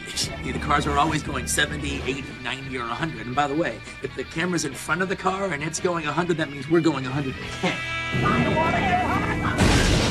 So I gotta ask right off the bat, what's it like working with Tarantino? He puts every single inch of his body into it. When you're watching him and he's literally going and not breathing in between takes because he doesn't want to mess anything up. He's not regurgitating. He's not just making an homage. He filters it through some incredible talent and gives us something genius every time. This is a true love letter for him. He and Robert both wanted to make something that was that this comes from the heart. They just love these movies. It's a love letter written in blood, really. Yeah, it's a love letter written in blood and torn steel. So if you're looking for some action, grab your date and take the fast lane to the Grindhouse.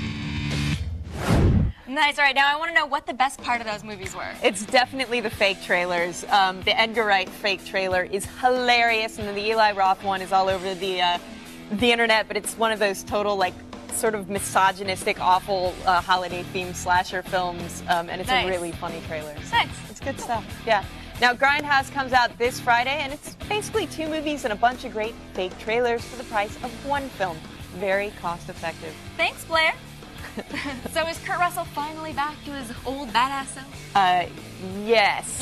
But you have to see the movie to get the whole truth. All right, back to Adam. All right. I like how you said misogyny and brutality, and it's a lot of fun, too. Absolutely. You gotta have a sense of humor about that kind of thing.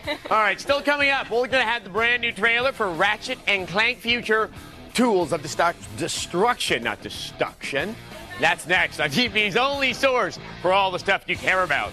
We're live, really? If you haven't been watching Attack of the Show, this is what you're missing. For more info, go to g4tv.com/AOTS.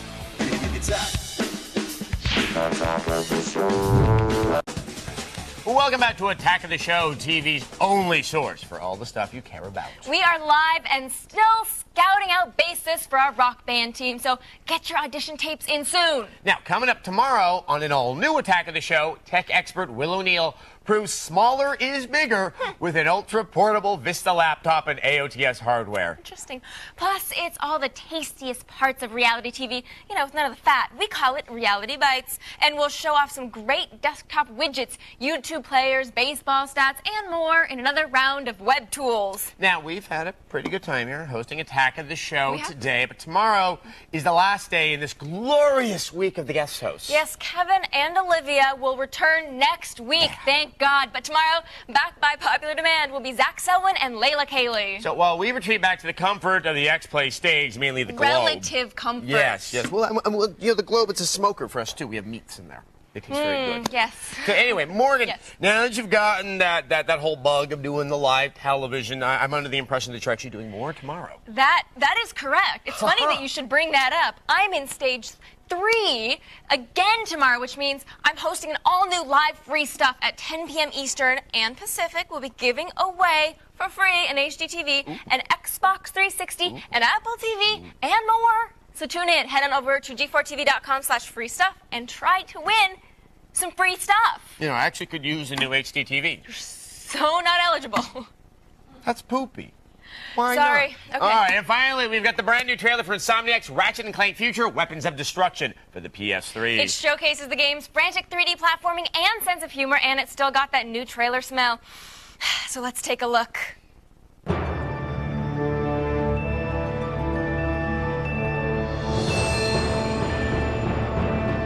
Greetings, cadets! Insomniac Games has asked me, Captain Quark, to talk about their next big game for the PlayStation 3.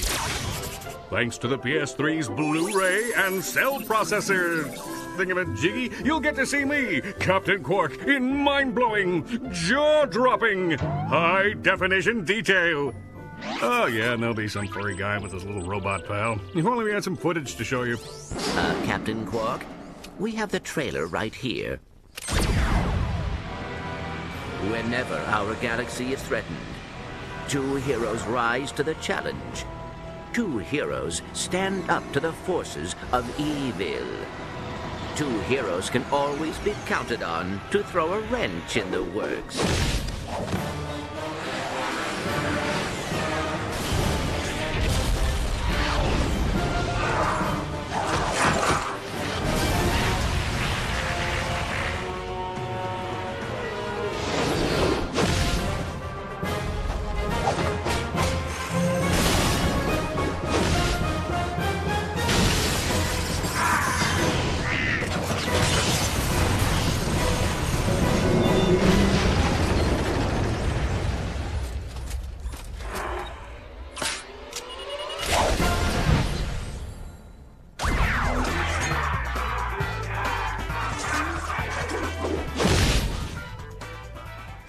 Awesome. That was just plain awesome. Okay, X-Play's next. You're going to see us again. Bye. It's going to happen now.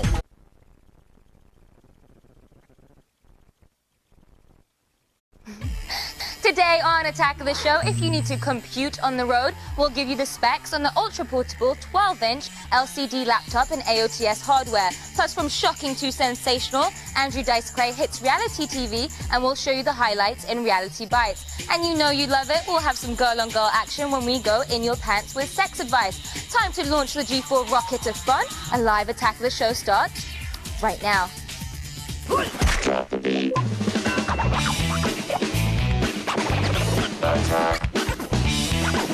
going on here? Think among this.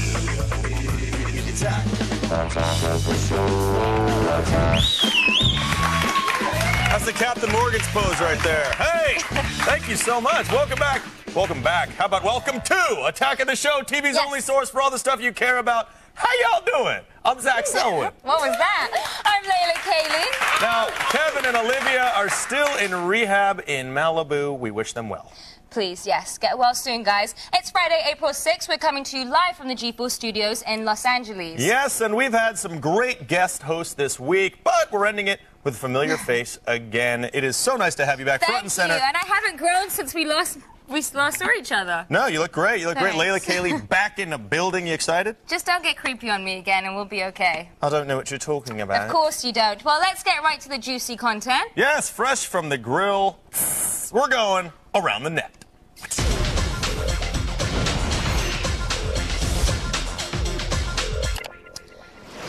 Today we have a special local edition of Around the Net, where we show you how small-town America does things. First up, we've done our share of live TV here on Attack the Show, and we've come to learn that pulling off stunts are a hard thing to do. Anybody remember Deep Fried 06 Live? Yes, I do. It was really, really successful. And traumatic. Thank God we have local news. Now, sure, the production values may be small, but one affiliate went for a big payoff on their live newscast. However, it went terribly wrong. Balance on the front wheel for you, and you can see it right now. Oh my gosh. Well, we apologize. I think our live shot might have gone out. We apologize about that, Tara. We're going to send it right back to you. Oh my gosh. I love how the reporter apologizes and then lies, saying that they lost their live shot. Oh my gosh. Oh my gosh. That reminded me of the Grape Lady, kind of. You know? What's the Grape Lady? You've never seen the Stomping No. Grape Lady? Oh, No. well, it's a Don't know what classic it is. video. We'll get Okay. you there one day. You know, that reporter kind of looked guilty, though, like he was the dude who greased up the floor for that guy to fall Yeah. down. You know what I mean? Kind of, sort You of. wouldn't do anything like that to me, would you? Yeah, I'd grease you up all over, Zach. Of course I would. Perfect. This is working out for me. Next up, it's time for one of our favorite things, local commercials. Now, usually, these spots have store employees acting out some crazy concept with a catchy little jingle. But one local ad we spotted on the net caught our eye. It's a car commercial with the standard low production values, but ironically has a ton of big-name athletes in it. No, yeah, the rap is awesome, too.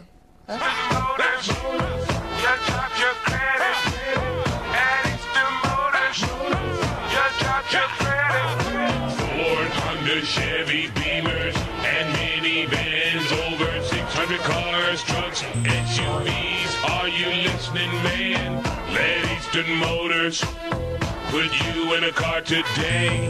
Let Eastern Motors finance it all the way. Let Eastern Motors, dude, that is awesome. Reppin' for the LDN. I want to know how that Sorry. dude. I mean, that was good, man. You are a thug. I'm I wanna- thugged out. I'm from repping for the LDN.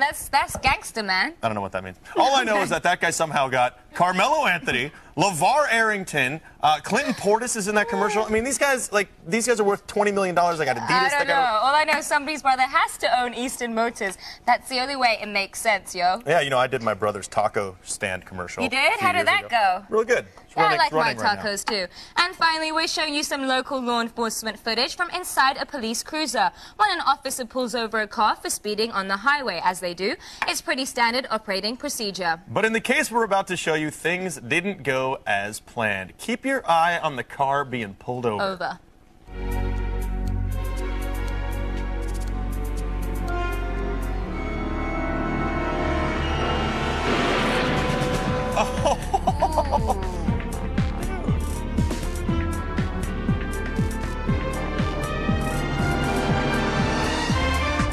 That is not funny. It looks like someone died there. That was hilarious. Really? You like that? People Yeah. dying on you? Well, no one died, amazingly. I did look this up. Everybody survived. Thank you. All right, well, I can't handle anymore. Enough for now. Okay, enough for now. Enough Go to for now. g4tv.com/aroundthenet to sign up for our podcast for more daily videos. And coming up later in the feed, I'll let you know which country's police force is, quote, sleepwalking into a surveillance society with security cameras that not only watch what you do, but also yell at you for doing it. That's later today in the feed. Right now, we're going to go to you in the army of monitor heads with our video viewer mail. Let's do it. Here's Captain Smee. I love Captain Smee from Michigan. Hey, Zach, I gotta ask. How do you get your hair looking so damn good? Because as you can tell, I need some help. Any tips? I got a perm a couple weeks ago, baby, and this is a weave. What you do is you put a weave up in there. You know, when you weave it in, you got to thread your eyebrows. We all know that the exploitation throwback Grindhouse hits theaters today, but there's another exploitation film on the horizon, and this one's about Sheep. Sheep, that is correct. Now, Black Sheep is about genetic engineering gone wrong and how it turned gentle sheep into bloodthirsty animals who terrorize farms. Sure, it looks cheesy, but it's damn amazing. I caught some of this at South by Southwest, and we will show you the trailer later on in the show. Now, settle into your favorite TV spot because we have so much more just ahead. Yes, put your feet up and get seduced by the info. A live attack of the show is just starting. Stay with us. Really? Yeah, it is. Here's what's coming up on today's Attack of the Show. It's ultra portable and Vista ready. It's Gateway's latest laptop on AOTS hardware. We've got the widgets to keep you in tune with your TV on WebTools. And Andrew Dice Clay knows how to give people a hard time. Is that really the joke? But now he's on the receiving end in Reality Bites. Nice. All this and more when the attack comes back.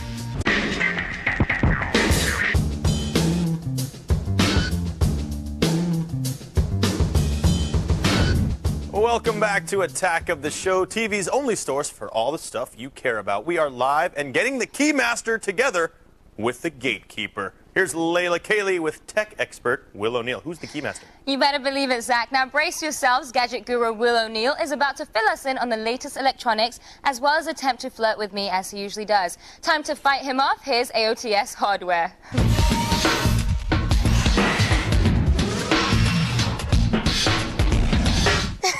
You're so creepy. Tasty Hey, little Will. nugget. How's it going, Layla? How are you this evening? Oh, a whole lot better now that I'm here with a few of my favorite things. You and some, hot gadgets. The creep factor just went up. I got a fifth of bourbon back in the green room. It's all good. All right, well, anyway, you've been lugging around these enormous laptops lately, but this one, right? Yes. It's a little bit more my style. Yes, it's pretty sweet, petite, kind of like you, boo. This Who you little fella- calling boo? You're my Wait, boo. The only thing I like is standing next to you because I don't feel like a midget. There- like oh, Zach. Yeah. okay, all right. Short jokes aside, this is the NX100 by Gateway, the perfect laptop to take on the road. It ships with Windows Vista, and Microsoft's latest OS looks great on its 12-inch display.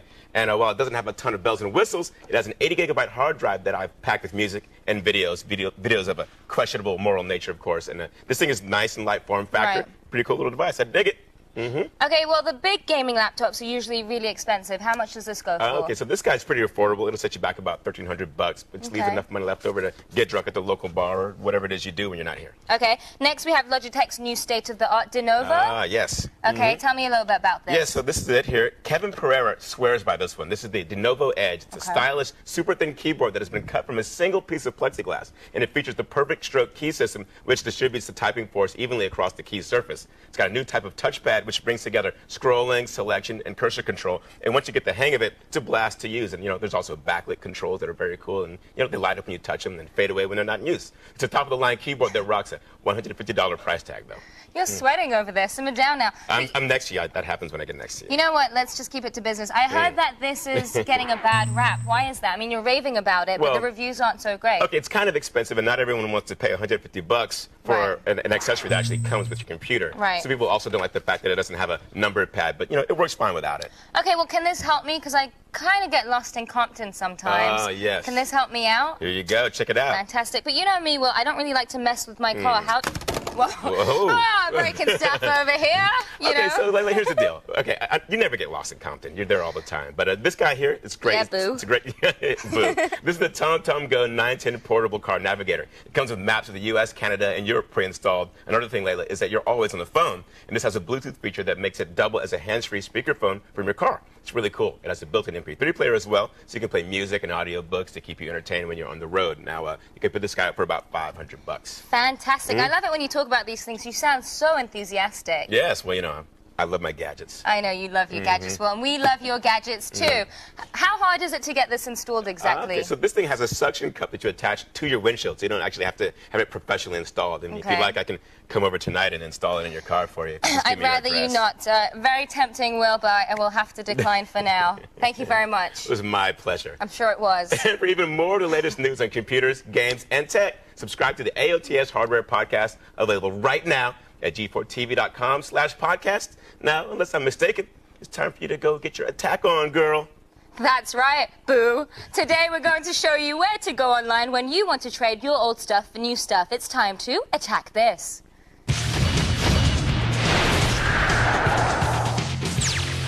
First up, try peerflix.com the next time you're considering ordering DVDs online. It's a lot like Netflix, but instead of only listing the DVDs you want, you can also add the ones you have to trade or sell. It's just 99 cents plus postage to order a DVD, and there's no limit on how many you can order or on how long you can keep it. Peerflix should work perfectly as long as you trust your peers. Next, head to the trading page at mycomicshop.com if you're looking to swap your old comics for quick cash, or if you just like credit to buy more. They'll buy any and all comics printed pre-1980, and they also have extensive want list of other comics. You can probably sell or trade any comic you have, just look at their rules. They'll even give you a finder's fee if you turn them into a nerd that's trying to get out of the business. Next, go to bookmooch.com when you're ready to sell your old books, or if you're looking to get new ones. You can list all the books you have to trade and wait until someone wants to mooch them off you. Or if you're looking for a new book, you can browse the stacks to see what everyone else has to buy, because you really don't need a brand new copy of that Dean Koontz book anyway, and maybe this will encourage him to stop making so many. And finally, go to lala.com where you can exchange your CDs for just 99 cents plus 75 cents shipping. You get one CD free when you join, and there are no monthly fees. The only rule is that you have to give your own CDs in order to receive. The best thing about it is that it's a fair and legal way to trade in all the CDs you've ripped, so you can rip some more. Yay! Well, that's it for today's Attack This. Visit g4tv.com/AOTS for links to all these trading sites and more. Now, don't get up or change the channel. A live Attack of the Show will continue right after this. From television to sports scores, we've got the widgets to keep you busy at work on WebTools. And we're helping ladies loosen up their lesbian longing lips when we go in your pants.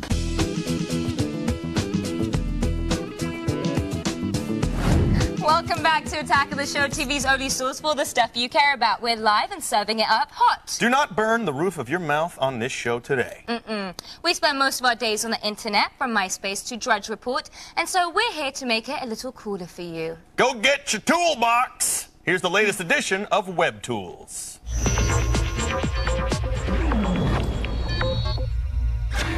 So today we've got a few widgets for you guys to get you through those long days. First up, YouTube Reload is a nice little tool that will allow you to browse the top videos of YouTube without actually having to open up a web browser. And I say, finally, because I'm sick and tired of Internet Explorer and Firefox and all this stuff slowing me down. I'm sick of it too. Now, YouTube Reload is a Yahoo widget that allows you to browse YouTube's hottest vids and the recently featured top favorites, top rated and other main categories with just a few simple clicks and without having to let a whole page load. That is correct. With this handy dandy little widget, which also plays videos in the same compact screen that you're browsing through, you can quickly and easily view all the best that YouTube has to offer without your boss or teacher catching you in the middle of the act. And because you get straight to the videos, you don't have to deal with any advertisements or annoying comments left by the YouTube community. That with the fact that you can drag YouTube URLs into it to play any YouTube video on the fly, making it a must-have for anyone looking to efficiently goof off. Do you think they do this for porn, by the way?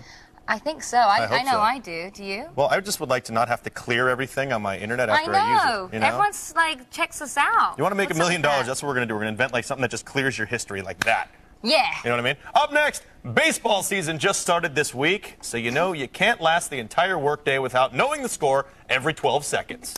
MLB Ticker is a great Yahoo widget that will keep you up to date with all the latest game info. This web tool sits on your desktop and displays the score for whatever game you choose. It also displays the league's current standings with every win or loss, so all you Boston Red Sox fans can constantly check to see if you're still in second place.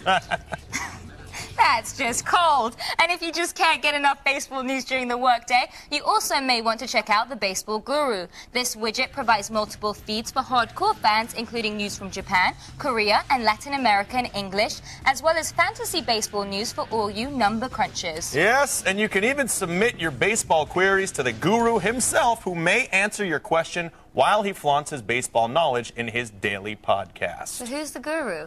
The man behind the guy behind the baseball guy. But we don't see him. No, that's the key. So who is he? He's like this wizard of baseball. He's amazing. Okay, well, our final widget for work is called the Streaming TV Widget. This very appropriately named tool provides shortcuts to over 50 free streaming television channels right to your desktop. This cool little tool includes channels in several categories, including news, weather, sports, music, as well as some network affiliates willing to broadcast for free on the internet. All you have to do is click the channel list to select the channel you wish to view, and then the widget magically opens your media player to play your selected channel stream. This is pretty cool. The only drawback of this discrete time waster is that some of the channels are not always available, which kind of sucks. Yeah, but when they are, you can't beat the price. It's totally free, no TiVo Sling box required, and you can easily hide the window if your boss walks through into your cube or the professor walks by. Don't say we never did anything for you people. Yeah, I know you always switch off when I walk by. What are you looking at? Nothing, LaylaKaylee.com. Go to G4TV.com/AOTS for the links to the web tools you just saw. The weekend officially starts tonight, and I'm sure you'll probably have the want to take out a lady or two or three, or maybe watch some porn. Yes, and we wanted to make sure that you had all the relationship advice you need to get yourself through the weekend. Here is my girl Olivia Munn from earlier, cranking up the old sex machine. Pull out your cardboard, turn up the tunes, and get ready to bust a move. We're going in your pants. You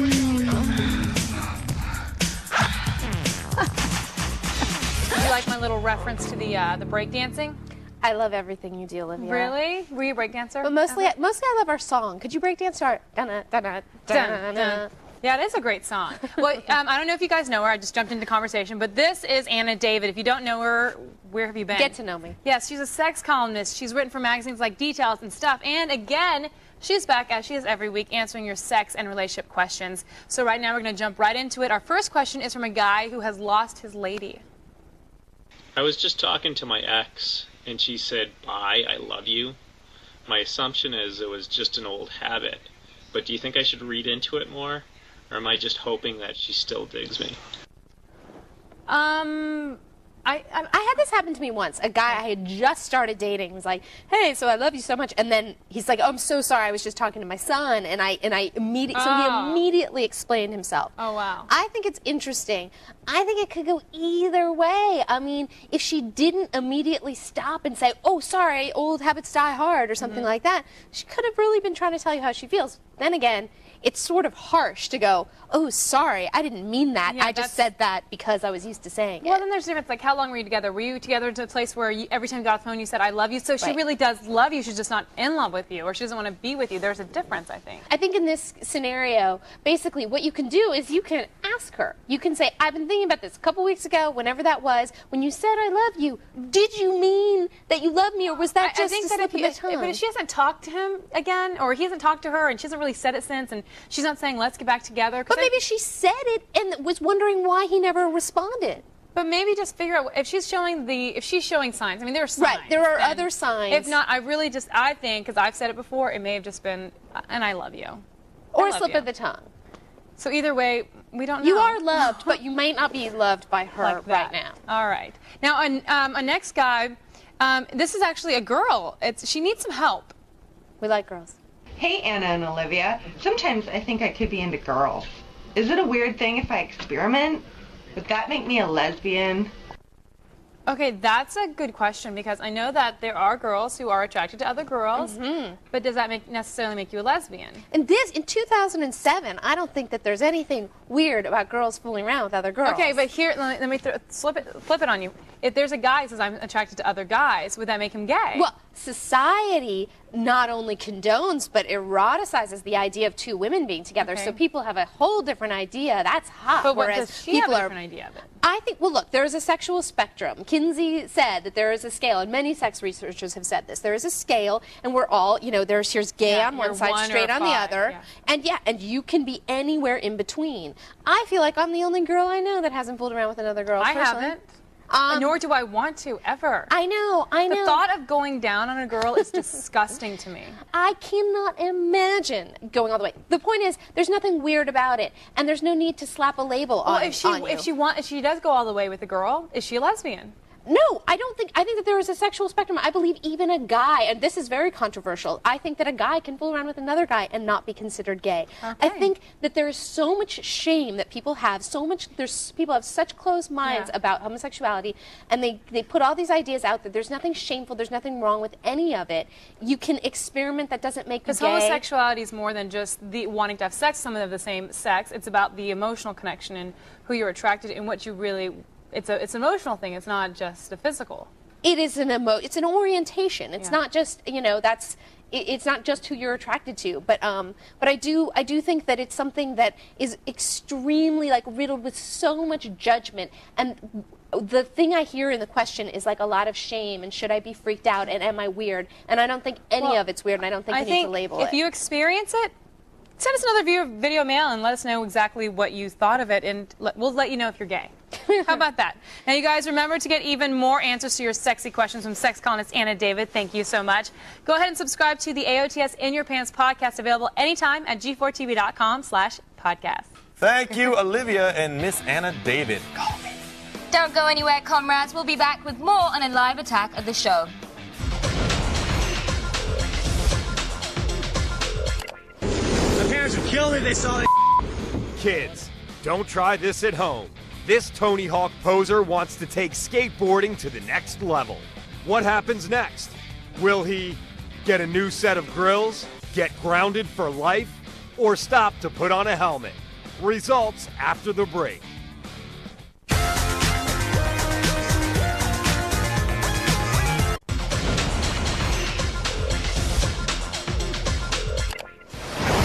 A 35-mile-per-hour car and a kid on a skateboard never has a good outcome. What happens next? Will he get a new set of grills, get grounded for life, or stop to put on a helmet? He keeps his grills, but ends up grounded, not just literally, but physically. Oh, you're a naughty little girl, aren't you? Yeah, I'll see it in... Hey! Welcome back to Attack of the Show, TV's only source for all the stuff you care about. We are live, and we will be here for the next half hour. Coming up later, we'll show you the amazing trailer for Black Sheep, a movie about bloody, thirsty sheep who attack. Stick around for a sneak peek. Right now, however, Layla's putting on her newscaster hat to give you the only news you need to know in the feed. Thank you, Zach. I'm Layla Cayley, and now it's time to start the feed.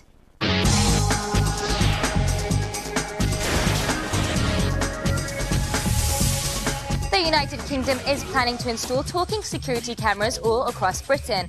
The UK currently has some 4 million security cameras in Britain, and a test run of talking cameras in northeastern England has proven successful. These talking cameras let surveillance forces scold petty criminals for crimes like vandalism and littering, and are part of a crackdown on antisocial behaviour in the country. The human rights group Privacy International criticised the move, saying the UK is already the worst European country for protecting individual privacy. Blasphemy. Across the channel, the government of France has awarded a leading designer with a knighthood. Peter Molyneux, designer of sprawling games like Populous, Black and White, and Fable, was awarded the knighthood for contributions to art and literature. Molyneux was inducted into the Order of the British Empire in 2004.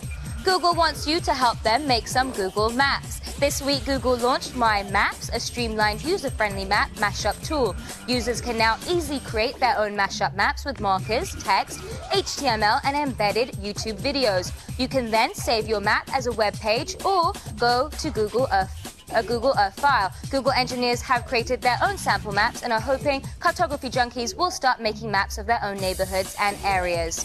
If you're tired of standing around in line waiting for a Best Buy Geek Squad rep to answer your questions, now you can do it virtually. Best Buy's Tech Help Brigade is opening up a virtual kiosk in Second Life called Geek Squad Island. The island will hold regular office hours to dispense free tech advice and show off new products and electronics. The island will open sometime in the near future, and Best Buy is already planning in-game events for the Geek Squad.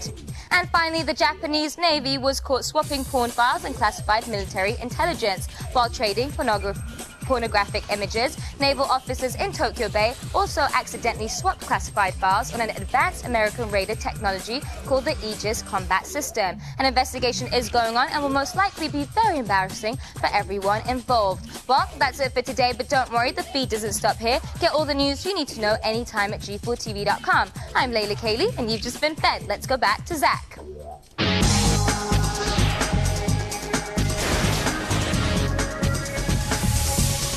Thank you, Layla. Now, all week I've been co-hosting on AOTS and I've had a great time. In fact, I think there should be more Zach on this show. By rule, I'm kind of funny, and to prove it, let's reach back into the AOTS comedy vault to pull out a classic. Crosby, Stills, Nash, and Usher. They're finally here. The supergroup of the century. Crosby, Stills, Nash, and Usher. Hippie Canyon rock and R&B collide for the first time ever on stage. We've been kissing, we've been dancing. Now it's time for some backdoor romancing. Can you keep a secret? Promise not to tell.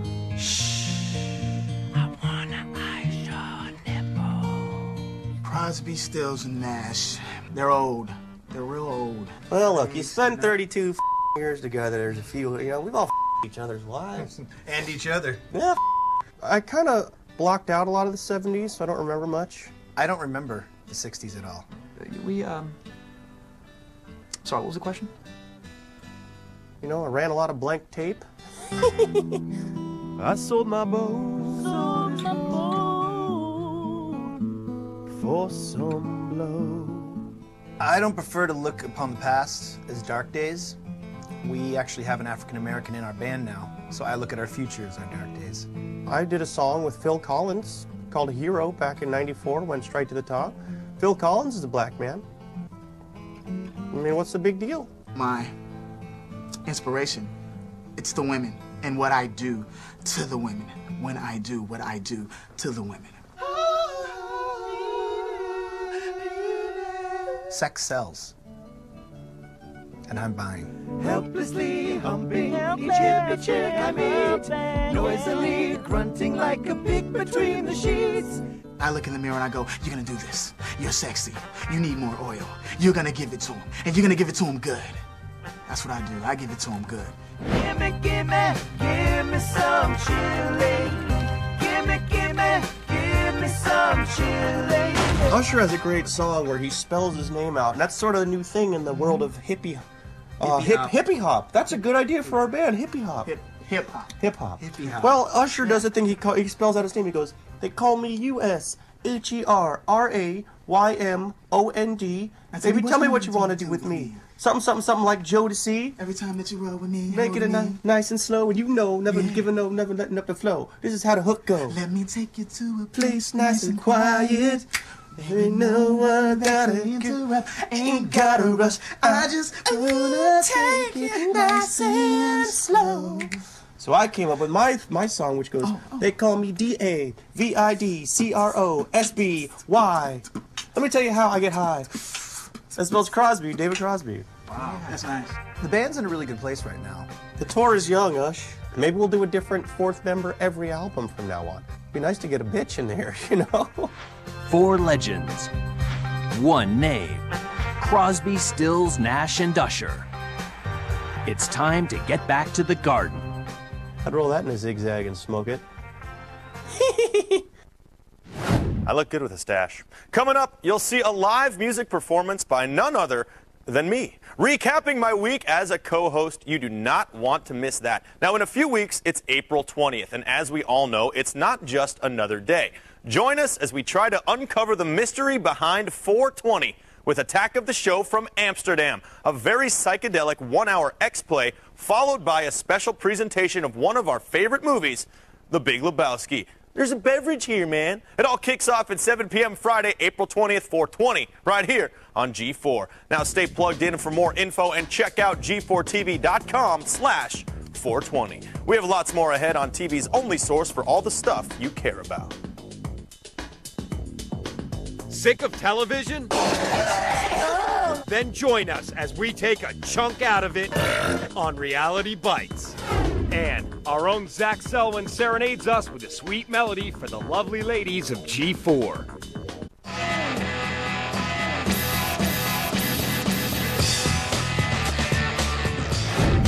Welcome back to Attack of the Show, TV's only source for the stuff you care about. We're live and getting ready to all ride off into the sunset. Where's my horse and hat? I'm in.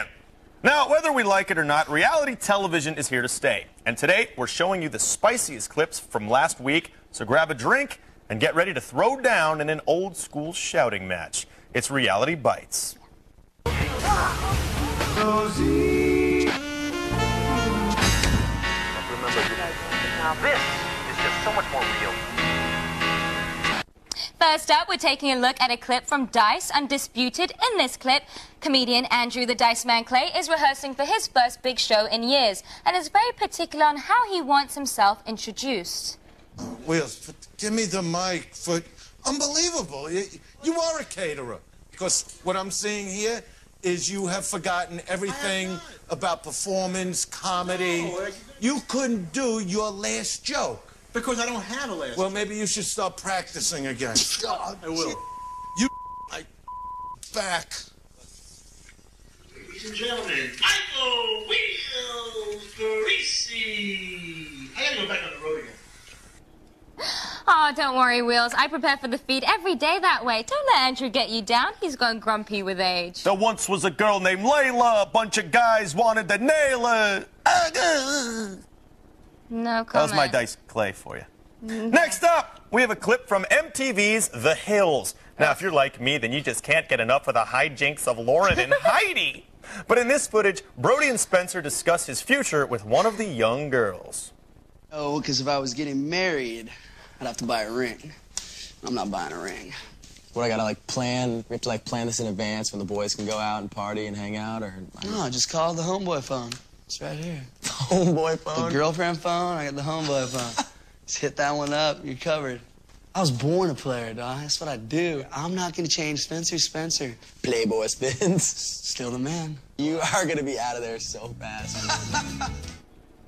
A little friendly advice for you, Spencer, you D-bag. If you're going to tell your friends secrets, don't do it on nationally broadcast television, all right? It kind of ruins the whole not telling her thing. I hate those rich kids, but I love New York, who just finished its run, and Tiffany has finally chosen her perfect man. Unfortunately for Chance, it was his rival Tango, and Chance had a few choice words to say about Tiffany and Tango's newfound love. And I wasn't even tripping. She made a bad choice. Apparently she sleeps around, you know what I'm saying? Not saying I do, but damn, she kisses around, sleeps around. More pot to you, bruh. She been around. Why she gonna talk about Tango like that, man? She don't really love that guy.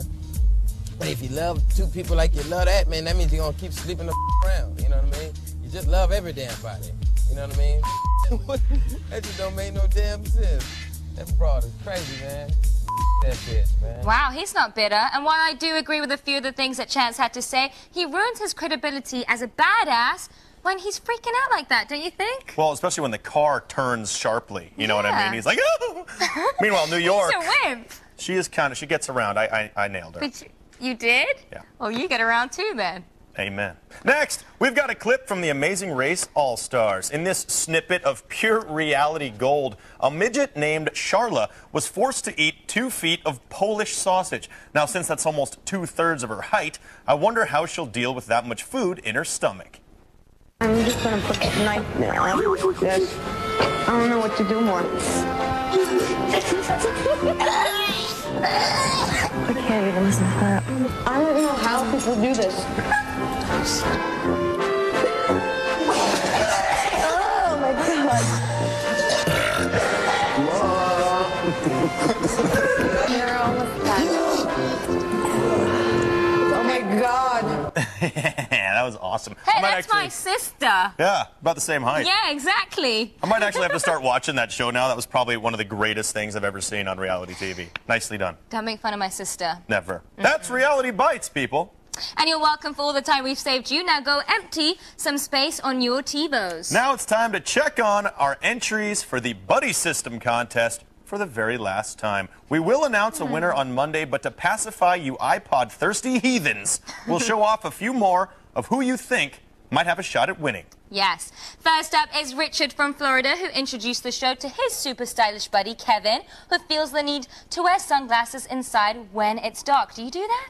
Only Corey Hart and blind people do that. Next up is Patrick showing off AOTS to his friend Gordon for the very first time. These two are currently fighting for our freedom in Hawaii. Aww. Lucky. Keep up the good work, guys. And next we have Josh from Ohio giving the gift of Attack of the Show to a newcomer also named Josh. Next we have Palmer from Nevada, who said he was minding his own business in his trailer when AOTS Virgin Mike showed up. So why not take a picture and try to win an iPod, right? That hat is great. Is that a beer? That's a beer, like, rapper hat. That's his Bud He's Light. wearing a Santa Claus hat. I thought Christmas was done a long time ago.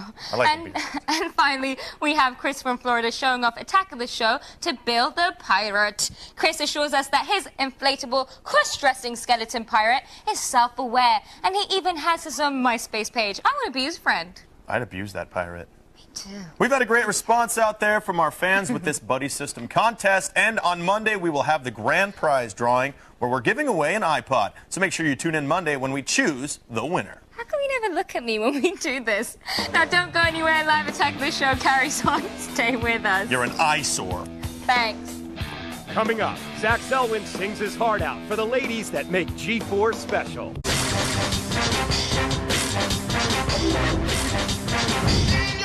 Welcome back to the show. I'm glad you returned. I would have missed you otherwise. It's time now for a short musical interlude. We all know that Zach usually has a guitar permanently affixed to his hand, and now he's going to make some sweet music. Recapping his week as guest host, take it away, Zach Selwyn.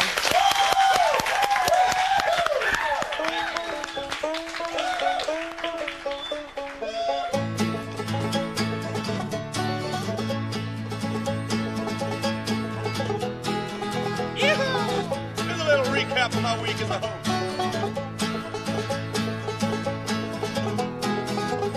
Well, the producer called me to his desk and said, here's why your job is the best. This week's gonna be a hot chick fest and you're gonna host AOTS. I said, listen, man, sounds like fun and I'm sure these girls will get the job done, but are they as hot as Olivia Munn or are they gonna look like Gollum? He said, don't you worry, it'll be a dream. You get to meet Lonely Girl 15, that's Jessica Rose, if you know what I mean.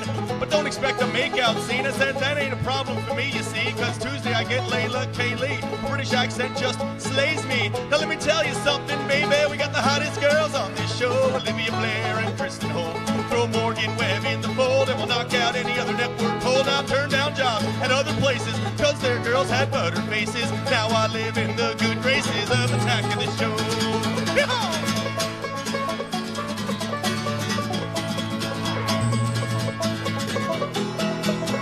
Now what about Wednesday? Who was next? That hot girl from the RGX commercial. I'll just have to text her. I'm in love with you, Rachel Spector. We'll have the cutest kids come on over. 2 dogs, a house, and a Range Rover. I'll bring you flowers and Russell Stover, but maybe tomorrow because I'm too hungover. I guess I could call up Kevin Pereira. He's got some advice that he'd like to share. I ain't been laid since the Game Boy era. She was fat with warts and her name was Sarah. I'll take this wedding ring off my finger. Ever ride a mustache on a country singer? Show me your biscuits, I'll bring the gravy. Let me tell you something, baby. We got the hottest girls on this show. Olivia Blair and Kristen Holt. Throw Morgan Webb in the fold and we'll knock out any other network cold. I've turned down jobs at other places, cause those girls had butter faces. Now I live in the good graces of Attack of the Show. I said now I live in the good graces of Attack of the Show.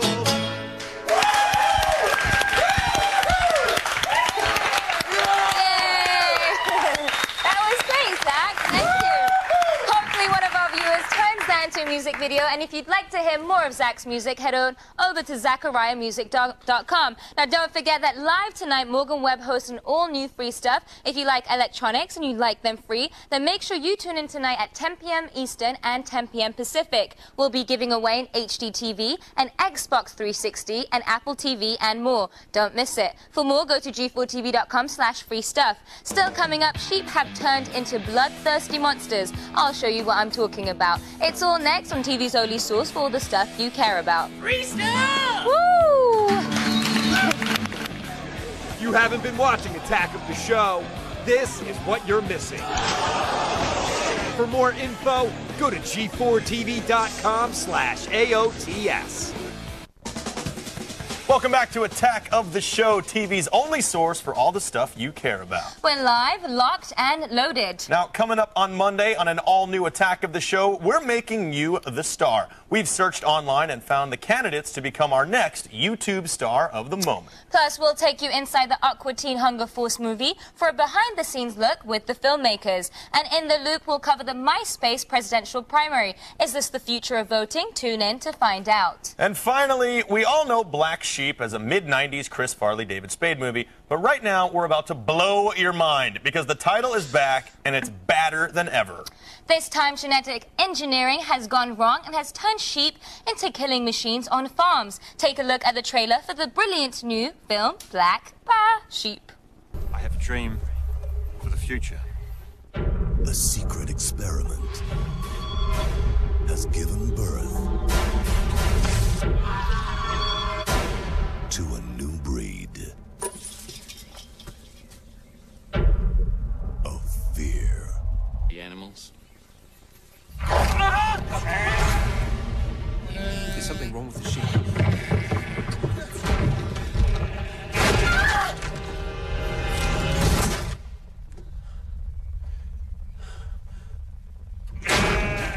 What are you doing in here? You wouldn't understand. What's that noise? Oh God, no. Get ready for the violence of the lambs. Oh no.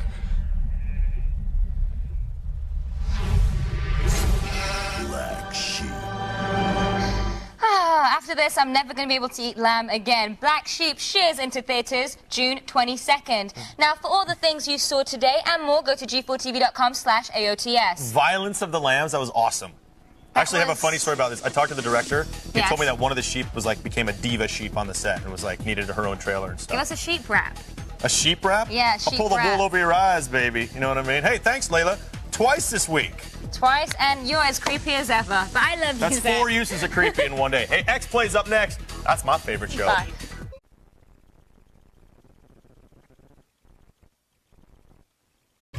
Today on Attack of the Show, Grindhouse was a flop this weekend. We'll figure out why audiences didn't show in today's loop. Plus, we're showing you a beatboxer and a TurboTax rapper going head-to-head, trying to become our new YouTube star of the moment. And it is high time you start broadcasting your entire life. We'll give you the hot tips that will make Stickcam a new staple in your life. High angles always look better. That's true. A live Attack of the Show starts right now. What's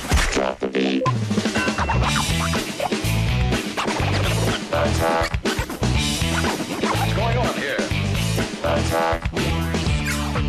Pick up on this. Attack. Attack of the Show.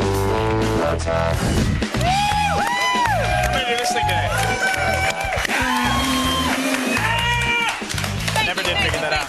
Thank you, everybody. Welcome to Attack of the Show, TV's only source for all the stuff you care about. My name is Kevin Pereira. Hey, I am Olivia Munn.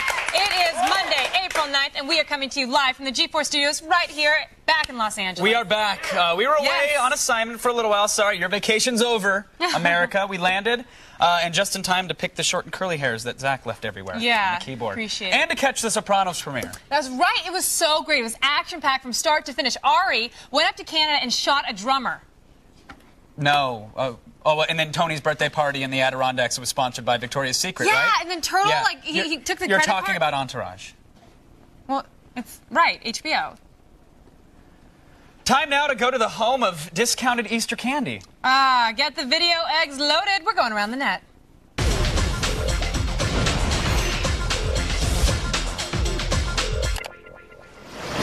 Today in Around the Net, we're doing an Easter weekend roundup. Woohoo! First up, an Easter mystery. We all know and love Cadbury eggs, except for me. I do not like them. But you've never had one, so But don't they're say yolky. that. They look yolky. Continue. Anyways, please let me continue. But the candy has just come under great scrutiny, unfortunately. BJ Novak from The Office, Who I love. we love, was on Conan recently, and he said that his favorite candy of all time is the Cadbury cream egg. But this year, he noticed something different about the creamy little chocolates. Right The on the Cadbury main website, Cadbury yeah. website, you go to the main Cadbury website. It says on the front page, "No, they have not gotten smaller. You've gotten bigger." This is this year's egg. Yes. This is the egg from a couple years ago. These are Cadbury eggs. What does Cadbury think they're pulling? That's okay. So we went to their website and couldn't find where it said, no, they haven't gotten smaller, you've gotten bigger. But you know Cadbury is in crisis mode right seriously. now. This is their 9/11. Always forget. Never forget. Never forget, Or always always remember if you want it. Yeah. Either way, it's a creamy egg, and they're delicious. Now it's time with a great horror that we report.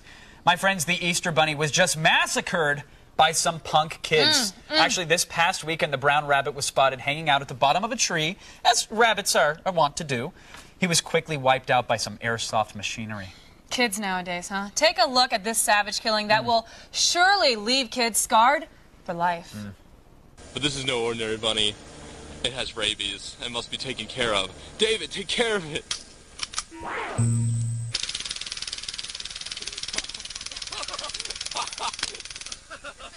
Die, bunny!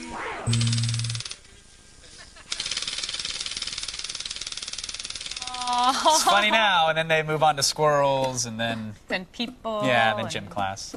Who knew the chocolate Easter bunny was filled with blood, though? Huh? Or maybe it was a jelly filling. Ooh, that sounds delicious. Regardless, I love strawberry. I don't think you want to eat it now. That's all I'm saying. That's true. Stay away. Stay away. And to cap off our Easter edition of Around the Net, we have a holiday bitch slap. Yeah, you should run, because you know I'd hit you, too. We are used to punches knocking out people. But it's rare when a slap can do it, and I appreciate it. The old adage of never messing with white guys who shave their heads, it holds up after watching this video. So, happy Easter, everybody. Happy.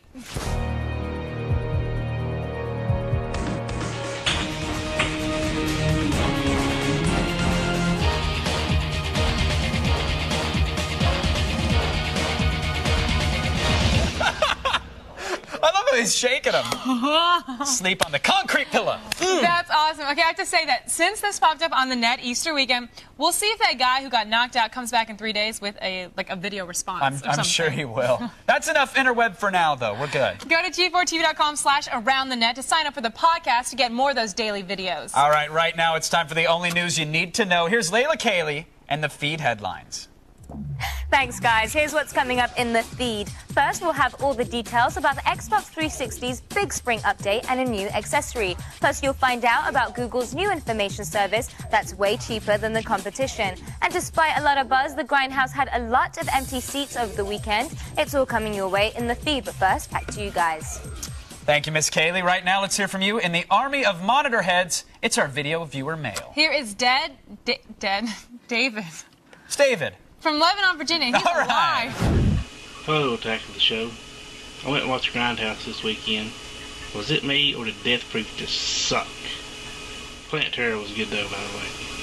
So he's saying 50% of his experience was lame. Yeah, basically an hour and a half of your life was, that's a really, it's a really long movie. You tell what you thought. Okay, so here's my thing. Is some people didn't want to go see it because it's a 3-hour experience. Yes, and that's a long time. That's asking a lot of people to sit in one chair and stare up at a large screen. The other half is that it was Easter weekend, so it's, you're spending time with your family or going away on vacation. Maybe not the best time to sneak away from the dinner. But I have a different opinion because I flew in on an international flight, got rear-ended, and still went to see a 2-hour and 15-minute... Wait, was that a euphemism or was this a car accident? No, it was both. Okay, just making sure. It was a 2-hour and 15-minute Zodiac movie. So I stayed those 3 hours, and I stayed through the whole thing. I did not want to see Grindhouse because I didn't want to see 2 movies. Because I didn't want to have to, it's like you stop down... Wouldn't you prefer that? It's not 3 hours of the same boring movie a la Lord of the Rings? When you got 2 different experiences breaking it up? I love Lord of the Rings, first of all. I just wanted to get the forum kids going No, again.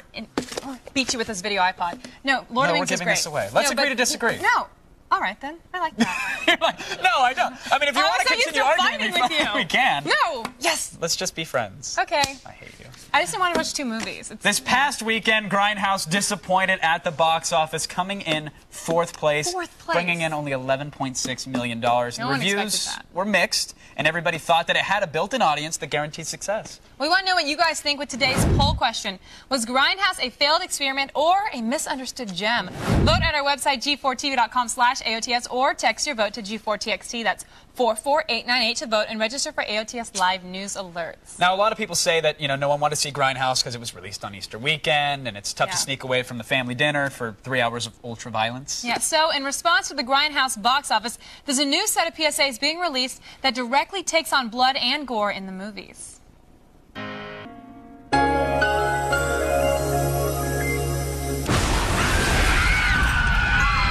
I did not see that ending coming. Oh, I miss you, Blair. I'm glad you're back with me. That Hindenburg was floating high. All right, coming up, we're going to a galaxy far, far away when we show you the trailer for Heart of the Empire. This documentary follows a group of Star Wars enthusiasts who are way bigger fans than you. They're the Fighting 501st, or 501st, if you will. See how they went from building their own stormtrooper outfits to actually marching with George Lucas in the Rose Bowl parade. You're going to get learned. Now, for the past couple of weeks, we've had our Buddy System contest where viewers sent in pictures of themselves and a friend watching AOTS. And today, the fruits of their labor, well, at least for one person, is about to pay off. Later on in the show, we're going to reveal the winner of a new video iPod, making one person very, very happy, and conversely, making a lot of other people sad. Yes, we've got to take a short break right now, what with the jet lag and all. Right? Right? Getting rear-ended and everything? Was that a euphemism? Yes. Stick around, a live Attack of the Show is just warming up. Here's what's coming up on today's Attack of the Show. Sometimes we have to wade through a lot of crap to find the next YouTube star of the moment. We get the scoop from the creators of Aqua Teen Hunger Force on how they brought Frylock, Master Shake, and Meatwad to the big screen. And it was supposed to demolish the box office, but Grindhouse failed to deliver. We sort through the aftermath in The Loop. All this and more when the attack comes back. Attack of the Show.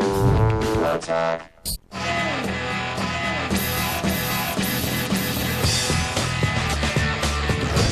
Wow, you're off. Welcome back to Attack of the Show, TV's only source for all the stuff you care about. We are live and about to turn the uncelebrated into celebrated. It's really nice of us. See, millions of videos are on YouTube, all with the hope of becoming the next great viral. And today, we're picking through some of our favorites to give you a new YouTube star of the moment.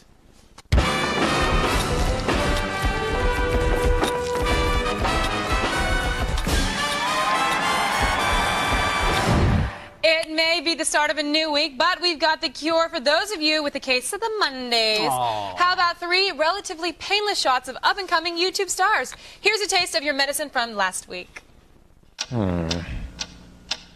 What is that mysterious ticking noise? Snape, Snape, Severus Snape. Dumbledore. Snape, Severus Snape. Snape. See what happens when we're gone? I was just thinking the same thing. All right, let's meet this week's contenders. First up, we have the beatbox stylings of Jake D. Herrera. This mouth magician has over 519,000 views. You're welcome. Some people, come on, give me a little break. Come on, give me a little bit. Some people say that beatboxing might not be cool anymore. Give me some background music. What's up, girl? There we go. But YouTube once again proves to be a time capsule of awesome. Check it out, yo. Check this out.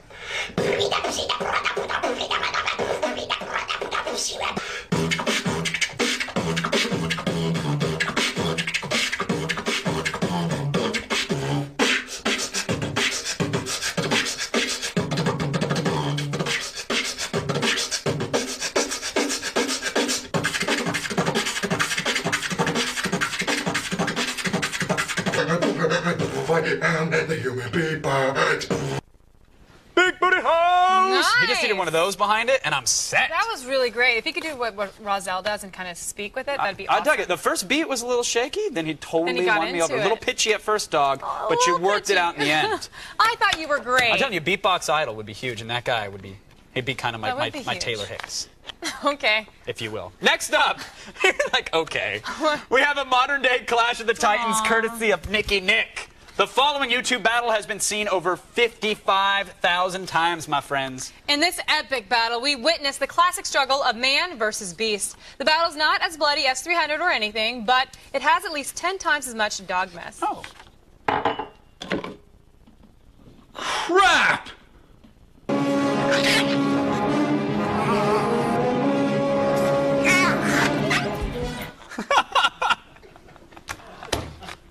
That was to like that as much as I do, but I do. One day, ask us about what happened to a dog. Let's that know. we met. We're not going to talk about the story, but we'll tell it later. We'll tell it later about a story about a dog. And finally, we have, is that enticing for you? Good You want to tease, stick Mom. around? We'll tell you later a story about a dog. I'm back for the first day. Give me a break. And finally, we have XD Funk with his entry into the TurboTax rap contest from thetaxrap.com. And it's getting some steam on the old internets as it has over 7,800 views. Yeah, now the winner will be announced on tax day by none other than Vanilla Ice himself. So let's see if XD's demo has a shot. Yo, it's that time of year and I'm not talking about Christmas. It's government regulated, so you better not miss this. April 15th is coming on us real fast, so I pulled down my statements and receipts from the past. I used to go to the account that lives on my block, realize it's just a waste of dough and time on the clock. Now I use TurboTax to find my 1040Es. Everybody's using it, it's spreading like a disease. But yo, B, how do I know what's deductible? Listen up, the insurance on your car, it's deductible. Uniform that you wore, it's deductible. Your donation to the poor, it's deductible. What? It's deductible. What? It's deductible.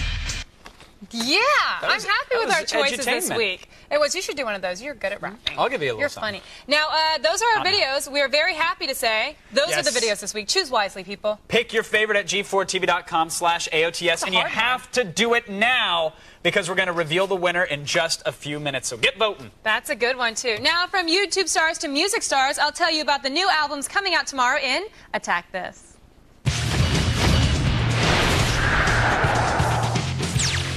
First, check out Bright Eye's new album, Casadega. The indie darlings from Omaha tried to capture the sound of America as they traveled the country and recorded their album over the course of a year. Take a look at their new website called thisisbrighteyes.com and at the official podcast they released to promote this CD. It's got a doc about the making of their music video, 4 Winds, and an explanation of the album's strange title.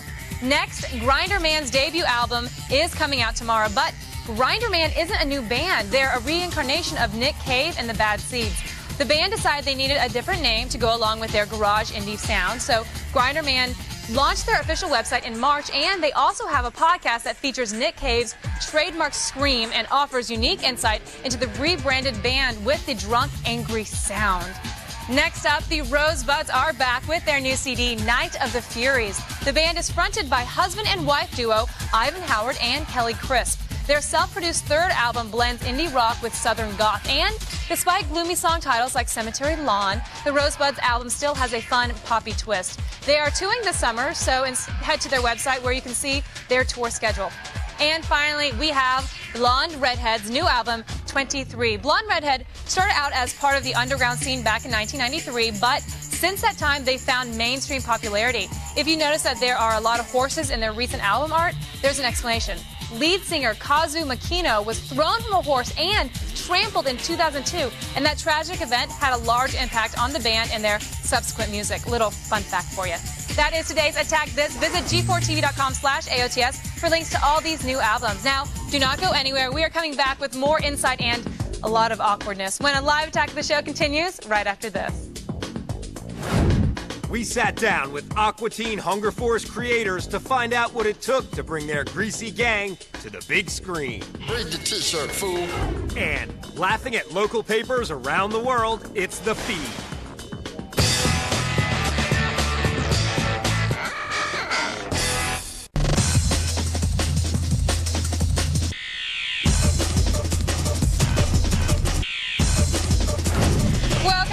Attack of the Show. We are live on April 9th, ready to score some discounted Easter candy. You know, Peeps taste a whole lot better when they're 75% off. I like them when they're stale from like the year before. You need them squishy in your mouth. No, you don't. I love Peeps. No, you don't like them, I want them do to have like the consistency of rock candy. And then why don't you just get rock candy? Because that takes the fun out of it. Thanks to a vigilant, overly cautious police force, the Adult Swim brand and Aqua Teen Hunger Force, they got a lot more publicity than they ever would have just by running traditional ads or billboards, if you will. The Aqua Teen film is finally set to hit theaters, and we sat down with the creators of Adult Swim's flagship show, as well as the voice behind Master Shake, Dana Snyder. Now this square is the man. Okay. This circle here, that's the uterus. That's what it looks like. Up close, yes.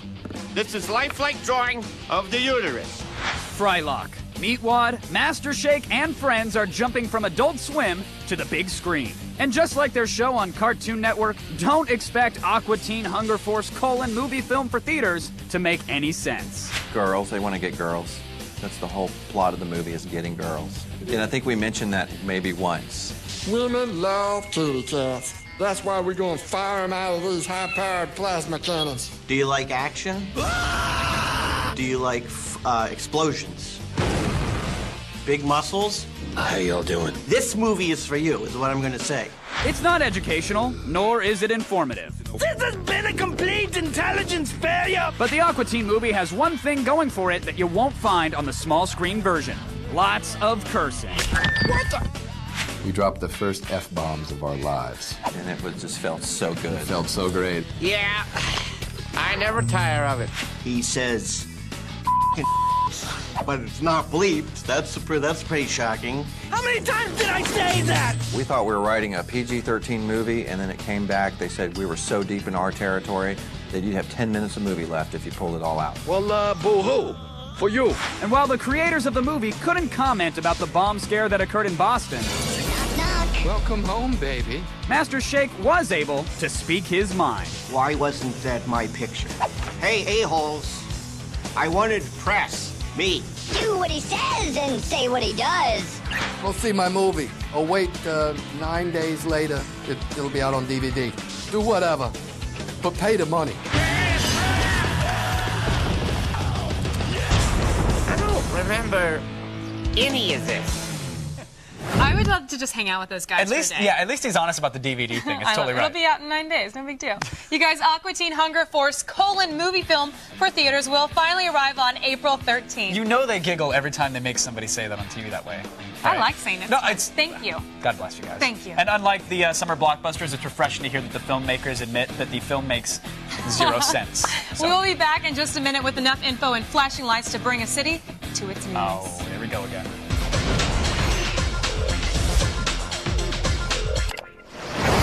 Here's driving range practice through legs. What happens next? Will he club his friend in the face, get a hole-in-one, or take away his friend's ability to have children? Is this guy up to par? Results after the break.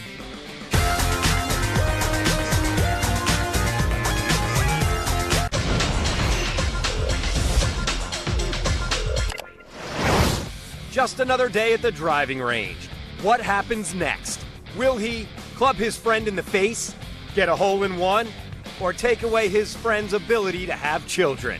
Driving a ball through the board of a friend's legs is a hole-in-one. Tiger Woods, you just got owned. Aw, Kevin, sorry we didn't get to meet up. You know, I have a thing for Portuguese gamers, especially ones that can hook up 802.11n. Oh well, see you around. Oh my gosh. That's weak. Can we get Lonely Girl back? Because that's weak sauce. I go away for one.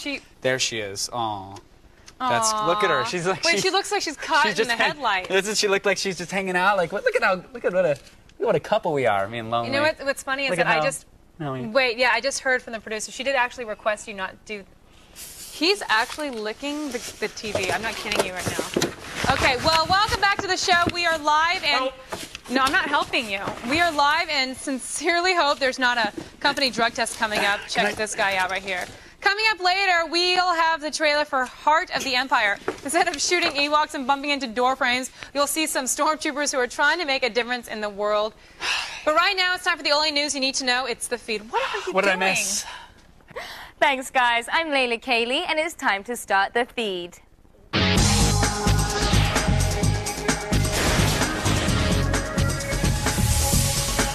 Xbox 360 dashboard is getting a big makeover this spring, and we've got all the details. On May 7th, an update will be released, promising gamers a ton of new features. There will be a new blade just for the live marketplace, more detailed achievement notifications, the ability to fast forward, rewind, and pause video as it's downloaded, background downloading while the console is off, and the ability to switch aspect ratios during video playback. The biggest surprise was the integration of Windows Live Messenger, which will allow you to IM your friends straight from your Xbox. And don't worry, a QWERTY keyboard is on the way. It will attach to the bottom of your controller and have a pass-through for the headset jack. There's no release date or price set for the keyboard as of yet. Expect an announcement soon.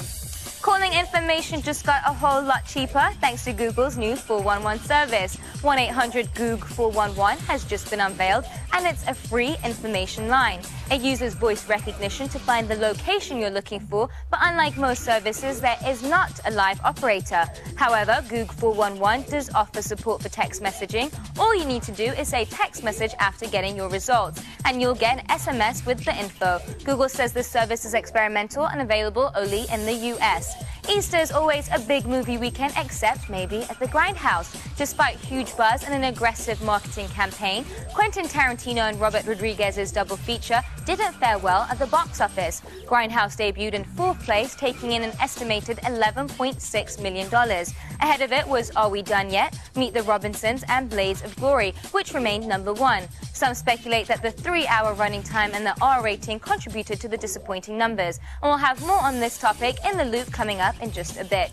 Sony's caught a lot of heat for the PS3's game lineup, though things might be looking up this fall.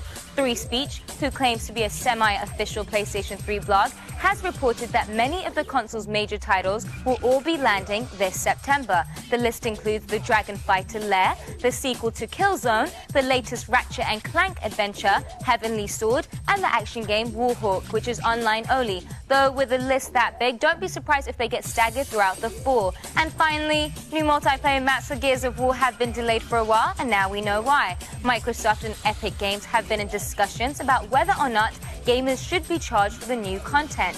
Epic's Mark Rain stated that Microsoft felt that selling the maps will generate more revenue, while the game's producers feel that free maps will sell more copies of the game.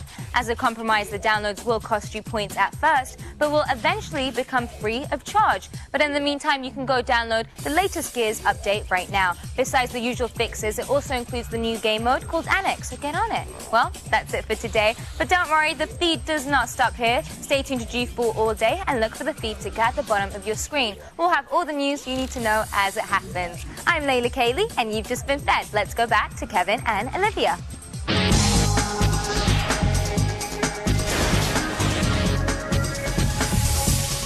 Thanks, Layla. Now, even with the wealth of updates and knowledge, this show does not run on microtransactions. No, actually, we're going to implement mega transactions. So stay right there. We've got lots more ahead on TV's only source for all the stuff you care about. She's still here. Look. That is if you have the cash. Oh, thanks, sweetheart.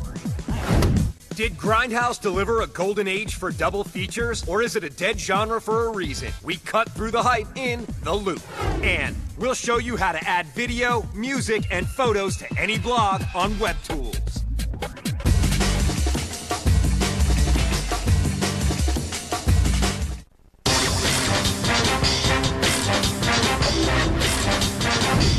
Welcome back to Attack of the Show. We are live and talking exploitation. Earlier in the show, we asked you, was Grindhouse a failed experiment or a misunderstood gem? Well, according to our room full of Siskel clones, the majority of you are Grindhouse fans, with 63% of you considering the film a misunderstood gem. Let's go over to Kevin, who refused to see Grindhouse on moral objections. What does that mean?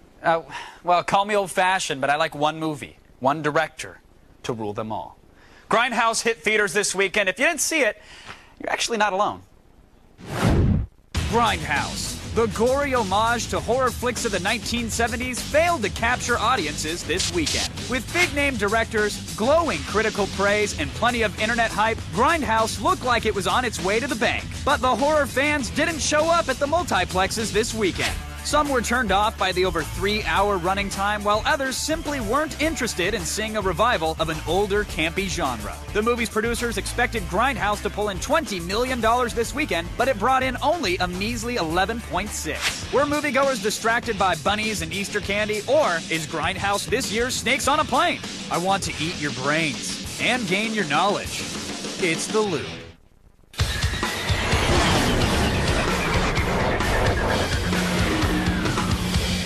All right, this is going to be a fun one. My guest tonight, USA Today film editor Scott Bowles is here, and of course, our resident film geek, Christopher Gore. Welcome back to the show, everybody.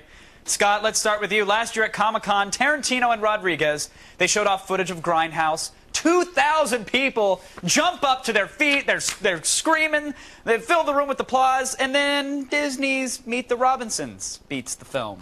How does that happen, Scott? Well, first of all, Comic-Con is no bellwether of a hit. I mean, they will cheer the new She-Ra action figure. Right. But essentially, this was a movie that asked too much of the audience. It asked them to see 2 films. It asked them to sit for more than 3 hours. And it asked them to enjoy a genre that never took off except with a niche audience. It simply was too different for them to turn out, and they didn't. Chris, did you expect this film to do as poorly as it did? No, I said it would make over 40 million, so what do I know? You know, I thought it would do 300 type numbers. But look, the other thing that hurt this, aside from the running time, was the Easter Bunny. The Easter Bunny killed Grindhouse. I mean, this is a family weekend where you're getting together with your family to see. What movie are we all going to go see together? It's not going to be a 3-hour horror film, unfortunately. It's going to be something innocuous, something milquetoast-like. It's going to be Will Ferrell on ice skates, essentially. Exactly. What movie can we all go see? It's not Grindhouse, unfortunately. Also, this audience is not used to seeing 3-hour horror films. I mean, horror movies are traditionally around 90 minutes, right? It wasn't the gore that scared them away. The running time really did hurt the film. Well, and Chris, I think also it wasn't a horror film, and that was part of its undoing, that it wasn't sure what it wanted to be. This is essentially an homage to exploitation films with horror elements.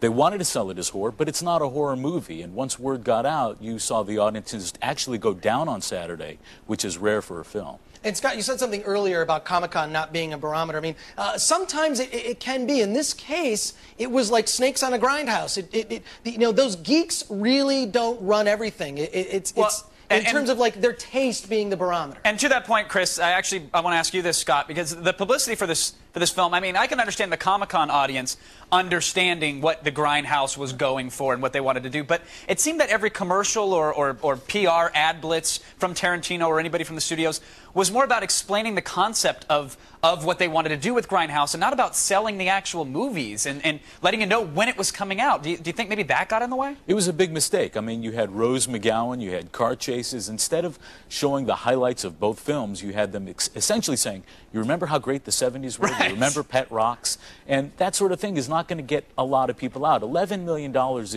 is not tanking, but it's not nearly enough given the hype that it had. I agree completely. I mean, it's like one of those things of getting a professor talking about this genre, which I personally love, but it's not broad. It's not mainstream enough to reach to a wide audience. Well, and let's talk about mainstream, Chris, because Harvey Weinstein, the producer of the film, comes out and says, hey, the movie did great on the coasts. The West and the East loved it. Middle America just didn't show up. So why did they have trouble connecting with this film, Chris? Well, again, I think this is a genre that appeals to film geeks like myself. Unfortunately, we are in the minority of the film audience. Although we can influence our friends to go see things they might not check out, we're really not the majority. So I think they missed the boat. I really think that what they should do is split the film in two, like they're doing in Europe. In Europe, they're splitting the film in two. I know that there have been discussions of doing that here in the U.S., which would be, to me, that's the best way to approach this series. It could have been a franchise. It really could have been a Saw series of films. Who knows what they're going to do with it now? Scott, let's say that happens because, again, Weinstein came out this afternoon and said they might split it up, release it as 2 separate movies here in the States. Do you think that's a wise move, or is that too little too late for Grindhouse? It's too late, and here's why. Because when a movie opens and it's seen as a flop, it never comes back. It's one thing if you have a small film that's getting word of mouth, it's done well, and it's carried on the shoulders of its fans. But if you come out with all of this press and it flops, it is not coming back. There's nothing you can do to revive it except hope that it comes out on DVD and becomes a hit that way. So put the paddles away when it comes to the theater. You're not reviving it. Right. Scott, you're absolutely right. They should have opened it limited release first, or do what I did, go see it at the drive-in. It's awesome at the drive-in. That's the best way to see this film. All right, but Chris, now by the end of this summer, we're going to have over 50 horror films released. I mean, is the genre now just getting oversaturated to the point where American audiences especially are saying enough with this? This is what happens with the horror genre in cycles. It comes back again, it gets into people's blood, so to speak, and then the market gets saturated, and then you'll see, disasters like Grindhouse, and you're going to see a lot more. Now the market is so full, you can depend on those franchises. I mean, sure. I know there's going to be another Saw movie, but in terms of these new ones trying to reach out and remakes and these new things like Grindhouse, it's really going to be a tough road for them. All right, I want to thank my guests, Chris and Scott, for joining us in The Loop. Appreciate your time, gentlemen. Grindhouse may have fallen victim to the same sort of hype machine that killed Snakes on a Plane, and Rodriguez and Tarantino, I mean, they were on a serious media blitz. maybe people just got sick of hearing about it. And some will say the film might do better in its second weekend, or if it's re-released as 2 films, or perhaps even as an uncut collector's edition DVD, or, you know, maybe there's a reason that this genre died out in the 70s. I'm just saying. Just saying. Okay, this Wednesday we are starting something called the Feedback Loop, where you are our guest. Send us in a video viewer mail telling us why you deserve to be in the loop. If we pick you, you will be a part of our show, waxing philosophic about the week's hottest news stories. But until then, stick around. What's up, Kevin? I'm just saying. I'm just saying. You'll be talking with him if you get in. I'm just saying. We'll be right back. We'll have you streaming video on your blog in no time when we introduce you to stickcam.com on WebTools.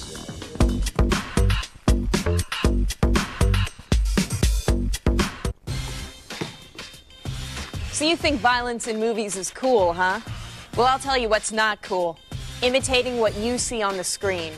Sure, seeing someone's head get chopped off with an axe might make you laugh, but trying to do it yourself is no laughing matter. In real life, one swing isn't going to do it. In fact, it takes like 2 or 3, and that's only if you're strong and like coming in at the right angle. So don't imitate what you see on screen. Leave the movie magic to the professionals. I'm Blair Butler. And you just got learned.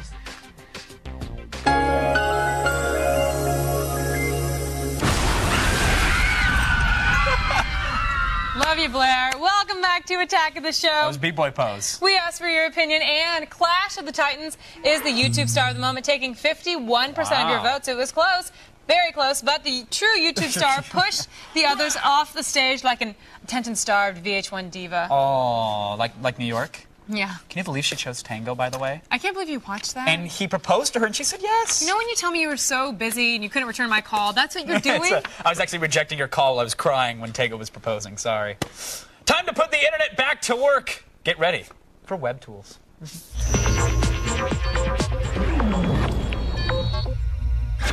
Today we're highlighting one of the most popular streaming video apps on the interwebs. Say goodbye to privacy and hello to internet stardom. To prove just how easy setting up your own internet broadcast can be, we're going to start off with a little thing called stickcam.com. This site lets you play streaming video on any blog or any website anywhere, even on the fridge. That's right. You can also create slideshows and upload your own music if you'd like, but the live video chat rooms are where the site really shines. Yeah, after signing up, you can enter chat rooms where you can see actually up to 12 people chatting live. It's all happening in real time. And if you want something a bit more private, you can also set up rooms through your personal profile. Now, the setup is very similar to MySpace, and just like MySpace, it's completely free of charge. So if you have a webcam and computer, be sure to try it out. I can see you on that because you are always on Xbox Live. Dude, I love this. And the thing about the Xbox Live is you can only chat with one guy or girl in video at a time, unless you're playing Uno, which gets weird. Yeah, because I was saying when we play Uno, there's everyone we can talk to. Yeah, but let's take a look at Stickcam. Here it is running in real time. We're in the Just Chillin' room, as you can see down here. These are actual Stickcam users, all hanging out, all chatting. You can see their audio levels in real time. Now, the window I pushed down to the bottom of the screen because sometimes the chat room scrolls can get a little dirty. Wait, but that's part of the appeal, I got to be honest. I really love the site. So, you can click on them and I can hear who they're talking to at the same time? You can hear all 12 people at the same time. Why? Then you can't really decipher what's being said? Well, you know, people, it depends on the room that you have there, but like one room will have somebody like spinning music and saying, hey, check out this song, and then someone else will say. All these 12 people are talking to each other? Yeah, they're all hanging out in a room, and there can be extra people hanging out in the chat room as well. So it all sort of works out. You can have your own profile. So you never have to leave your house ever again. There's You've no got point. Friends. No, I think we should do the whole show one day. I mean, like we talked about this on the show, but the site has really just taken off. So I think let's get a webcam and broadcast even in the commercial breaks. Yeah. So people can see us. When we go off and do a little sippy sip. A little something, something. Finally, we have Fire Ant TV. It's a desktop media player similar to the Democracy Player that helps users subscribe to and download and watch video feeds. Fire Ant will allow people to automatically download their favorite internet video blogs and video podcasts into one easy-to-use media player. Yeah, it's just like another site that's just starting up, but they're almost ready to launch, and you can submit your email address to them if you want to join the beta and kind of get in on the ground floor and help them work out the bugs, which That's is really cool. always a good thing. I like our Stickcam idea. We should do that. Let's do it. Let's get a little webcam hooked up. Maybe we'll do it tomorrow. Stickcam. If you want to see it, start yelling in the chat room. And okay, don't yell anymore. That's all for today's web tools. I'm so glad they're not seeing that. For the links to these websites and more, be sure to visit g4tv.com/AOTS. Still coming up, the brand new trailer for the Stormtrooper documentary, Heart of an Empire. That is next on TV's only source for all the stuff you Do care not about. talk about my grandmother that way, Stickcam. If you haven't been watching Attack of the Show, this is what you're missing. For more info, go to g4tv.com/AOTS. Attack of the Show. Attack. Oh, hey there. Checking the forums. I'm checking the forums. Welcome back, everybody. It's Attack of the Show, TV's only source for all the stuff you care about. We are live and making television on an industrial scale. You gotta be grandiose with it. I'm actually surprised you got the internet back working because it was off for the whole show. Yeah, I just had to kick it. Oh, if I knew. That's all you do. Today we're revealing the winner of the great AOTS Buddy System Contest, but before we do, we want to show off one more round of entries, which, for some reason, all involve the tongue. For instance, like Andrew from Colorado, who says his friend Mike tried to lick me on the screen, but Kevin got in the way. Now, he drinks Cosmopolitans and lives with a guy named Fritz. Yeah. That has no bearing on anything else we just said, though, by the way. No. Here's Joseph from Utah, who introduced his, Nice TV. his buddy to AOTS. Very nice. He was a little bit more successful. It looks like he's got the old tongue lock on the Oman there. Nice. He's targeted in. I do put out on the first date. And finally, Kevin got a licking on purpose from Brienne in Hello, Missouri. Brienne. When her friend Brandon introduced her to AOTS. Now, if a girl's willing to lick a TV, she probably is willing to go a little further, too. You know what I mean? I'm now, psyched. Brandon is understandably psyched. Sadly, none of those people won. Aw. Sorry, guys. Well, Brienne won, because she got a little tongue time with the old Pereira. So, you know. MySpace him, he'll fly you out here. I really will. Desperate. But enough of this pod tease. It's time to find out who gets the video iPod that you've all been lusting after. That's right. Thanks to a random drawing performed earlier today, the iPod goes to Jonathan from Gray Bull, Wyoming. Here's a look at the lucky SOB. Ah, look at him there. Aw. His friend doesn't seem to be a big old fan there. They're not even John's looking buddy at is the screen. Guadalupe. It's his mother-in-law. Aw. She better be watching right now, Guadalupe. I swear to God, I will find you. I'm just kidding. That family's been shattered. If this is the show that bridges the gap between you and your in-laws, then may God have mercy us on. That's all. I mean, that's just Or bad. that your mother-in-law is the coolest in-law ever. That's true, that's true. Coming up tomorrow on an all-new Attack of the Show, Chris Gore brings DV Tuesday to the green screen with the Tom Goes to the Mayor DVD. Plus, Kevin sits down for a one-on-one loop with the man behind God of War, David Jaffe. Very excited about that. And on Wednesday, get all the week's best gaming news on, and that's televised in a segment we like to call Game Break. Finally, we've got the brand new trailer for Heart of an Empire. It's a new documentary about the Fighting 501st Legion. It's a rogue group of kind of do-it-yourself stormtroopers. They made it very big. He'll never admit to the huge group that he's brought together. This guy that wears plastic has united over 2,000 people in the world. The 501st International Star Wars Costume Club. You're part of that organization. You mentioned several thousand members around the world, though. So I guess the first question you have is the first question I had. Are these people crazy? Yeah, that's probably a fair question. So why would adults dress like this? We put in the paper to come see Darth Vader do the coin toss. Do you have a favorite, Carrie? Did you ever get into this? I never got into it. You missed out. Yeah, I don't know if I missed out. Wow. At least my life's not so bad. I'm not that dork. This is the story of the Fighting 501st.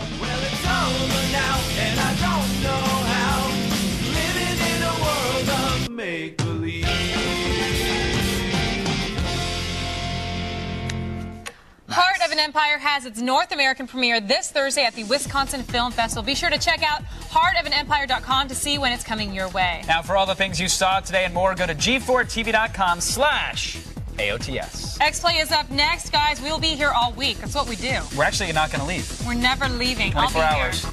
right here. What? Bring it. Bring it.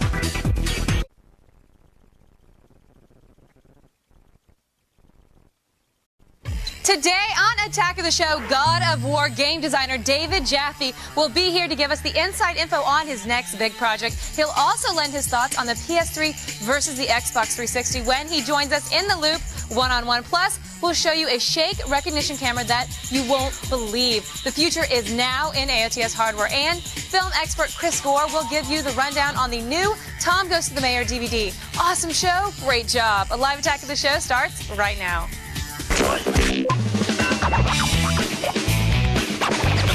What's going on here? Pick up on this. Attack of the show. Attack.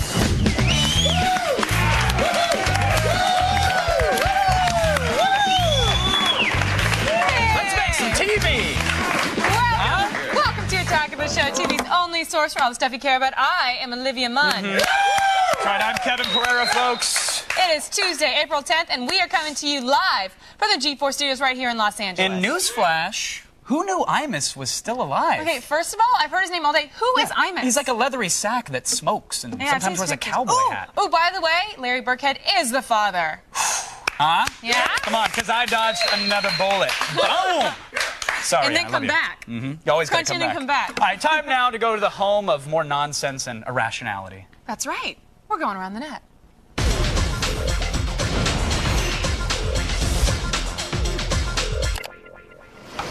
Spring break just ended for many schools, and now parents and teachers are back gathering again at PTA meetings, creating an educational environment for students to grow and to prosper. Yeah, you see, PTA meetings are usually all business, right? You know, they're discussing fundraising and levies and reseeding the football field. That's a good one. But one PTA meeting that we found was all about chair swinging.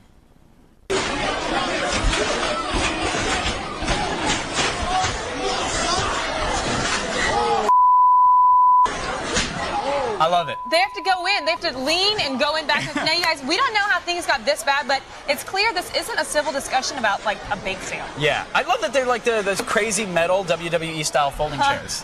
But why is everybody doing it? On the positive side of things, I have to say, at least the PTA meeting was well attended. Good turnout. Yeah, Real good 'cause turnout. nobody really goes anymore. Yeah, you got to reseed that football field. They care. Next up, an amazing feat of athletic ability. Joey Gathright, he's an outfielder in the Kansas City Royals organization. He sort of bounces between the majors and the minors. And some will say his swing at the plate, it's really not the best, right? Could be a little bit better. Nobody is questioning his jumping ability, my friends. Now, baseball players get bored on the road, and to pass the time, I guess they jump over cars? Yeah. We've got to jump over a car. Okay, let's go jump. Yeah, ready. There he goes.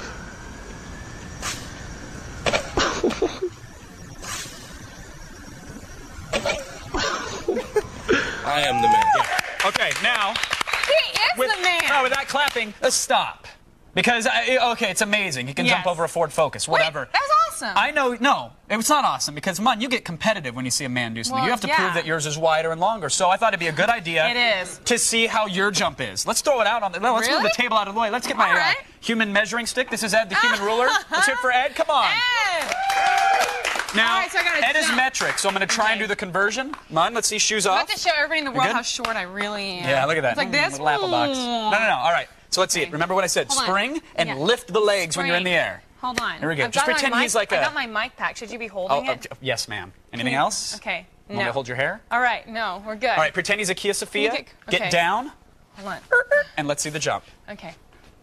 Do we have a drum roll? Do we have a drummer? Do we have sticks? 1. Count to 3. Hold on. There we go. Ready? 1.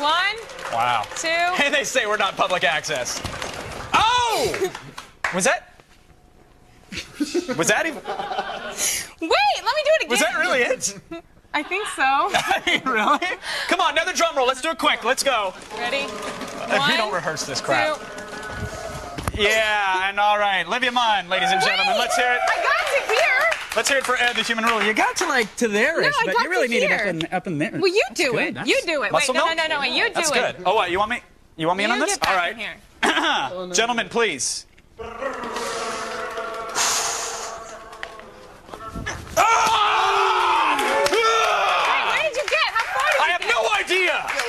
Yeah, right? Yeah. And the human ruler, ladies and gentlemen, and the amazing leaping Portuguese. Portuguese. All right, let's move it on. We still got to go around the net, sweetheart. All Finally. right. I'm still getting dressed. We have athletic ability of a different kind, keg stands, my friends. Oh, keg stands. It's a college tradition that's been passed down for generations. Kind of serves as a rite of passage for many, if you will. Do you want to talk about it all? You want to get your shoes on and get your breath? Shoes on. It's fine. When you do a keg stand, you're usually drunk, right? When you're drunk, all bets are off when it comes to balance. So take a look at this poor sucker who's trying to be the life of the party. A midget! Okay. Check out here. Yeah, you're just covered in beer. I know. 1, 2, 3. Oh. I got that on video. Oh, the face hit the ground. Okay. Face hit the ground. I'm no expert on keg stands, but I don't think attempting it on a mini keg is the best idea. Look, if you're going to go play with the big boys, you better get a big boy keg. That's my 2 cents. That's like a cock-a-doodle-doo, right? Cock-a-doodle-doo, drunkards. Oh, lushes. I still love that our drum roll was like 3 interns going brrrr. I love this show. Come on, let's do it again. That's enough boozing and brawling for now. We have the best interns.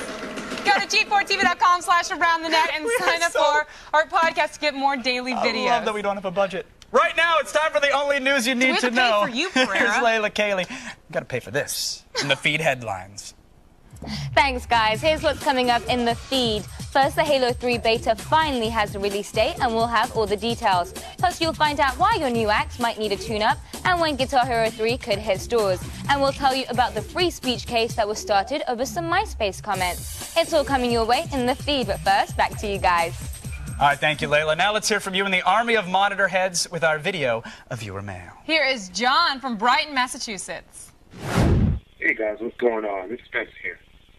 Hey, do you think David Jaffe can keep it up and bring out a franchise that's as successful and as cool as God of War? That's a good question because, you know, a lot of people do something really big and can they always follow up? But I have to say, David Jaffe has designed some of the best games ever for the PlayStation, including the Twisted Metal and, of course, the God of War series. Yeah, and now everybody's saying, well, he's developing Calling All Cars for the PlayStation Online network, and I've spent some time with it. You there it is right there. played. It's a lot of fun. Like I spent, admittedly, only about 10 or 15 minutes with it, but I got the gist of the game. Is it as cool as a God of War? And that's the question that everybody asks, and it's totally an unfair question because that's like comparing a cell phone game experience to the greatest PC 5.1 multiple monitor setup experience. 2 different beasts. You know, this is a $10 downloadable game, and it's fun. Pick up and play it with your buddies online. Okay, but for $10, yeah, against all the other $10 games out there, is it the best $10 game? I haven't played all the other $10 games. I can say it was really fun. Out of the $10 games you've played? It made me jealous that you know, right now I don't own a PS3. It made me jealous that I didn't own one and that game wasn't going to be on Xbox Live. So for me, that spoke volumes. Well, you know, I have to say, later today, we said it earlier, David Jaffe will be here live in studio to talk about Calling All Cars and PlayStation Online. You are not going to want to miss it. Kevin, you too. Very excited. Together. We'll be there. Also coming up, we got a freak show. No more Leap and Mun. Get ready to be amazed. When you say leap, he means high. Oh, no, this is good. You'll be amazed, horrified, and utterly blown away when we show you. You could really Wait, I'm high like you now. Keep going, sweetheart. We're going to show you real footage of an animal the likes of which you have never seen before. Wait, I'm serious. Put your... Mun, you have to see... Go ahead, jump to that. You have to see this animal. It will change your... You... I kick high! You have to see this animal. Stick around for it. From the bearded lady to lobster boy, for the next hour, we've got a sideshow of shocking info. That is not what I do. Did I get Just getting good, started. right? Pet me, tell me. Here's what's coming up on today's Attack of the Show.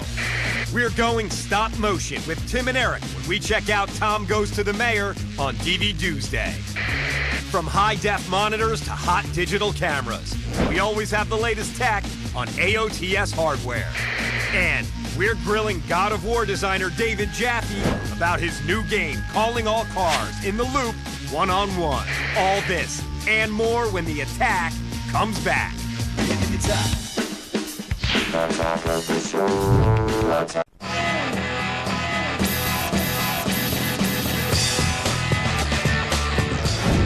Welcome back to Attack of the Show, TV's only source for all the stuff you care about. We are live and about to sneak into the movie theater for the pure rush of just sneaking in. Let's go to Kevin, who is with our accomplice. Thank you, Mon. It's Tuesday, and that means a new crop of DVDs have hit the stores. And now, film expert Chris Gore, he's here in the building, and he's just pulling up now, laying down the law on the latest films. Open the Sour Patch Kids. It's time for DVD Tuesday.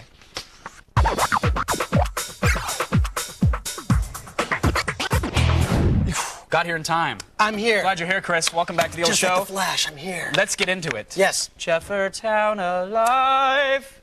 You know what? I'm not going to Tom Goes to the Mayor, the complete series. Come on! Here it is. Here Best it is. intro ever. Season 1 and 2 of Tom Goes to the Mayor, of course, the Adult Swim show. And if you haven't seen this, it's weird. It's one of those. It does take a couple episodes to actually get into it. I mean, wouldn't you say it's one of those? It's even for me, who is a fan of Tim and Eric, and actually a fan of certain Tom Goes to the Mayors. At times, I just looked at the show, mouth open, and said, "I still don't get it. Yeah, I just don't get it." But it's the bizarreness of the show that's the appeal. I mean, Absolutely. Tom Peters is, of course, this entrepreneur, always scheming with the mayor to improve the city, and everything goes wrong. I mean, the show mixes live action and this animation style that's limited animation, but using photography. And then they've actually got a lot of celebrities that have made appearances. Jeff Goldblum, Bob Odenkirk, who's executive producer. Jack Black's been in a couple. Jack Black in a couple. Kyle Gass. I mean, you know, on and on. They get some good celebs in there. So the series is fine, and I'm assuming our viewers are aware of Tom Goes to the Mayor. Hopefully they're Tim and Eric fans. Love the awesome show. Great job.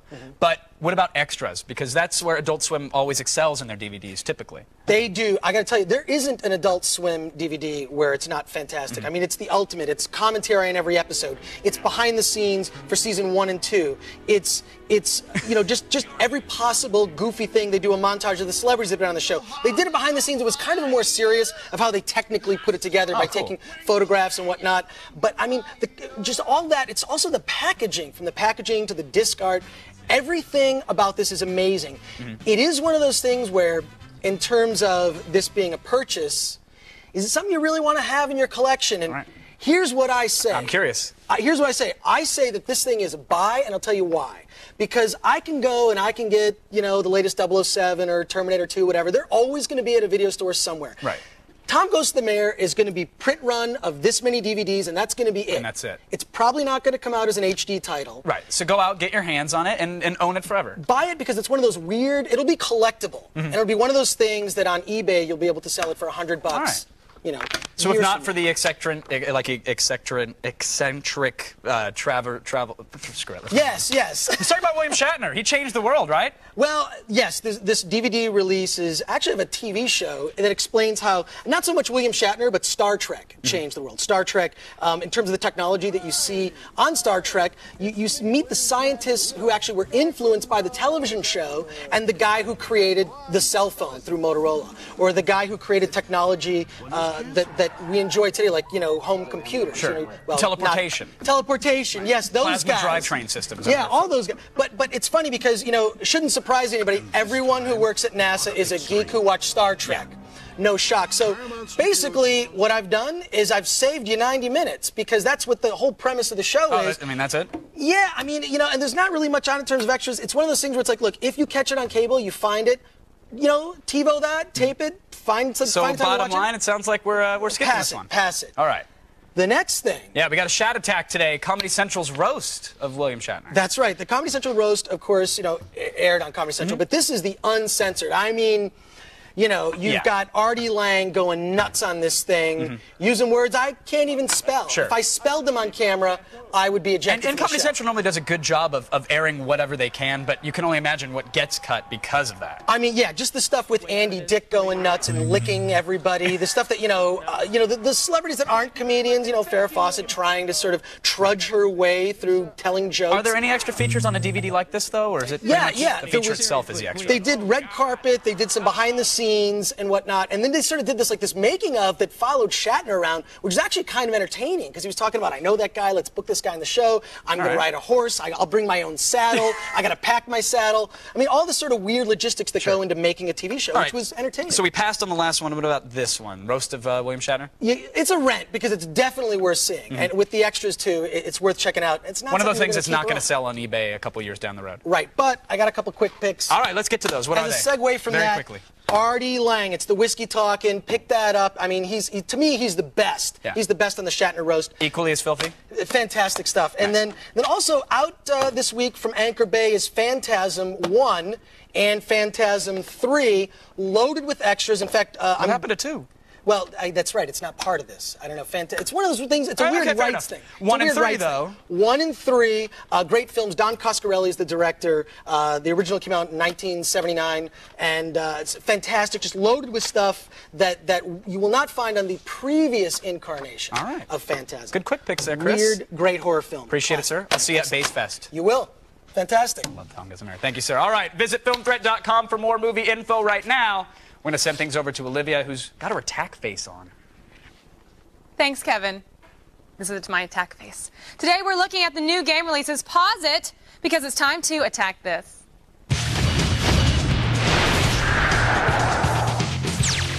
First up, my spidey sense is tingling because new heroes and villains are now downloadable for Marvel Ultimate Alliance on the Xbox Live Marketplace. The expansion packs feature 8 new playable characters, including the Incredible Hulk, Magneto, Hawkeye, Sabretooth, Doctor Doom, Cyclops, Nightcrawler, and don't worry, they didn't forget your favorite character in black, Venom.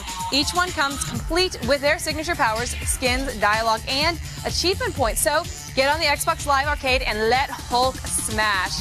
Next, Galaga is back on the Wii Virtual Console. Now you can travel back in time with this arcade classic without digging for quarters. All you need now is Wii points to blast away the insectoid enemies. If you're too young to understand the concept of this game, you destroy the enemies by moving from left to right and shoot at them with these tiny laser dots. These kids today, they just really don't understand good, clean, bitmap fun when they see it, do they? Next, you think you've mastered Gears of War, don't you? Now there's a new multiplayer expansion called Annex that will take your Xbox by siege. Your objective is to team up and take control of key map locations long enough to collect points in King of the Hill style gameplay. Just look for the projected ring and you'll know where you need to go. There's respawns this time around, so you won't have to wait out, the whole entire match after, an early death. Just grab your grenades and ready your rifles. It is time to continue the battle. And finally, Super Paper Mario has arrived on the Wii. Side scroll into the second dimension as you stomp on enemies and break blocks in this colorful role-playing game. You'll gain the power to flip into 3D with the press of a button to solve puzzles and see the environments in a whole new light. Points actually matter in this game, and you get new abilities for stomping every Koopa you see. This game combines the best platforming elements of past Marios with RPG elements from Paper Mario for a whole new twist on a classic franchise. That is today's Attack This. Visit g4tv.com/AOTS for links and more info on all these games. Now, don't go anywhere. We are coming back with more motivational madness when a live attack of the show continues right after this. We're focusing our sights on Samsung's latest digital camera on AOTS hardware. And they give you the news you need. We give you the news you want in the feed.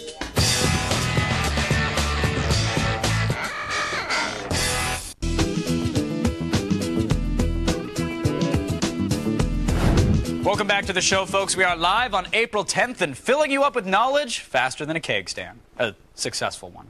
Let's go over to Olivia, who's got so much tech, it'll probably explode out of her nose.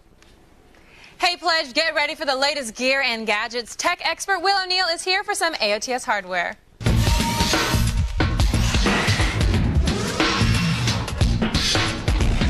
Hey, Will. How's it going, baby? It has been a while. Did you miss me when I was gone? I always miss you when you're gone. I'm so happy that you're back. Oh, thanks. I love being here with you. Now, Lies.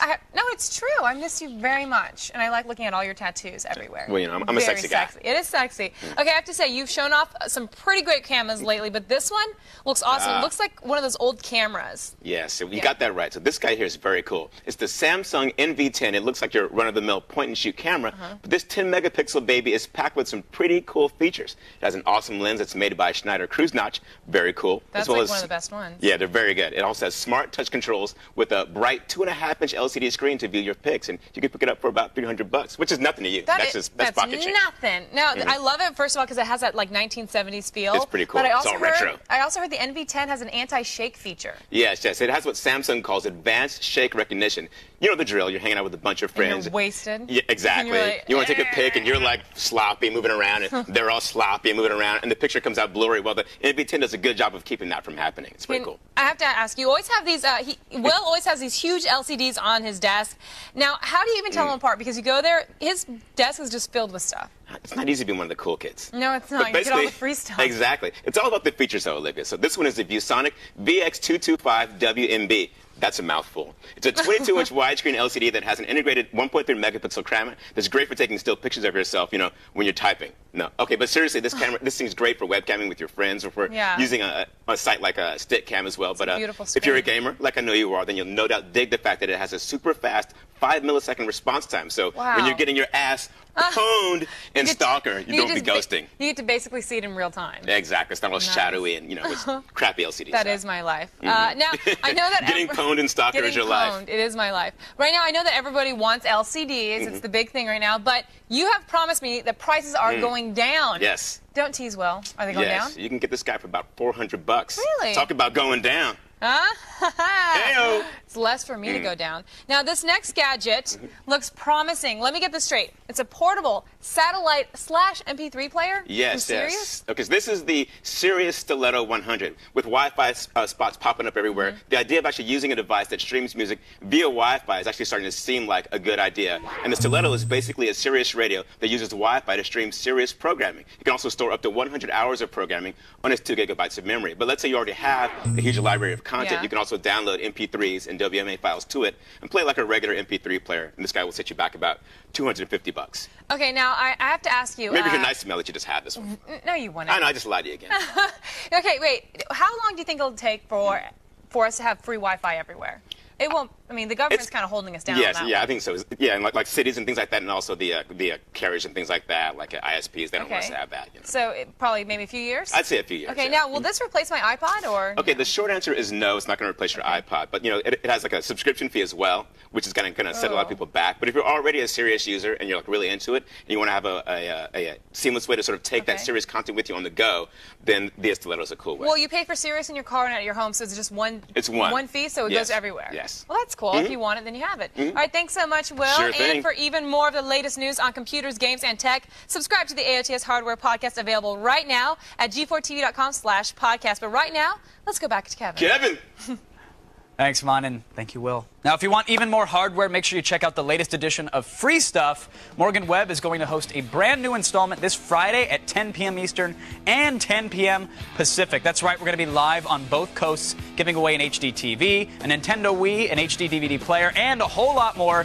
You do not want to miss it. As always, go to g4tv.com/freestuff for more info. And in the meantime, don't get off the couch. Seriously, there's more coming up in just a minute. In fact, don't even go outside.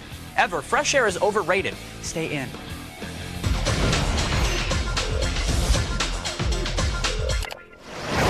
This cow's not interested in the cock-a-doodle-doo, but is drawn towards this chick. What happens next? Will the cow have some chicken nuggets for dinner, hunt for Easter eggs with the chick, or make a milkshake? Does this cow lead to foul play? Results after the break.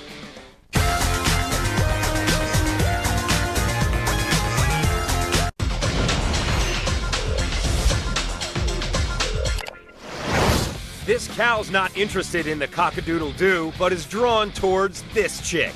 What happens next? Will the cow have some chicken nuggets for dinner, hunt for Easter eggs with the chick, or make a milkshake? Like most guys, this cow's got some beef with chicks. Chicken, it's what's for dinner. Crunchy. Welcome back to the show, everybody. We are live and wanted in 7 countries. Coming up later, we'll show you a video so terrifying, so scary, you probably won't be able to sleep at night. And if you think I'm going to tell you what it is, you are sorely mistaken. It would ruin the surprise. And I don't like to ruin surprises. I love surprises. You're good at them. Hey, guess what? What? I can't tell you. I'll punch you.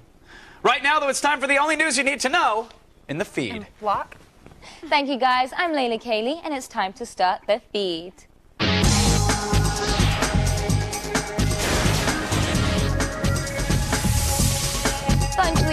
Bungie has finally unveiled a release date and information about the Halo 3 multiplayer beta. If you were selected to play through a contest or merely bought a copy of Crackdown, you can get online and play on May 16th. The beta will run through June 6th and will offer 3 maps for combat. There will be new game types, a new weapon class, revamped vehicles, the revelation of what the X button does, and a bunch of surprises. And remember, if the graphics aren't perfect or if there's frame rate problems, this is just a test for the full release this fall. If you're loving the new 360 port of Guitar Hero 2, we've got some good news and some bad news. An FAQ on Red Octane's website states that Guitar Hero 3 is on the way and will be on all of the major consoles this fall. However, no official announcement has been made as of this time. The producers did release a statement about concern over defective guitars just released for the 360 version. Axes with the model numbers 95055 and 95065 have been rumored to have problems with the whammy bar, and the company is investigating. If your controller isn't working right, it might need to be replaced. And it's also been discovered that the box might have a different model number than the actual controller inside, so check before you get a new one. The First Amendment has taken a new platform under its wing, MySpace Comments. In February of last year, a middle school student in Indiana was put on probation for an inflammatory posting about her principal. The student wrote an expletive-filled rant about the school's policy regarding body piercings on a fake MySpace page that someone had created for the administrator. A judge has just ruled that the probation should be lifted and that the student's comments are protected by the First Amendment, though it's unclear that if the same ruling would have been achieved if the remarks were, well, pure slander. Sony has a new laptop on the way, and it's got a lot of flash. The Vaio Type G laptop now comes with a new hardware option and a solid-state flash drive. For an extra $545, the company will install a 32-gig drive instead of a standard 40-gig hard drive. Besides making the computer lighter, flash drives run faster, has greater shock resistance, and consumes less power. As of right now, this model is only available in Japan. Hopefully, we'll get it soon. David Goyer is getting involved in a new comic book movie, and this one has an unusual take. The Blade and Batman Begins writer has just signed a deal to produce Supermax for Warner Brothers. The story revolves around DC superhero Green Arrow, who has had his identity revealed and is thrown into a special prison. The hero must unite with all the villains he's locked up with and tries to escape. I bet this was pitched as Prison Break meets, well, X-Men. Nice. And finally, China is cracking down on MMO addiction and has formed a new system to protect minors. Starting April 15th, all online games will have anti-addiction software installed on them. Players will have to present ID card numbers to prove their age, and all gamers under 18 will have restrictions placed on their playtime. Minors are limited to 3 hours of gameplay per day. An additional 2 hours will yield half the result or points, and any time over that will get you, well, nothing. And if that's not enough, a warning will flash every 15 minutes telling you to stop playing. Sorry guys, if this works, expect Warcraft's gold market to be rocked to its very core. How unfortunate.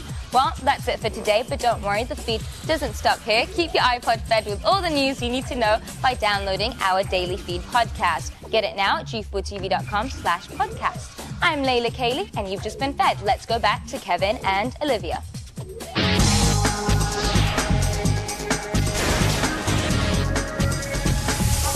Thank you, Layla. Now, it's sad, and I hate to bring it down, but all good things must come to an end. Even Transformers trivia, my friends. True. Yeah. Our final edition of the Battle of the Wits will be this Friday. You have one last chance to stump our resident expert and possibly win yourself some robots in disguise. Very good. And who gets their question on the air this week gets the Ultimate Battle Pack, which features...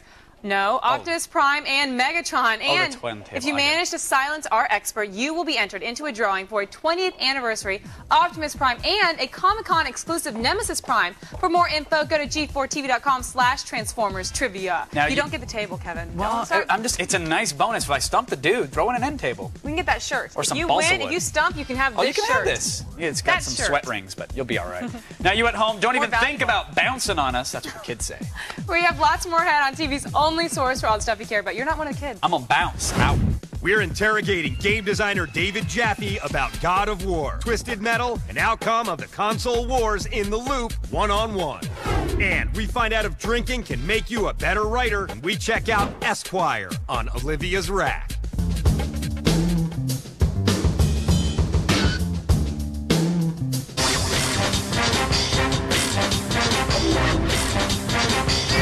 Welcome back to Attack of the Show, TV's only source for all the stuff you care about. And we know you care about video games. So right now, we are going to head on over to Kevin, who's with one of the biggest names in the gaming world. All right, tonight in The Loop, we're going one-on-one with the man behind God of War, game industry giant, David Jaffe. David Jaffe is one of the video game industry's most outspoken, creative, and innovative designers. Jaffe's God of War series brought slick, stylized gameplay from Greek mythology to the PlayStation 2. The first game stabbed straight through the hearts of critics and fans alike, selling over 2.5 million copies and winning 54 awards. And the highly anticipated sequel to God of War poised to do the same. But now Jaffe is hanging up his bloody blades of chaos for some quick, fun gameplay with the upcoming Calling All Cars for the PlayStation 3's online service.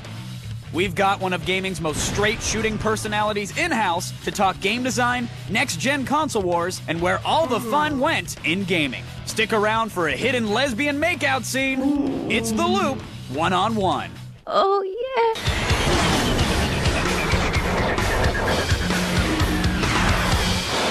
All three people in the studio. Welcome David to The Loop, please. Thank you. Dave. Thank you. Thanks a lot. It is an honor to have you back. So Calling All Cars. Yes. This is a $9 downloadable game. Yes. On the Sony, the what do they call it? The PlayStation Network? PlayStation Network. Okay, so it's downloadable on the Sony PlayStation Network. Yeah. Coming out in April. April, yes. What's the concept? Give me that PR pitch. The PR pitch is that it's basically a game of cops and robbers meets basketball, where you are you and your buddies play cops trying to round up criminals running around a city, and basically deposit them into various hoops in the jails that are worth different points depending on the difficulty of getting into those hoops.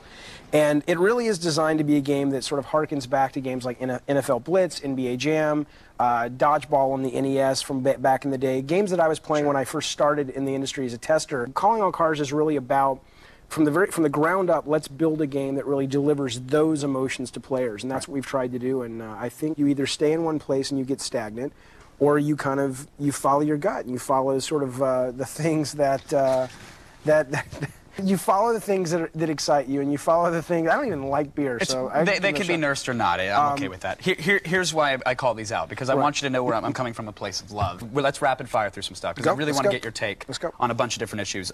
If we're looking at perhaps the greatest innovation of all these next-gen consoles, would it then be fair to say that maybe Microsoft is in the lead because their network seems to be heads and tails above? I mean, they've got the video, they got the high def, they got their arcade up and running. I mean, I know Sony is slowly getting there, but yeah, no, I mean they are. We're as Sony.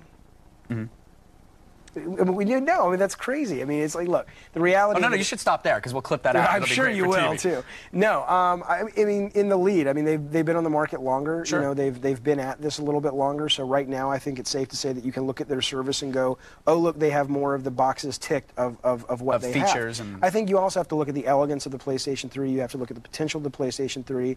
I think in a year from now, you know, if we're not neck and neck, we'll be ahead of them in terms of what the online experience offers. But ultimately, though, if you're looking for a good sort of what is the future of downloadable content and what is the future of how you know, these online networks can work, I'm really looking for how is this console race going to play out? What's the future of this? Who knows? I don't know. I'm curious what your take is. Okay, because I had one opinion that was very strong in the past. It's slowly changed. Here's what I think. I think ultimately Sony. And I work for Sony, right? So everyone's going to think I'm a Sony fanboy. I have a 360, which I just got the red ring the other day, and I'm pissed. But I have. Brick happens, you know. I know. I have a 360. I love my 360. I don't have a Wii yet. I don't know how it's going to play out. I do think Sony is best positioned to be ultimately the box that everybody really has and gravitates towards and loves. And, you know, is our Xbox head's going to... And last question, because we're upset. Well, do you agree or disagree? Well, here's what I'm saying, is that I agree that the Sony hardware is superior. And in the last gen, I said Xbox was my favorite console over PlayStation 2 because I'm a PC gamer at the heart. Right. And so I operate on specs. What can this console offer me? Kind of lost my question, but that's all right. I was going to say you say that in a year's time, right? That PlayStation box will be the box to have. Probably. I think so. Maybe a year, 2 years, even 5 years, because the console race may last that long for this gen. Right. Looking at that, why is it so cool to hate Sony right now? Then is it because their box isn't there? Is it overpriced? Is it that the games aren't there? I mean, I think it's safe to say that there's this kind of air in the community of it's PlayStation 3. I think the reality is that, you know, Sony probably made some PR mistakes when it comes to sort of, you know, the message and how they delivered that message. I think I've said time and again that the biggest problem Sony has is communicating how special that $600 box is, because that $600 price point kicks you in the gut. Sure. And, you know, so is it a communication thing, or do they need to get the price point down? Well, of course. I mean, Sony would love to get the price point down and still be profitable, and I'm sure that that's something that they're working on a daily basis of how can we still do good business, but at the same time, you know, sell this box for cheaper. But I also think the reality is when you do look at a lot of what you're getting in the PlayStation 3, that message hasn't been communicated well enough yet. And so I think, you know, I think when you say, why is it cool to hate Sony right now? I think, look, you asked for $600 when in the past, no one has asked for that kind of money for this console. You know, that immediately gets your guard up and gets you ready to go. Especially when you ask for it with a giant PowerPoint presentation at E3 and you point to the number and say, people are going to want to work hard for it. But listen, you know, that was, you know. With that said, and that wasn't great. This is me being completely honest with you, David, that seeing Calling All Cars for 10 minutes was the first time, as a non-PlayStation owner, I felt jealous of any content that was on a competing console. Thank you so much. And I say that, and I thank you so much for the interview. Thanks. Appreciate it. All right. All right, I want to thank David for joining us in the Loop one-on-one. Be sure to look for his newest game, Calling All Cars, coming out April 19th. It'll be downloadable on your PlayStation 3. Till then, cheers. Now, tomorrow, we'll be kicking off our feedback loop where you are the experts. Send us a video viewer mail telling us why you deserve to be in the loop. If we pick you, you will be a part of our show, giving us your best pundit impression as we discuss the week's hottest news stories. Now, we'll be right back after this, so stick around, and that is in order. It's the 20 greatest mistakes in history when we get our hands on Mental Floss magazine in Olivia's rack.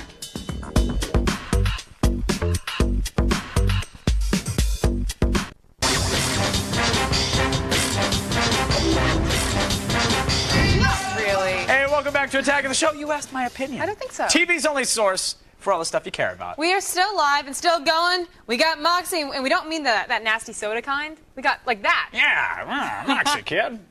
Right on the wrapper. All right, now it's time to get our greasy fingers covered in ink. It's time for Olivia's Rack.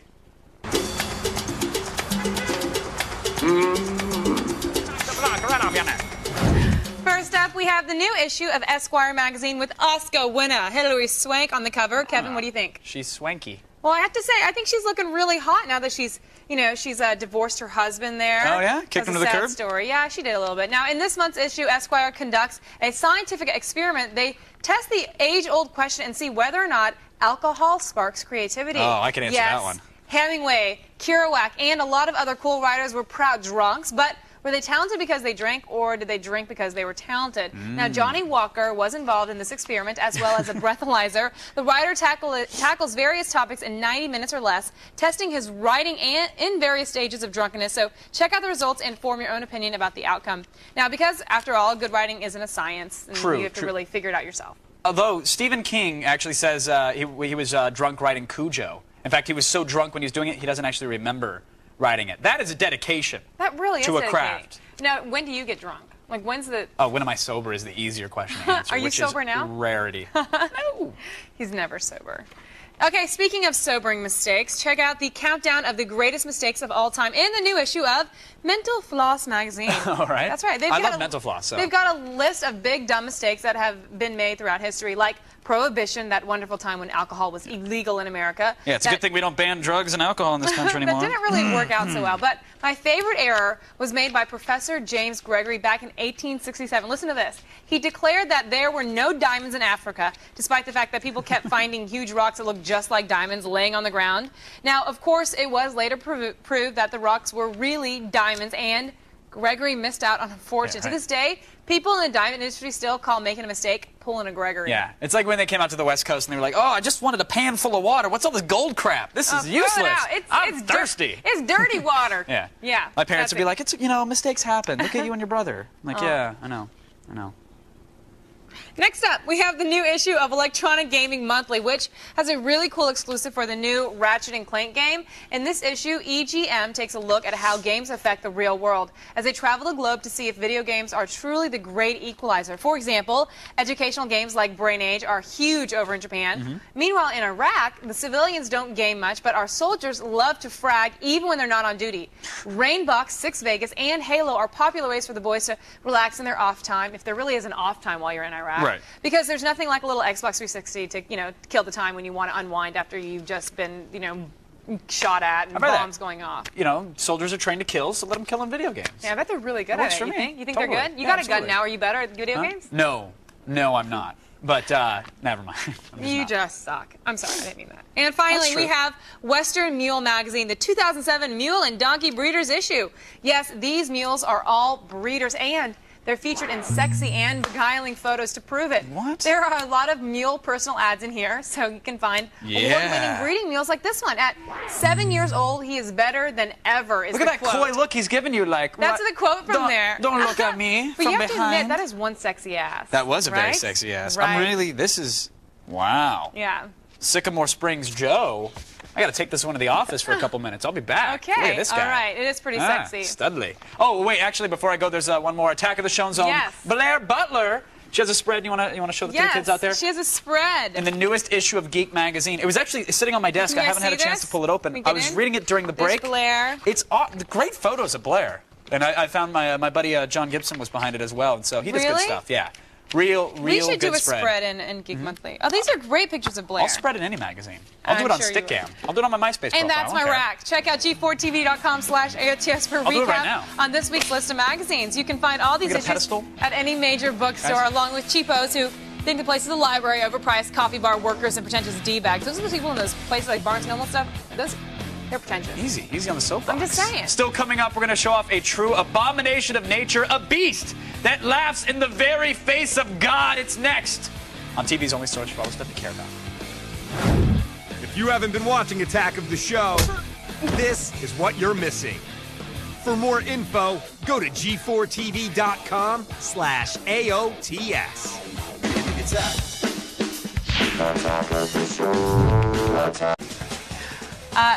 He's still into the mule Welcome back, and finally, folks, we found it. You want it. It's visual proof that God has a sixth sense of humor. Behold the moment you've all been waiting for, a two-legged goat. Here it is.